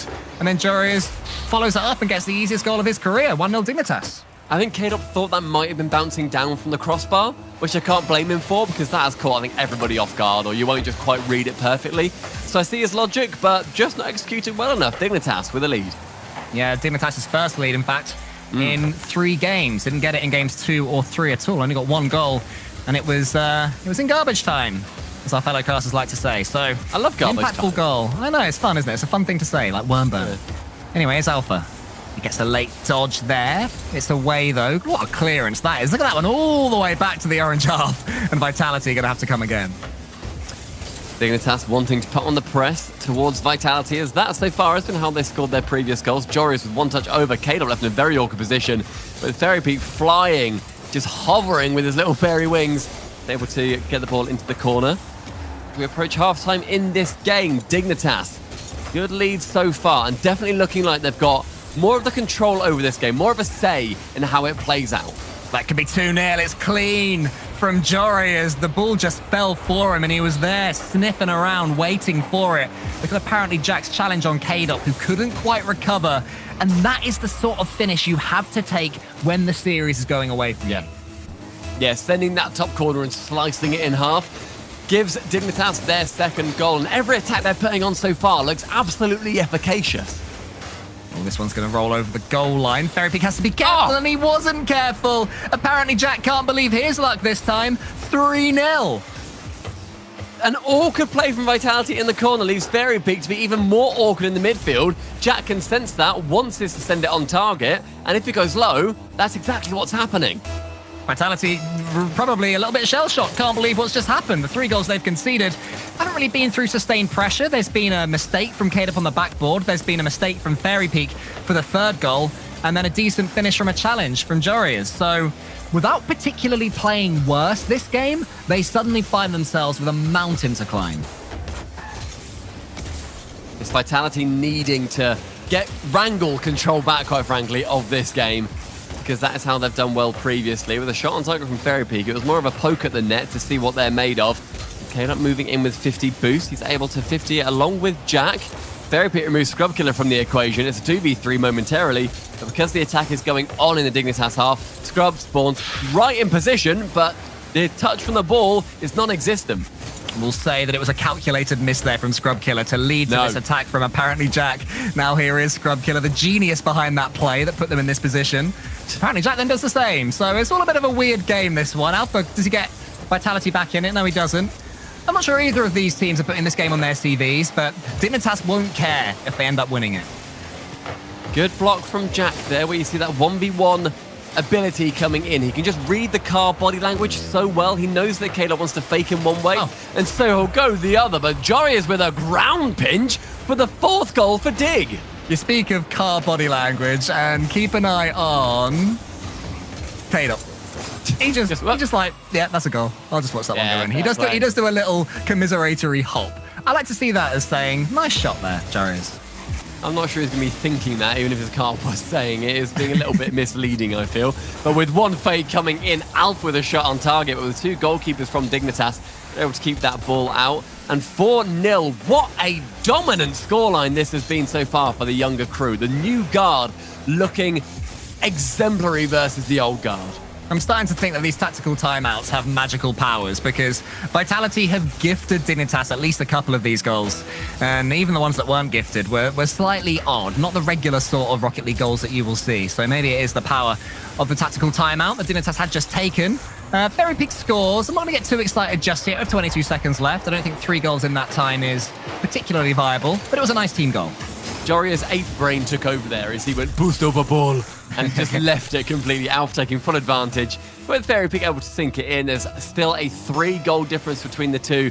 Dignitas still looking heavy favourites to move on to the series point and taking the first one in this set of 3 as every second ticks down as well, looking more and more likely. Will Vitality now be taking their tactical timeout? Because they do get 1 every series. Both teams get 1. You may see 6 in total across these sets if it goes to all 3 games. The thing is, I'm not sure that Vitality will want to linger on this game too much. My prediction is wrong, because Fairy Peak has just said timeout. So, yes, is the answer to your question, Stumpy. I reckon that Vitality do fancy 60 seconds to talk through what went wrong there. Tell you what, I'd appreciate nobody at home can see this, but Vitality's pings are all 8 or 6. They're inside the server right now, and it's still not doing them well in this game. Joris scoring a hat-trick in there, shooting at 50%. Brilliant stuff from him, looking like a such a star player on Dignitas, where previously there have been questions asked about him, not by any means saying, no, he's not good enough for this team, not by any means, but is he living up to his threes potential? Today, certainly, yeah, he really is. Yeah, he is. And you can see their coach Mount there in the black Vitality t-shirt behind them, just talking to his team. It's Fairy Peak speaking at the moment as well. He is very tall. It's really tough for Vitality because, like I say, to me, barring the breakdowns in defense, they weren't pinned back there by Dignitas. And perhaps I haven't given Dignitas enough credit because ultimately they took their chances. But it was an odd game to be coming out the back of to then be talking about to me.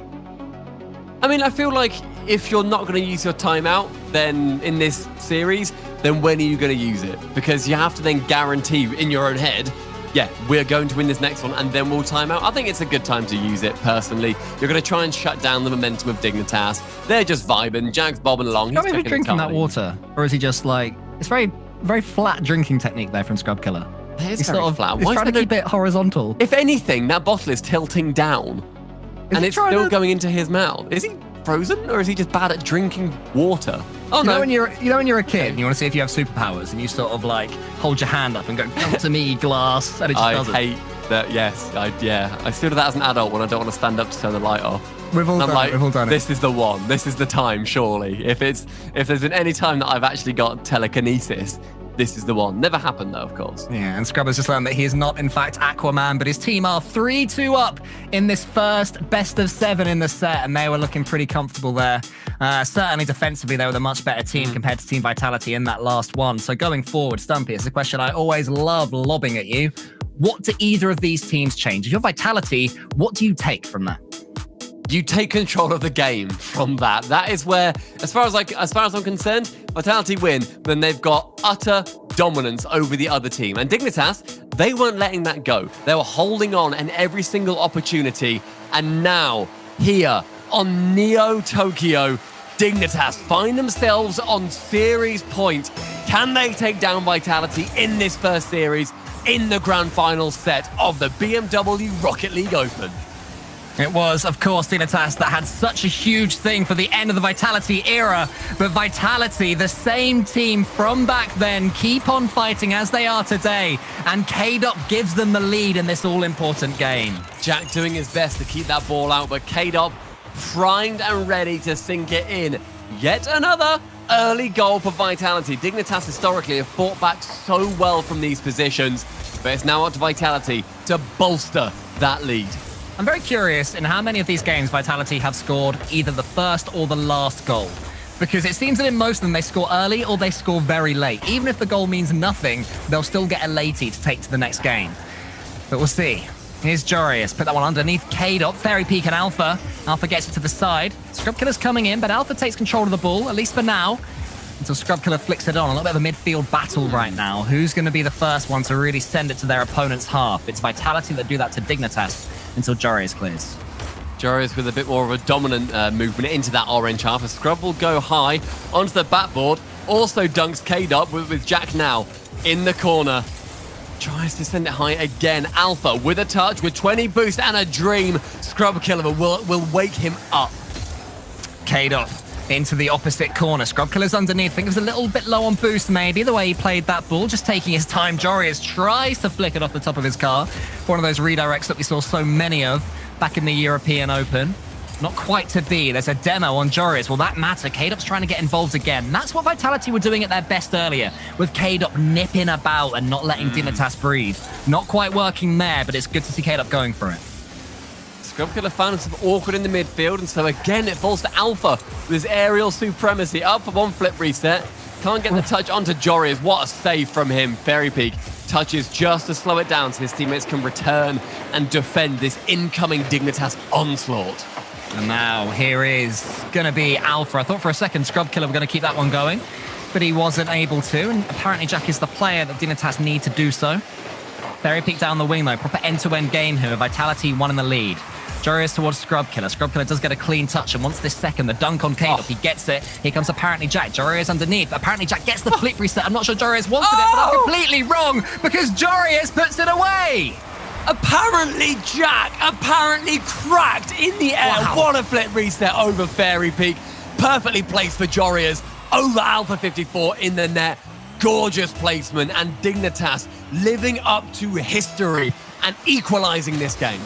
That one surprised me from Jorius' perspective, so I can only imagine the extent that Team Vitality didn't expect Jorius to go up for that off the flip reset. He's got another one now. Jorius, a flip reset, a second touch. Scrub Killer coming in, but Fairy Peak defends from the backboard. There's bumps and all sorts going on in the Vitality half. And now Alpha can take it away, and Alpha can only get as far as Jorius. The recovery from Jorius there is so sublime. It gets the touch over towards Jack, but Kane wants to save it away. The recoveries from this team as we approach halftime are just, it's so hard to send anybody out of the game unless you absolutely obliterate them from the pitch. There is one sign of danger for Dignitas, and that's the Vitality have scored first in 5 of the 6 games, and the one they didn't, they scored last. So they definitely are starting and finishing these games the better, but right now it's Dignitas that have more sway, I would say, on the ball. Their chances are looking a little bit stronger compared to Vitality's. Vitality and Dignitas bulldozing each other, scrambling towards this first series win as demos are flying in at every single angle of the pitch. Jorius with one touch, can't quite find Scrub Killer for the pinch, but a bump from Scrub will send Alpha out of the play. Jorius to battle alongside. Again. Fairy Peak at the back. He went for it again, didn't quite land off this time though. He's definitely capable of scoring a goal like that as Jorius, so Vitality are going to have to be careful, as they are for this passing play. Now it's apparently Jack's turn to try and swoop the ball over his car. Not quite working, but it does fall for a pass for Scrub Killer. Alpha 54 and K-Dop queue up Fairy Peak, who pushes it out wide back to K-Dop. These aerial passes from one to another. Alpha off the ceiling! Only finds the post though. Scrub has to wait and hope that doesn't go too far. Jack with one touch round can get the double, but Alpha with a touch. These teams are throwing everything at each other. Lobbing firebombs at each other, just seeing who's going to be the first to crack. The solo play seems to be the order of the day. K-Dop sends it towards Alpha. Apparently Jack just about gets in there. Fairy Peak is left a little bit stranded. Just has to be backwards, but what a pass that was to K-Dop. And Vitality can at least get the ball to safety. These teams existing in a neural network at the moment where they're finding each other with every single play. 30 seconds remain. Dignitas on the attack, but that is going to change in absolute seconds with the amount, with how frantic this game ends up being. Fairy Peak round the side, Jorius back wall onto the right side, but Alpha to challenge again. The defense staying strong as well for both these teams. It has to be said, they're going for these solo plays, but they're being defended incredibly well. Jorius sends it long. Here's Fairy Peak to try and queue up his teammate, but Scrub Killer and Jorius getting in each other's way, wasting a lot of boost. Will Vitality have any time at all to make the most of that? Not this time, because there is the pass into the center. Scrub Killer dunks. K-Dog gets a touchdown. Wow, that was chaotic, but it's 1-1 and it's overtime. Overtime coming in this series. And it looks Dangerous. like Vitality with the first chance. Alpha to clear it away, though. The double commit from Dignitas with Scrub blocking that one. What a scary time to start off the overtime. Vitality doing so well at the start of games. Overtime looking like their favorites as well. Another flip reset there from Alpha, who's so desperate to get involved here and queue his teammates up. Here comes Fairy Peak. He shoots. He gets it to the far corner, but Jorius is there to save. There's a fake there from Scrub Killer on his opponent. K-Dop sends it long. Jorius can queue apparently Jack, but look at the speed of Fairy Peak. Jorius has to defend. Jack rotating back out was not what Jorius thought was on the menu, but that's one of the rare times that they've not been on the same page. Jack now trying to go solo. Will he get the flip reset? No, instead of going solo block versus Alpha, Scrub Killer takes it low and down, and look at Alpha's movement of the pitch. Picks up the 100 boost and just has so much confidence in his teammates. Maybe misplaced as Dignitas begin to press. It's making this game look so fast. There's always at least one player in front of the ball for both teams there for the pass, for the transition. Fairy Peak pinches this one to Alpha, who's awkward and low boost. Dodges the ball away. Scrub Killer's coming in. It's underneath Scrub Killer to queue up Jorius, but Alpha closes him down. Jorius wants to stay involved in the play, never letting it go. Everyone just wants ball control. Apparently Jack has it. Scrub Killer surely has the finish, but it's saved by Team Vitality on the goal line. They've done this so many times, and they've done it again. Apparently Jack, with so much determination to get that ball through, does so and gives Scrub the best chance to score so far in this series. Defensive errors coming out from Vitality, but 1 out of maybe, I don't know, 400 or 500 saves they've made in this game so far. Scrub Killer booms it long. Apparently, Jack wanted the ball to fall to him, but Fairy Peak said, nah-uh. Sends it back to Dignitas. K-Dot nipping in there ahead of pace as well. Scrub Killer saves. What a pass out wide as well to apparently Jack. And then Jorius gets in the Vitality player's way. The ball is not slowing down at all. It's solo play after solo play. Now it's Alpha's turn. But apparently Jack won't fall for his tricks. Now ball looking high and lofting with Alpha chance to shoot on target. Scrub Killer screaming, get down, Mr. President. Can get the ball away from the goal line. Jorius with one, with the flip reset. The bottom corner is open. And Jorius to secure the game for Dignitas. It was always going to be a solo play, and that late dodge from Jorius sends the ball into the back of the net, and Dignitas into a 1-0 series lead in the set. What a game that was from both teams, and Dignitas win the battle of the mechanics. Game of the series. That was so spectacularly played from every single player on the pitch. The amount every goal was assaulted. How every car at one point was wrecked and pulverized and scrapped. And yet Vitality can't quite bring it up to a Game 7. Dignitas securing the series, and that is the first one in this set. One more, and they take home 301 points. And, you know, the pittance of $30,000. But Vitality, they have got a claim to take us to 3. It was a brilliant save there, a brilliant goal there, from Jorius at the end. But I want to pay heedance to Scrub Killer, because what a couple of saves he made in overtime, diving across the goal heroically. It looked like Vitality would take that and force it to Game 7. Dignitas having none of it, and do indeed take this first series in the set. It's going to be even more exciting as we go on. There's more to come from this Grand Finals. Don't go anywhere.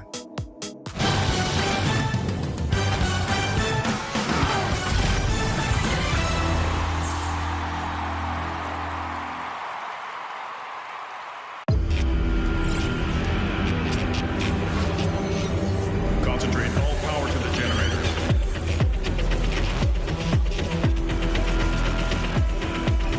Crank up voltage to maximum. Connecting transmission.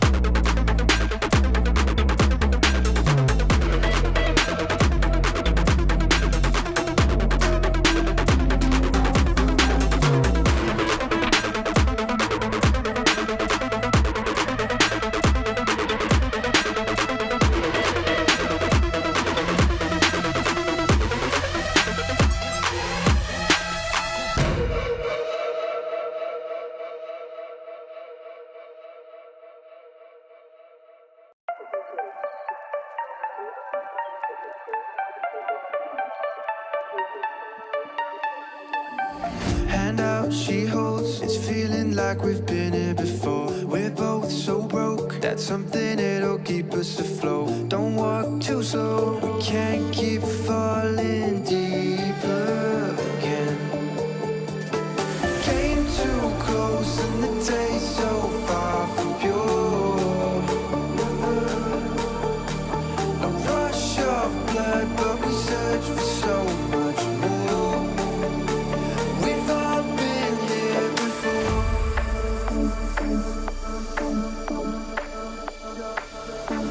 We've all been here before.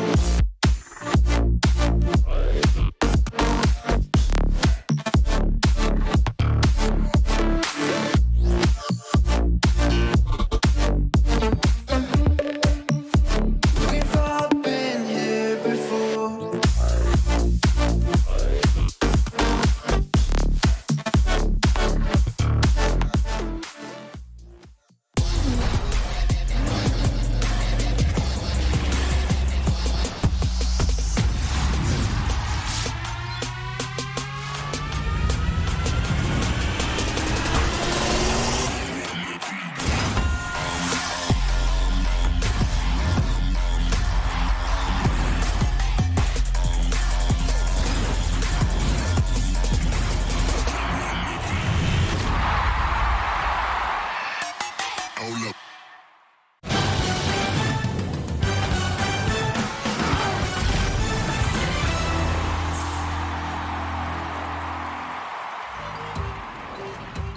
Hello and welcome back to the Rocket League Championship Series. We're on day 3 of the BMW Rocket League Open, and we are partway now into the Grand Finals. I'm Leaf. Gibbs is alongside me. Shogun and Johnny have decided to join us again to talk about what we just saw here.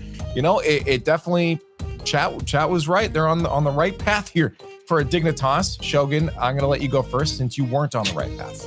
Well, not yet. Not just yet, but I could very well still be. And from what I got from Vitality towards the middle part of that series, you know, I could maybe believe a little bit more, but my goodness, Dignitas, this is probably the quickest we have seen a team improve ever. The stark difference that we have got between this version of the roster compared to what we had a couple of weeks ago is ridiculous, which I'm sure you two can attest to. But for Vitality, they made it hard for themselves. They've now got to, pick this back up and make sure they perform in this next series. Yeah, so the time frame as well. Dignitas have picked it up so fast. They did not look that they're at this level 2 weeks ago. They're now clearly at that level. They're one of the best teams in the region, but they don't seem like they're going to fall off. It wasn't just one earlier series against BDS. This is the same. Dignitas now, first series against Vitality, consistently, unbelievably high level from Dig today. Yeah. And then look at game 6, like alone, where that's a game you must win, because if Vitality claws it back, they start getting momentum, possibly win game 7, and then it might be all but over. But all 3 members making clutch plays. We saw apparently Jack, he had the flip reset pass. We see the Joreous overtime winner. See Scrub Killer making unbelievable saves. And he said himself, as long as I'm hitting the ball, we're going to win it all. And Scrub Killer's hitting the ball pretty well right now. And apparently Jack has said it in every single interview. When we scrim teams, we are one of the best teams in the world. It's finally showing on the mainstream. The good thing is that we're getting a great grand finals out of this. A lot of great plays have been had and more to be had as we continue on this best of 7 down in favor of Dignitas. And now we have our second one coming up. Now we need to see if there's any flippers, if chat's going to hold strong, and if the desk will too. So let's get that fan vote up here. Hashtag VIT or DIG in the chat right now. We'll see if that percent changed, but I'm assuming it'll stay relatively the same since Dig took that first one. Now we come to the desk. I'm going to assume there's not going to be any flippers for any of the Dignitas folks that pick the Dignitas here. So that I think is going to leave Shogun in the hot seat. What do you think I'm going to say here, Leaf? Well, what is your prediction of my prediction? My prediction of your prediction is that you're going to hold strong because I feel like that's just what you do. And you also kind of mentioned before that you said not yet. You're not right yet. Exactly. Look, there is no level of bragging rights in me switching here and now being correct along with everyone else. So there is no point in me switching along with everyone else. And I still think Vitality, they've kept these games close. You know, it's a lot closer than maybe, not going to game 7 might have implied. So I've got no reason to go away from this one because if I'm correct, I'm still going to have my part of the prediction bracket earlier on, Johnny. Absolutely correct. Right. And it'll Hey, be Shogun? your fault that we didn't get it all right. Hey, Shogun, so I like your ideas. It was a 1-goal series. I'm going to flip. I'm going Vitality here. I think we're going 3 series. Let's go! I think we're going 3 at this point. Vitality Let's go, is Gibbs. close enough. I know Dignitas is firing on all cylinders, but they've been inconsistent in the past. It could happen today at some point. It hasn't happened yet. It might be this series. I think Vitality at least brings it to 3. I know you're my favorite. Johnny, they're insane. They're mad. It's not happening. It's They've got going to happen again. They beat BDS. I think they've got this. Dignitas They have absolutely gone mad, but we have our next best of 7 ready over on the field. We're going over to the skybox again with Cole and Stumpy. Dignitas hold off the powerhouse of Vitality so far, but if they want to hold the crown for the BMW Open, they'll have to win another long best of 7. Let's find out right now if we have a new king in town. A powerhouse is right, Leaf, as this matchup has substantial historical significance. However, it is anything but antiquated. The fluidity demonstrated by both teams is absolutely inspiring. I'm Stumpy, he's Cole, and we are having the time of our lives watching these two teams battle. We are indeed, and I like it when you use the big word, Stumpy. It's something new, which I'm enjoying very much, so keep that up. And hopefully for Dignitas fans, they will keep up their performance from that first series, a scintillating 4-2 victory over Vitality. But as we all know, all of that can change in this best of sets. But it's a good start from apparently Jack. It was Vitality at the start of the first series better. Can Dignitas change that history? One thing that's going to have to weigh heavy on Vitality's minds is that if they do win this, then Shogun is right. I don't think they want that. I don't think anybody wants that realistically. And not only that, but it also means Gibbs is right. And I don't think they've ever both been correct with one prediction.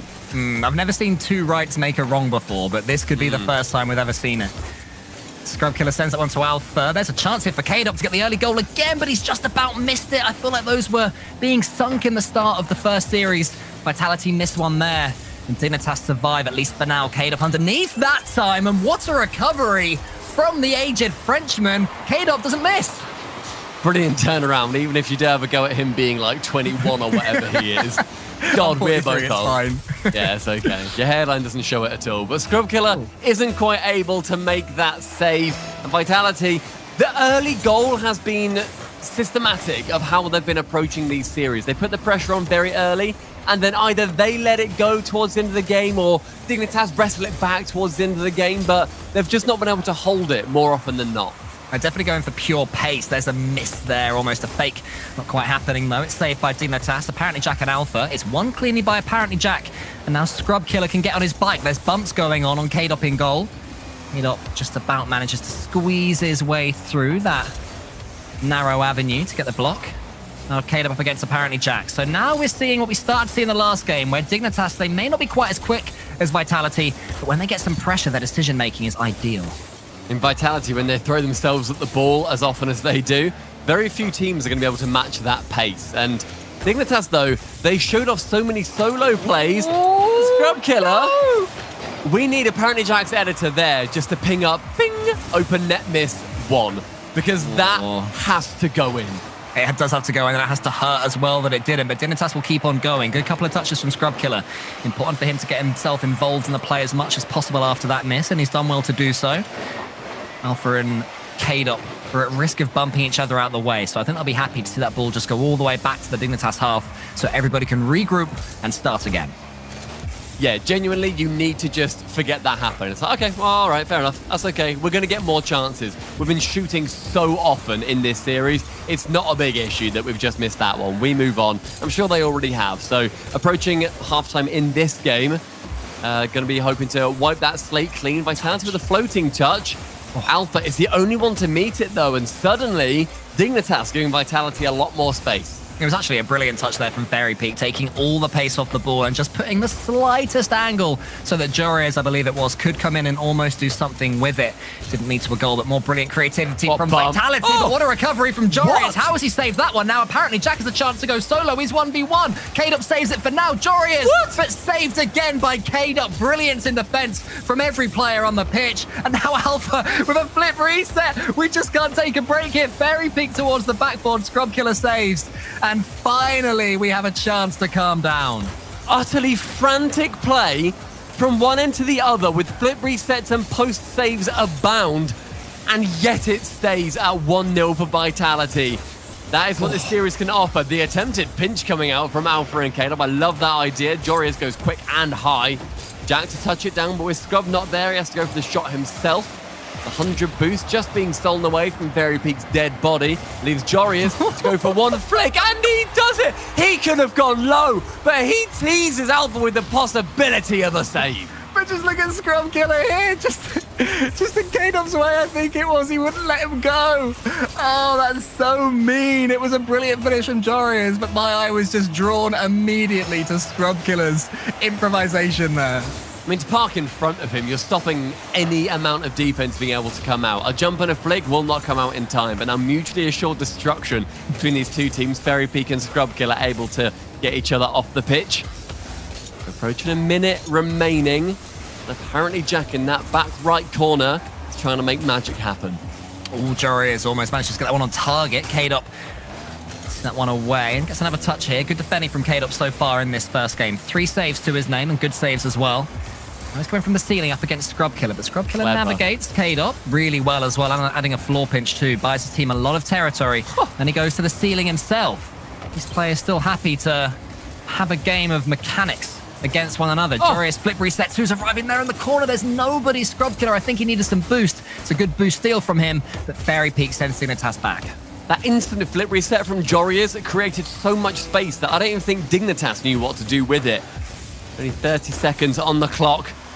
Apparently Jack has to work his way out of his own half. Jorius to go high, but Alpha's already there to meet it. Finds K-Dub, but Jorius dives in the way of the net. Jack to clear. Time ticking down. Overtime again, potentially.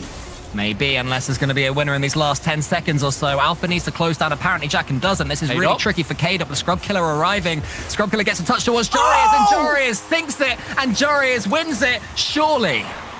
At the death of the game, K-Dub with one touch, and Scrub again diving ahead of his previous teammate to secure Dignitas' first game in this series. There or thereabouts. Of course, there is a chance of 2 seconds left. It's going to be a nice low kickoff for Dignitas. That's one. That's the second.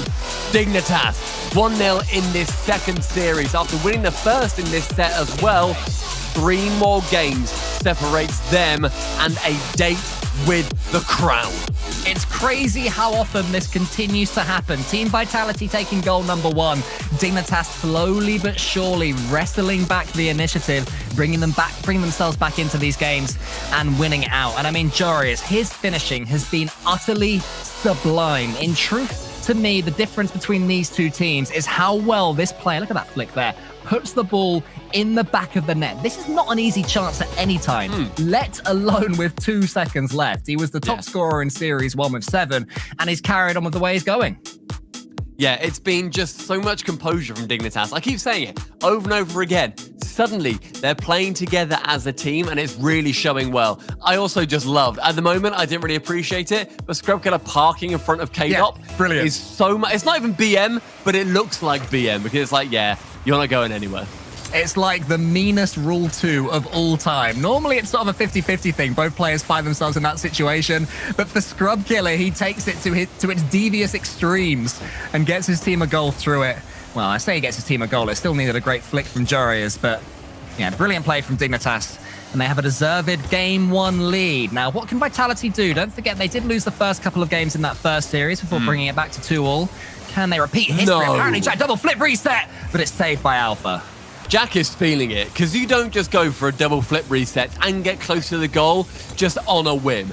Spectacular idea from him, the ingenuity to go for those chances. But now he's left in a 3v1 at the back. I think he's now joined by Scrub Killer, and the pinch can come out. We'll follow up that ball on the wall with Alpha. But as that goes high, Jory is forced into a saving position. And Vitality, it seems like they just begin to chase. And they find themselves in such awkward positions. And with Jorius finding Jack that frequently, they are looking like a deadly duo for the ages. Yes, Joris, look at that. Just another quality flick there, which apparently Jack was already up for. It's so easy for Dignitas, and it all came from a demo in the midfield as well. But it's one thing to demo an opponent, quite another to make the most of it. And between apparently Jack and Joris, they're doing that almost every chance that they get. Paid him up against Scrub Killer. Fairy Peak is going to be the player that it falls to. No, he's not. He's left it for Alpha and some defense. Vitality wanting just to earn their way back into this game. Things seem to be getting away from them yet again, as they did in that first series. Apparently Jack sends it out wide to Joris. Those two are combining to such devastation for Vitality right now. They look utterly unstoppable, and Vitality, as they've come into these games so strongly, despite the fact they have scored first in 6 out of 7 games so far, they have lost 66% of them. Typically, teams win 74%, right? So they are currently at 33% win rate.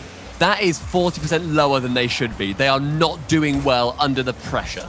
They're not, and Dignitas are, though. Dignitas' mid-game play has been really good. Out for a couple of touches. Joris, a monster save. Joris involved in everything good that Dignitas are doing. Then the booming clear as well. The man can do it all at the moment. Alpha has to avoid the dunk and does. It's dangerous times for Vitality. They have to get this goal soon because Dignitas are warming up and stepping up yet another level. I don't know if they have another level. They're just playing out of their minds right now, where it looks like they are getting to a level that we, as I keep saying, we all knew was theoretical, but there's a lot in physics that's theoretical. We don't actually know if we can travel by black holes just yet, but Dignitas are all over the pitch as if we can. Fairy Peak to the backboard. He wants to try and fake this one out, but Joris isn't even giving him the chance. That's another thing that Joris is doing so well, because his mechanics are so good. He knows what his opponents are attempting and when to get in there and stop them going for it, but that one's really tricky. Another brilliant read from Joris. Vitality, though, do have the pressure now. Another touch from K-Dub. Look at Scrub Killer, camped in that Dignitas net. Wants to get involved in the play, but it's only a demo that he can get. Can he get a touch on this ball? No, K-Dub is there, and Vitality don't score again. Thing is, Vitality, despite having so much pressure, there was no more than one hit before a Dignitas player then ended up getting in the way. Fairy Peak now, though, with a chance on the open net, actually sends it backwards, potentially low on boost. Apparently, Jack with an open net, that's a ding, and now it ends the back of the net. That is absolutely heartbreaking for Vitality. Down one end, I feel that the second touch wasn't needed. Probably stopped a Vitality player scoring. Then apparently Jack, he does not miss these opportunities. Dignitas are taking every single one they are getting. 2-0 Dig, and surely they're going 2 up in this second series. There's 90 seconds left. You struggle to think how they wouldn't. Jorius going for the air dribble bump. One touch in the air, sees that Fairy Peak is waiting, doesn't want any of that saving nonsense, continues with the aerial. Oh, that is Jorius feeling spicy. Oh, it's off the back of a flick as well. He flicked into the air dribble bump just to get that extra pace on the ball and make things as impossible as possible for Vitality, who now have 3 goals to bring back. And I'll tell you what, you can't back them at all. Score 3 goals in the next minute and 20 seconds. This game, unless we see a massive turnaround, the way Dignitas are playing as good as that. And they're defending as well, Stumpy. Yeah, the pre-jumps have just been out of this world so far, where it's like they're just psychic and they know exactly what Vitality are going to attempt. 1 minute left on that clock, otherwise Vitality go 2-0 down in this series. Let's bear in mind, that is exactly how the first one started out as well, and Vitality then brought back 2 to bring it level, and then a magical timeout called by Jack. Fairy Peak is beaten again by Jorius. What a game he is having. Alpha is beaten to the ball by Scrub Killer. They just can't get this ball out of their half, Vitality. Need it here, and another clean shot for Jorius. It's a little bit wide, but somehow when Vitality had control, the ball fell to Jorius in their own half. The flicks aren't working. Nothing Vitality is trying is having any impact at all on Dignitas, and they're just shooting at Vitality at will. This is both an attacking and defensive masterclass from Dignitas right now. And Vitality, they're getting close. Still another save from Scrub Killer. Vitality have no answer. Can Jorius put the nail in the coffin? He wants a solo play, but Alpha reads, and it's not going to matter. Dignitas with one of the game performances of the season there. And just a devastating final appearance from Vitality as well, where they had a couple of chances on the net and they just couldn't score from it. It was the own save from K.2. You reset. You need to get a massive button in the Vitality office. You need to stand up, put both keys in, turn them, let the little plastic hatch flip up, and you need to slam that reset button as quick as you can. Berry Peak has it so that it wires up to a macro that then types timeout in the chat. And I'm happy that they've done so, because 2-0 down in this series, it needs to change. Dignitas, they have whirred up to a brand new potential. Now, I don't want to say that Joris and apparently Jack carried there, but in a 3-0 game where his team were utterly dominant, Scrub Killer got 96 points. And he didn't do anything wrong. His teammates were just so on form. And when mechanical players like Joris and apparently Jack, when it's working for them, the best thing you can possibly do is just let them do their thing. So Scrub Killer, with so few points, just showed that he is more than happy to put his ego to one side and let his teammates carry when they are feeling it. So thumbs up for him as well. Joris and Jack are straight up two of the best players in the world when they are at their level, and together on the same team, they are the best duo in the world. It's just unbelievable what they can achieve together. Scrub's off the ball plays in this game as well, where he was so frequently going for just those little bumps on players or going for those small touches to keep it away from Vitality, and just threatening to keep the control in favor of Dignitas. That really screwed Vitality over. It was a brilliant performance. Dignitas looking cool, calm, collected. They are on their way to a victory here today, Cole. As for Vitality, the pace that was causing Dignitas so many problems before just doesn't seem to be affecting them anymore. So if I'm Vitality, I still want to see them charge down the ball when especially apparently Jack or Joris have control of it. But ultimately, I just want to see them not throw anything away, stay solid, try and nick a goal to get themselves back into this one as safely as possible. Because frankly, you know, they had the battle of mechanics. Dignitas won it. They had the battle of pace. They were winning it for a while, but Dignitas have stepped up. Now what they need to do is just make themselves difficult to beat, even for half a game, and then take it from there. I mean, as soon as you have Joris and Jack feeling free in a game, that's when it's near enough over for you. Vitality need to get back on that game control. Go for the little touches, go for those bumps, go for those demos. Remove any semblance of cohesion that Dignitas have muscled together, because that is how you beat them. That is how Vitality have taken them down in the past. These two titans have gone head to head and they've come out even Stevens.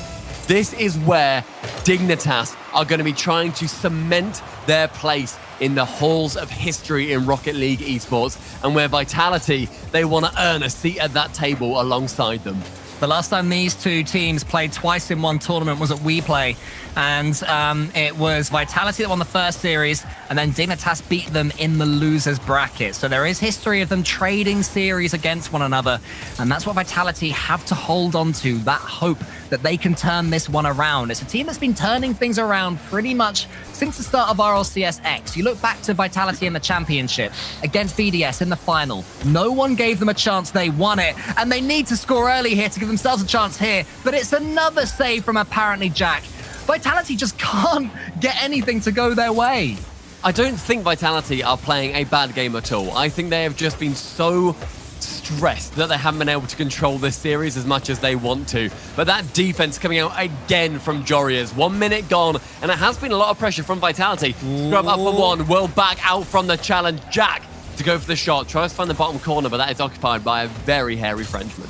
It was a good start there from Vitality, but Dignitas have now got the ball under their control. They can go off the backboard, they can go solo, they can pass, they can do whatever they want. And apparently Jack wants to score another. Up high for that first touch, and immediately leaving, sees both players of Vitality sitting dormant in the central of the net. Top left corner is his to take, and he does so with style. When you have two Vitality players on the goal line, all you can do to get a goal is force an angle. It might get another one here. They're passing around Vitality like they're not there. Apparently, Jack and Joris are the series of their lives. Training cones for Vitality right now. They're sitting, and there was a double commit from Caleb and Fairy Peak. There was Alpha doing his best to hold it down against the best duo in the European scene. And unsurprisingly, he struggled to do so. It is a very hard time for Vitality to come back from this. And bear in mind, they've just had their timeout too. Apparently, Jack, even then with no boost, crawling underneath the ball in the air and getting himself a flip reset just to try and get some territory. They're going for pre-jumps. They're having fun. Poor old Scrub Killer stuck there alone, though, and they have let Vitality back in. Gorgeous shot from Alpha. Can just pip it over the top of that final defender.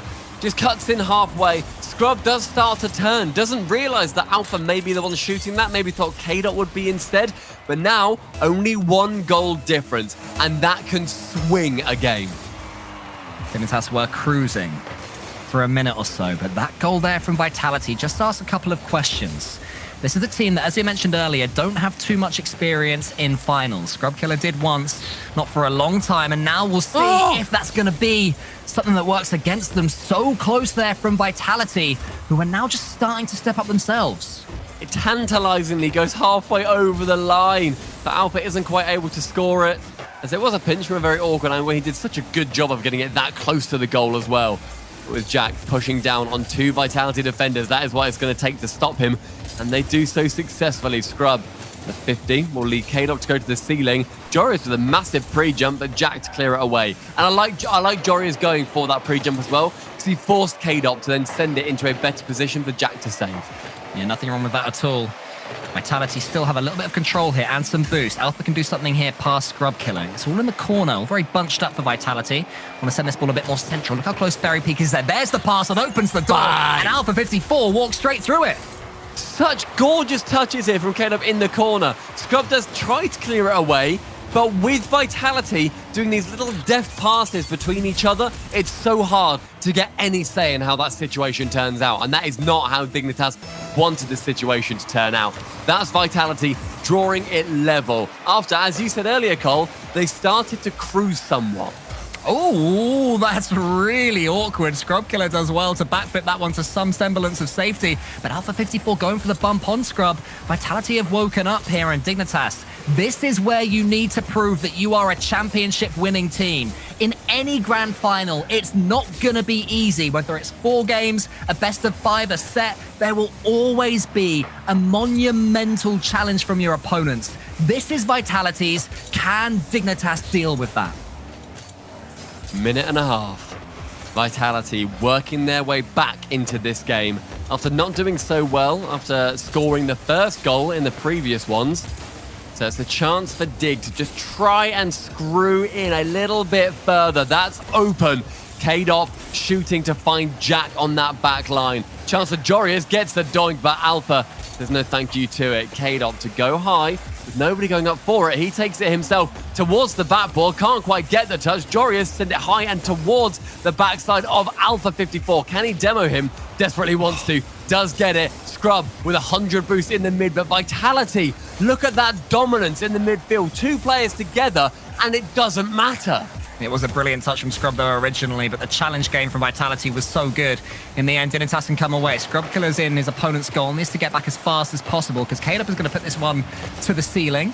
There's Fairy Peak. Alpha behind him is thinking about pre-jumping, but instead just waits. See where this ball ends up. It's good defending again from Scrub Killer. He's been so good in his own half of the pitch. Down the other end, not too bad either. He gets a pass along, but Fairy Peak now has some control and flicks it past Jorius. Apparently Jack sends it high, but this could be Vitality's chance. If they can take this one before overtime, then it's very much series on. There's been 1 overtime so far in this series, and it did go the way of Dignitas after 2 minutes and 17 seconds. So they've got the precedent to win it out this time.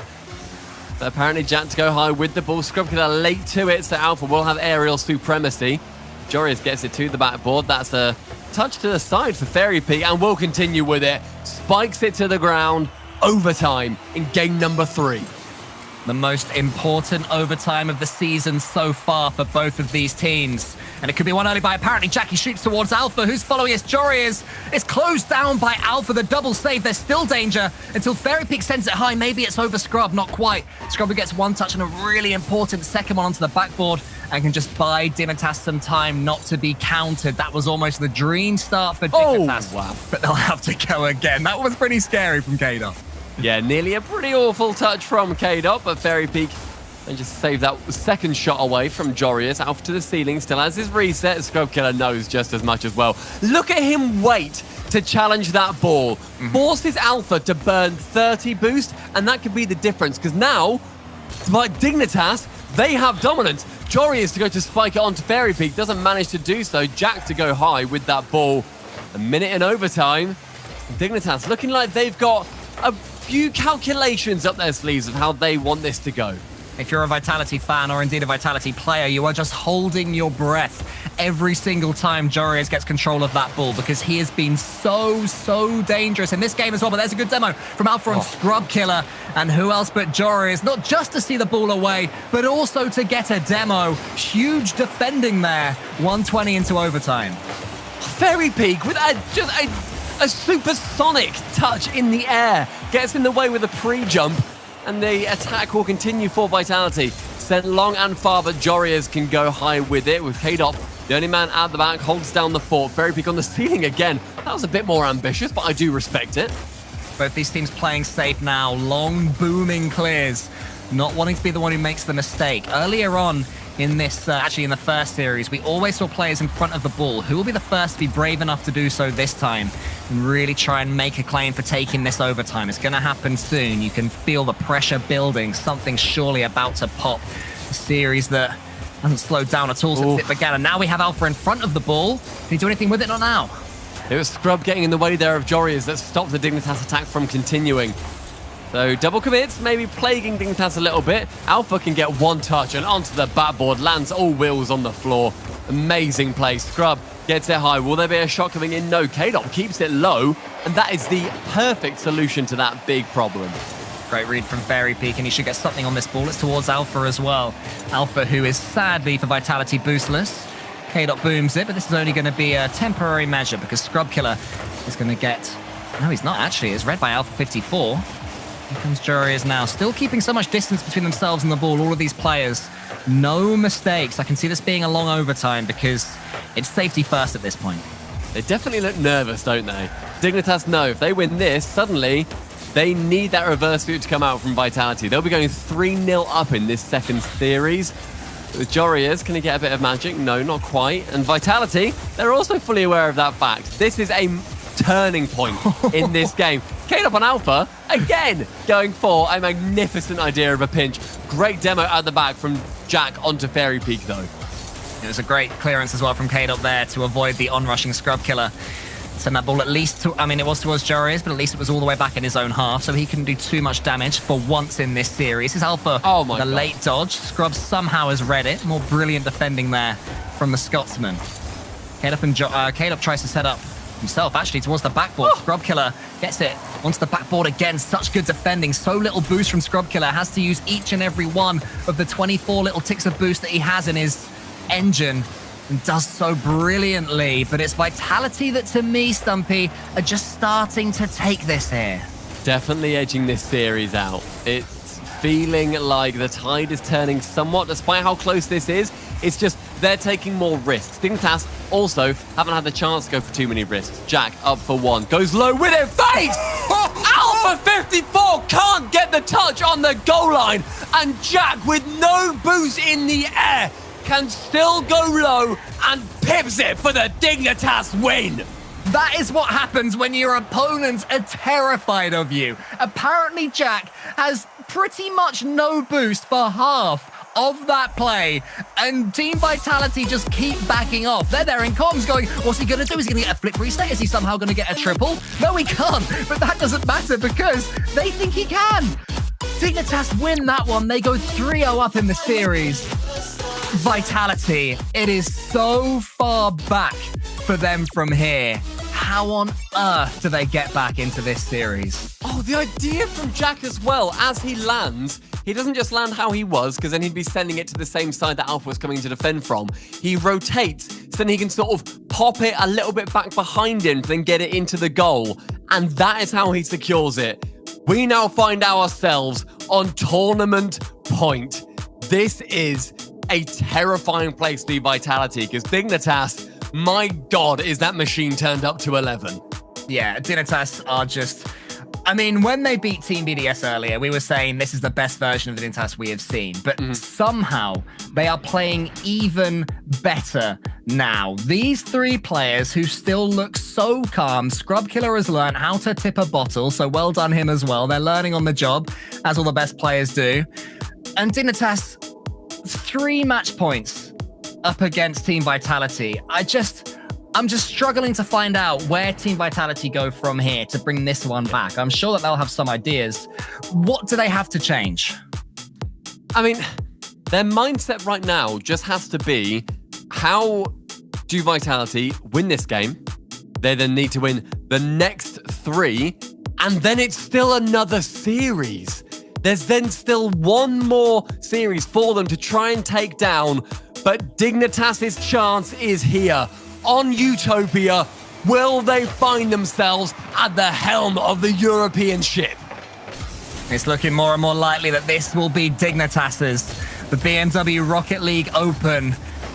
It's likely it's going to belong to them, but 3 men have got something to say about that, and one of them, Fairy Peak, takes an early shot to his teammates taking out the game. Good touch there from Alpha.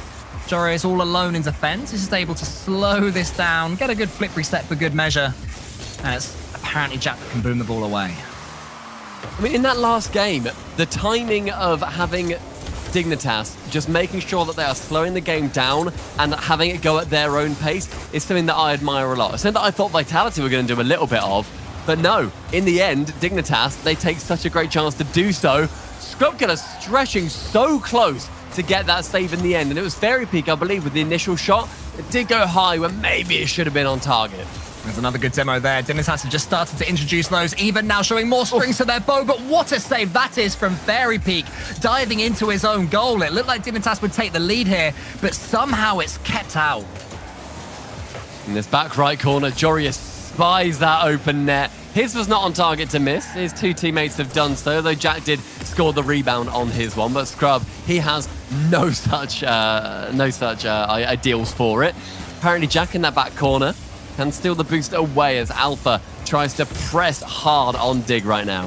Defending so well, though, at Dignitas when they have to. And then where's K-Dop? He's so far back. His shot's got no power because he had no momentum on the ball. Alpha, little tap there. That's good play from him. He needs to get involved and quick if Vitality are to have any chance here, because I'd say that mechanically, he's the only player that can match this Dignitas roster on the Vitality team. Apparently Jack has been, quite frankly, a real jerk in this game because he's just parked underneath Fairy Peak a second ago when he was going for an attack. Now, chance for him to get a golden goal, doesn't quite manage to. Fairy Peak on that right wing. Jory is such a nice touch up. Jack, how does he aggress this shot? I'm not sure, but there's a great pinch there towards Fairy Peak. Is he able to get the second touch? Not quite, and Scrubkiller knew it. Had the composure. Tips one away as the chance for Apparently Jack. It's also a goal for Apparently Jack. Dignitas continue their relentless march towards the BMW Rocket League Open. An incredible dunk from Scrubkiller gives Apparently Jack an open net for the ages. As we approach half-time, that may well be the goal that sends Dignitas to Stockholm. Here he is again, Apparently Jack sending this one long. Can they double up quickly to really sink the chances of Vitality? Maybe not, because Alpha gets it past a couple of them. Around the corner he goes. Could there be a chance here? He dunks it, but it's just not going in for Team Vitality no matter what they try. K-Dop up quickly up against Apparently Jack. Gets another chance maybe on Jorias. Here's the man they want to get involved in the play as much as possible, Alpha, but his touch is just a shot when he needed a couple more hits on the ball to do something with it. And Dignitas again can clear without conceding. So much pressure coming in from Dignitas at every single angle. They are not letting any ball go unchallenged here. K-Dop has to save that one away from getting through that top corner. Fairy Peak clears it awkwardly to his own corner. Scrub with the instant demo, the pinch going a hair wide of breaking Vitality dreams. Scrub, more good defending. He has done so much work in the final third of the pitch. I can't wait to check the stats on this one and see how often he has been camped there throughout, allowing Joris and Apparently Jack to do what they do best. Now here is Scrub. Joris has a chance to do something with it. Shoots, but it's a little bit wide. Another clean striking opportunity though for him. They're just playing the ball around Vitality so perfectly. They are hurriedly keeping the ball away from the European champions with ease. Jack, shot on target, also bumps Alpha out of the way. Scrub with one flip reset, backflips onto the shot. A minute remaining. Dignitas fans begin to rejoice. Oh, there's a shot there from Fairy Peak, but it's saved. Scrubkiller, safety first, puts it straight up. There's the pass to K-Dop, gets it on target. Surely it's going in, but again, Jorias with another fantastic fantastic save, just not letting Vitality have anything. Now Fairy Peak to the backboard. Another save from apparently Jack this time. Alpha arrives, but Jorius beats him and then somehow gets the double from the corner. Maybe this is the moment. A touch pass from Fairy Peak. K-Dop shoots. Here's Alpha onto the backboard. Is anyone going to be there to finish? Yes, is the answer to that question. Alpha 54 at the 54th attempt does put it in. An undying attack from Vitality finally earns them a goal. So many shots had to die in vain before Alpha could finally dish it in from the backboard. The final 30 seconds, potentially in overtime. Dignitas aiming to shut it down as quickly as possible. And Vitality, they've bought themselves a life. They've also bought themselves some pressure. They could have bought themselves a second goal as well, but it's saved yet again by apparently Jack. Now Scrub Killer down the other end. Wants to prod this one past Fairy Peak. Jorius is there, arriving as Alpha. Where are the rest of the Vitality attack? Here comes K-Dop. He can win this one here. It's off the post and somehow it's not in. Jorius gets it away. K-Dop is the man that it falls to. His pass isn't ideal. Apparently Jack with a snapshot from the center. Now Fairy Peak with Alpha there. Scrub Killer to the edge. Jorius is getting the winning chance. Apparently Jack shoots. K-Dop closes him down. Surely we're going to overtime. And yes, indeed, we are. Vitality need this goal.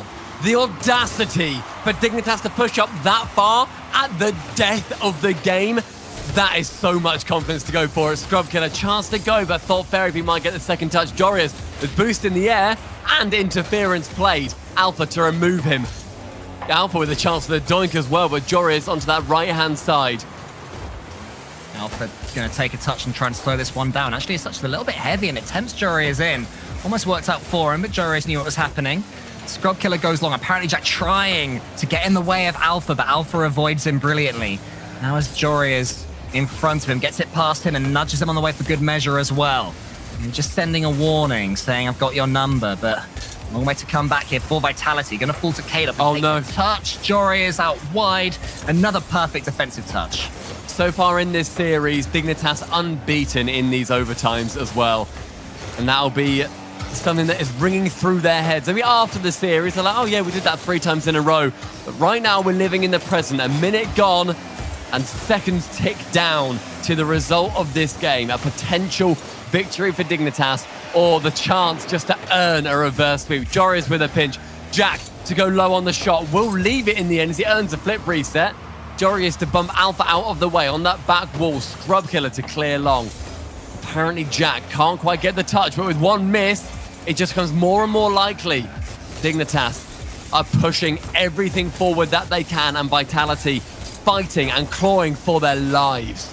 Never been in an RLCS finals have apparently Jack and Jorius, but they look every bit like they belong here. Scrub Killer, another heroic save, and somehow his teammates find themselves going solo again as apparently Jack tries to flick it past Fairy Peak and a bump on the way as well. Here's Scrub! He shoots! Scrub Killer gets it! Scrub Killer has won it for Dignitas, and Dignitas have won the BMW Rocket League Open!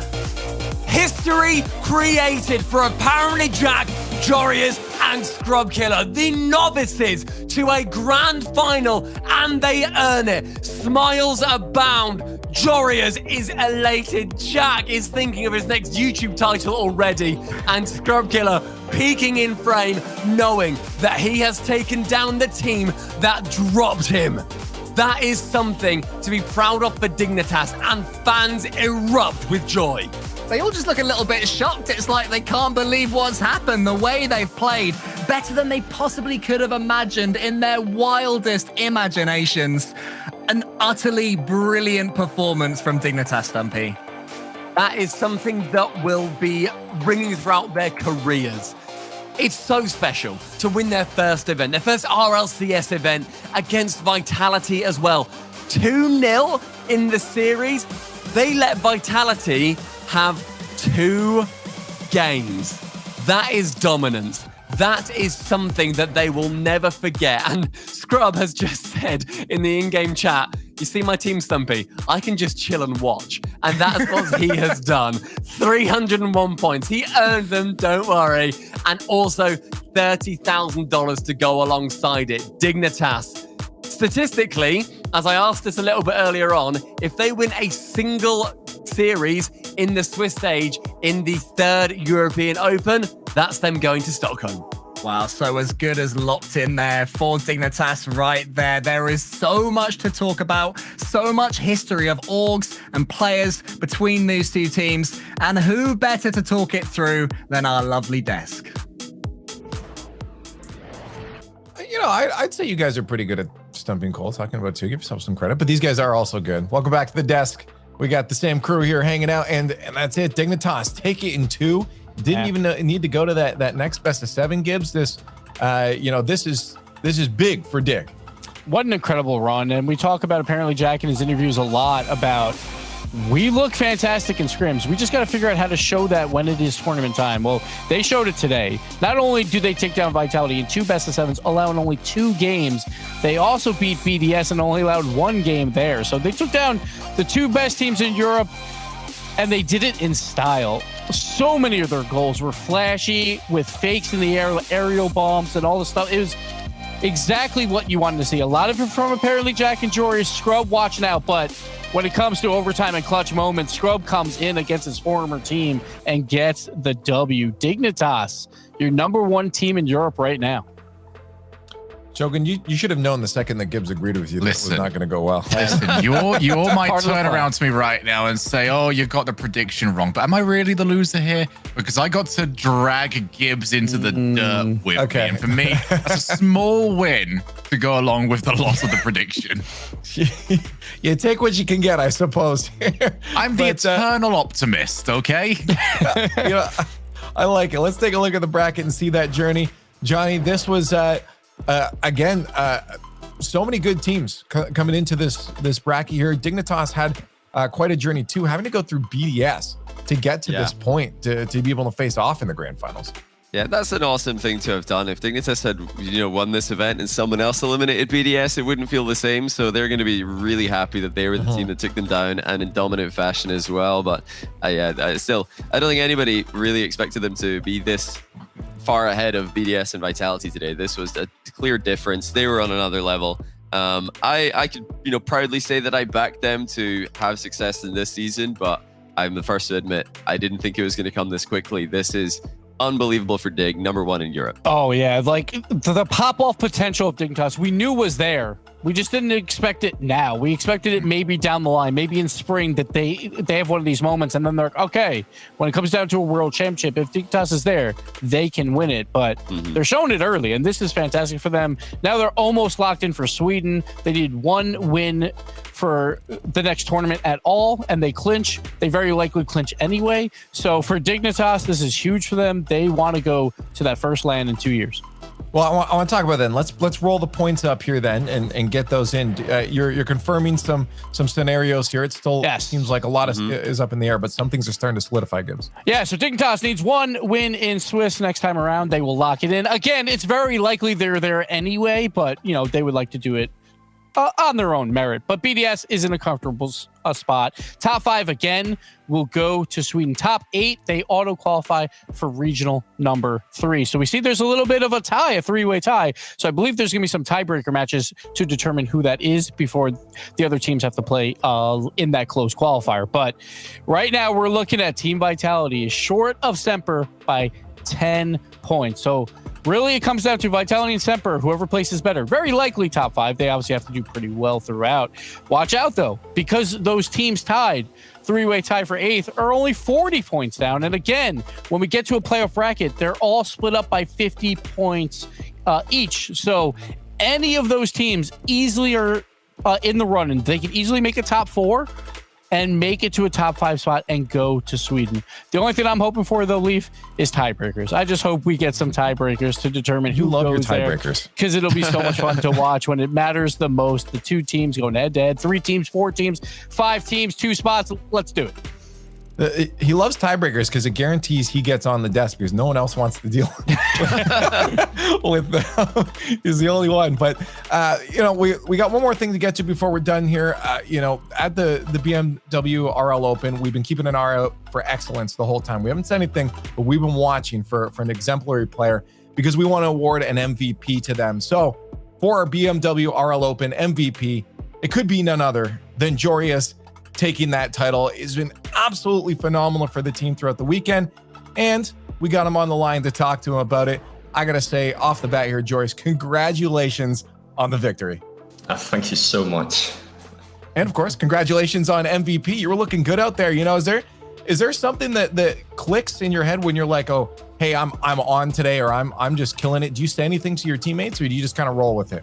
I just kind of roll with it. Like I can either click in game or I can't. And if I can click in game, I will just completely play so well. But if I don't play that well individually, I have like a different play style to fall back on, so I won't completely screw my guys over. Backup plan. That's always good out here. So your teammate for about a year now, with apparently Jack, was saying that when you guys scrim, you guys look fantastic. Did you think you would finally show it here, like already? Or did you think it would take a little bit more time until your first title? Well, we actually thought like in the first regional, we were very confident already, but that really didn't work out. And we thought that was because of nerves. And I really think as well, it was only like 60, 70% on. And we just had the last 2 weeks, we had a lot of help from our mental performance coach, Lenny. And he helped us really well, like transferring the nerves into a good thing and just keeping focus. And that really helped just to push ourselves to the next level. So a player that I think a lot of people are also going to be talking about coming out of this is going to be Scrub Killer. There was a lot of question marks when you guys went with him over maybe some other options that were out there. What was it about Scrub that drew you towards picking him? And now that you've won it, how happy are you that you exactly went that direction? When we tried out Scrub, everyone knows he's a really good 1v1 player. He was the best in the world a few years ago. So he still got that kind of mindset and the mechanics. And both me and Jack, we're both very good 1v1 players, if I say so myself. So us three, it just kind of clicks. We've got the same mentality, and that's why we picked him up. And we're so glad because we won the regional. I don't think we can do much better than this. It's the best you could do. Yeah. So, Joris, you need one more win in the next regional Swiss in order to clinch the land spot for Sweden. Of course, I know that's not going to satisfy you guys now that you've got that win. Of course, got to go and try to get another one. But what are you guys going to do to really make sure that you can come into that event with the best possible mentality and just make sure that you get the job done and not only lock in Sweden, but also with as good of a seed as possible? Well, yeah, I think the up and coming 2 weeks, we're gonna sit with our mental performance coach Lenny again to make sure that we keep the same focus and just do the same thing as the last 2 weeks, because clearly it worked. One more question here before I give you the stage here for shoutouts. You know, I just looking at the rest of the landscape now. You've played two of arguably the best teams besides yourselves in the region. How do you feel the region is laying out now? Do you feel like BDS is still that one that people are targeting, or do you feel like a lot of people are starting to catch up to that level alongside you guys? Yeah, I think BDS is still the best, of course, but I think teams like Vitality now, I think even Misfits and Semper could also do some damage on us. I think just there's a lot more competition and the clear number one. It's definitely going to be hard, not going to be easy, which makes that victory super, super important that you guys just took it over BDS and Vitality in quite the fashion as well. So again, congratulations. The floor is yours. You guys won. So if there's any shout outs or anything you'd like to say to the world, it's all yours. Well, of course, I want to shout out my teammates, Jack and Scrub, because they played extremely well today and over the whole regional. And then I've mentioned them a couple of times, our mental coach, Lenny. He's really helped us a lot. And I've also got one very special shout out to give. As some of you may know, yesterday I had to go to a funeral before playing, and that was of my uncle. He's also my neighbor as well. And I was pretty close with him, so I want to dedicate this W to him as well. That's very nice to know. Our condolences as well over to you. But again, you definitely done him proud with the victory today. So Joris, congratulations. We're going to let you go now and celebrate and enjoy this victory. So thanks for joining us and giving us your time. Thank you. And a huge shout out to everyone watching as well in the chats. We see all the love being spread out. That's what it's talking about. That's what Rocket League is. Cool plays and community gives. Oh, absolutely. And just to perform like this with a heavy heart from Joris, fantastic performance. He led everyone in goals throughout the playoff run, 0.91 goals per game. You can't ask for anything more from your team captain, it seems like, on Dignitas. So well done to them. We talk about coaching as well. He talked about their mental coach. They don't really have a field coach yet, and they're working through their own stuff, but to get that mentality right is so important in Rocket League. Because we see it like even when we play ranked, when you're not having a good day, it doesn't go too well. That happens for pros as well. So really, mentality is such a big thing for Rocket League. It's going to matter a lot when we start going to LANs and we start going back to crowds and the nerves of all of that as well. So definitely a perfect moment for Dignitas here to get a win early, lock it in Sweden, basically to get some of that pressure off and focus on that through these next months or so. Well, guys, no need to go any further. I'm hoping everyone out there got their all their drops and stuff. Your percents are high enough here. We're done stalling. We have to end the show. The BMW RL Open is coming to a close. It's been a blast. Let's get some final thoughts here. We'll start on the other side like we usually do. Johnny, Shogun, and then Gibbs to finish it off. Well, all I can say at this point, we've heard from the man himself, Joreus there. I'm just really proud of the guy. I'm proud of Jack and also in Scrub making the comeback. Always had faith in them as individuals and as a team. Delighted to see them have success and best of luck to them in the next one as well. Leaf, I'm going to throw this back at you, mate, because you're the one that's going to be over on that Dignitas stream in 2 weeks' time as they look to get that one victory they need to go over to the major. You got everything ready to go there, bud? You going to have the big call? Yes, we are ready to give it our all. We'll make sure we get you on the stream. I'll speak to Colin Stumpy. Okay, we'll make sure that's all sorted. I'm going to buy some party poppers and just have them ready to go for when they clinch Sweden.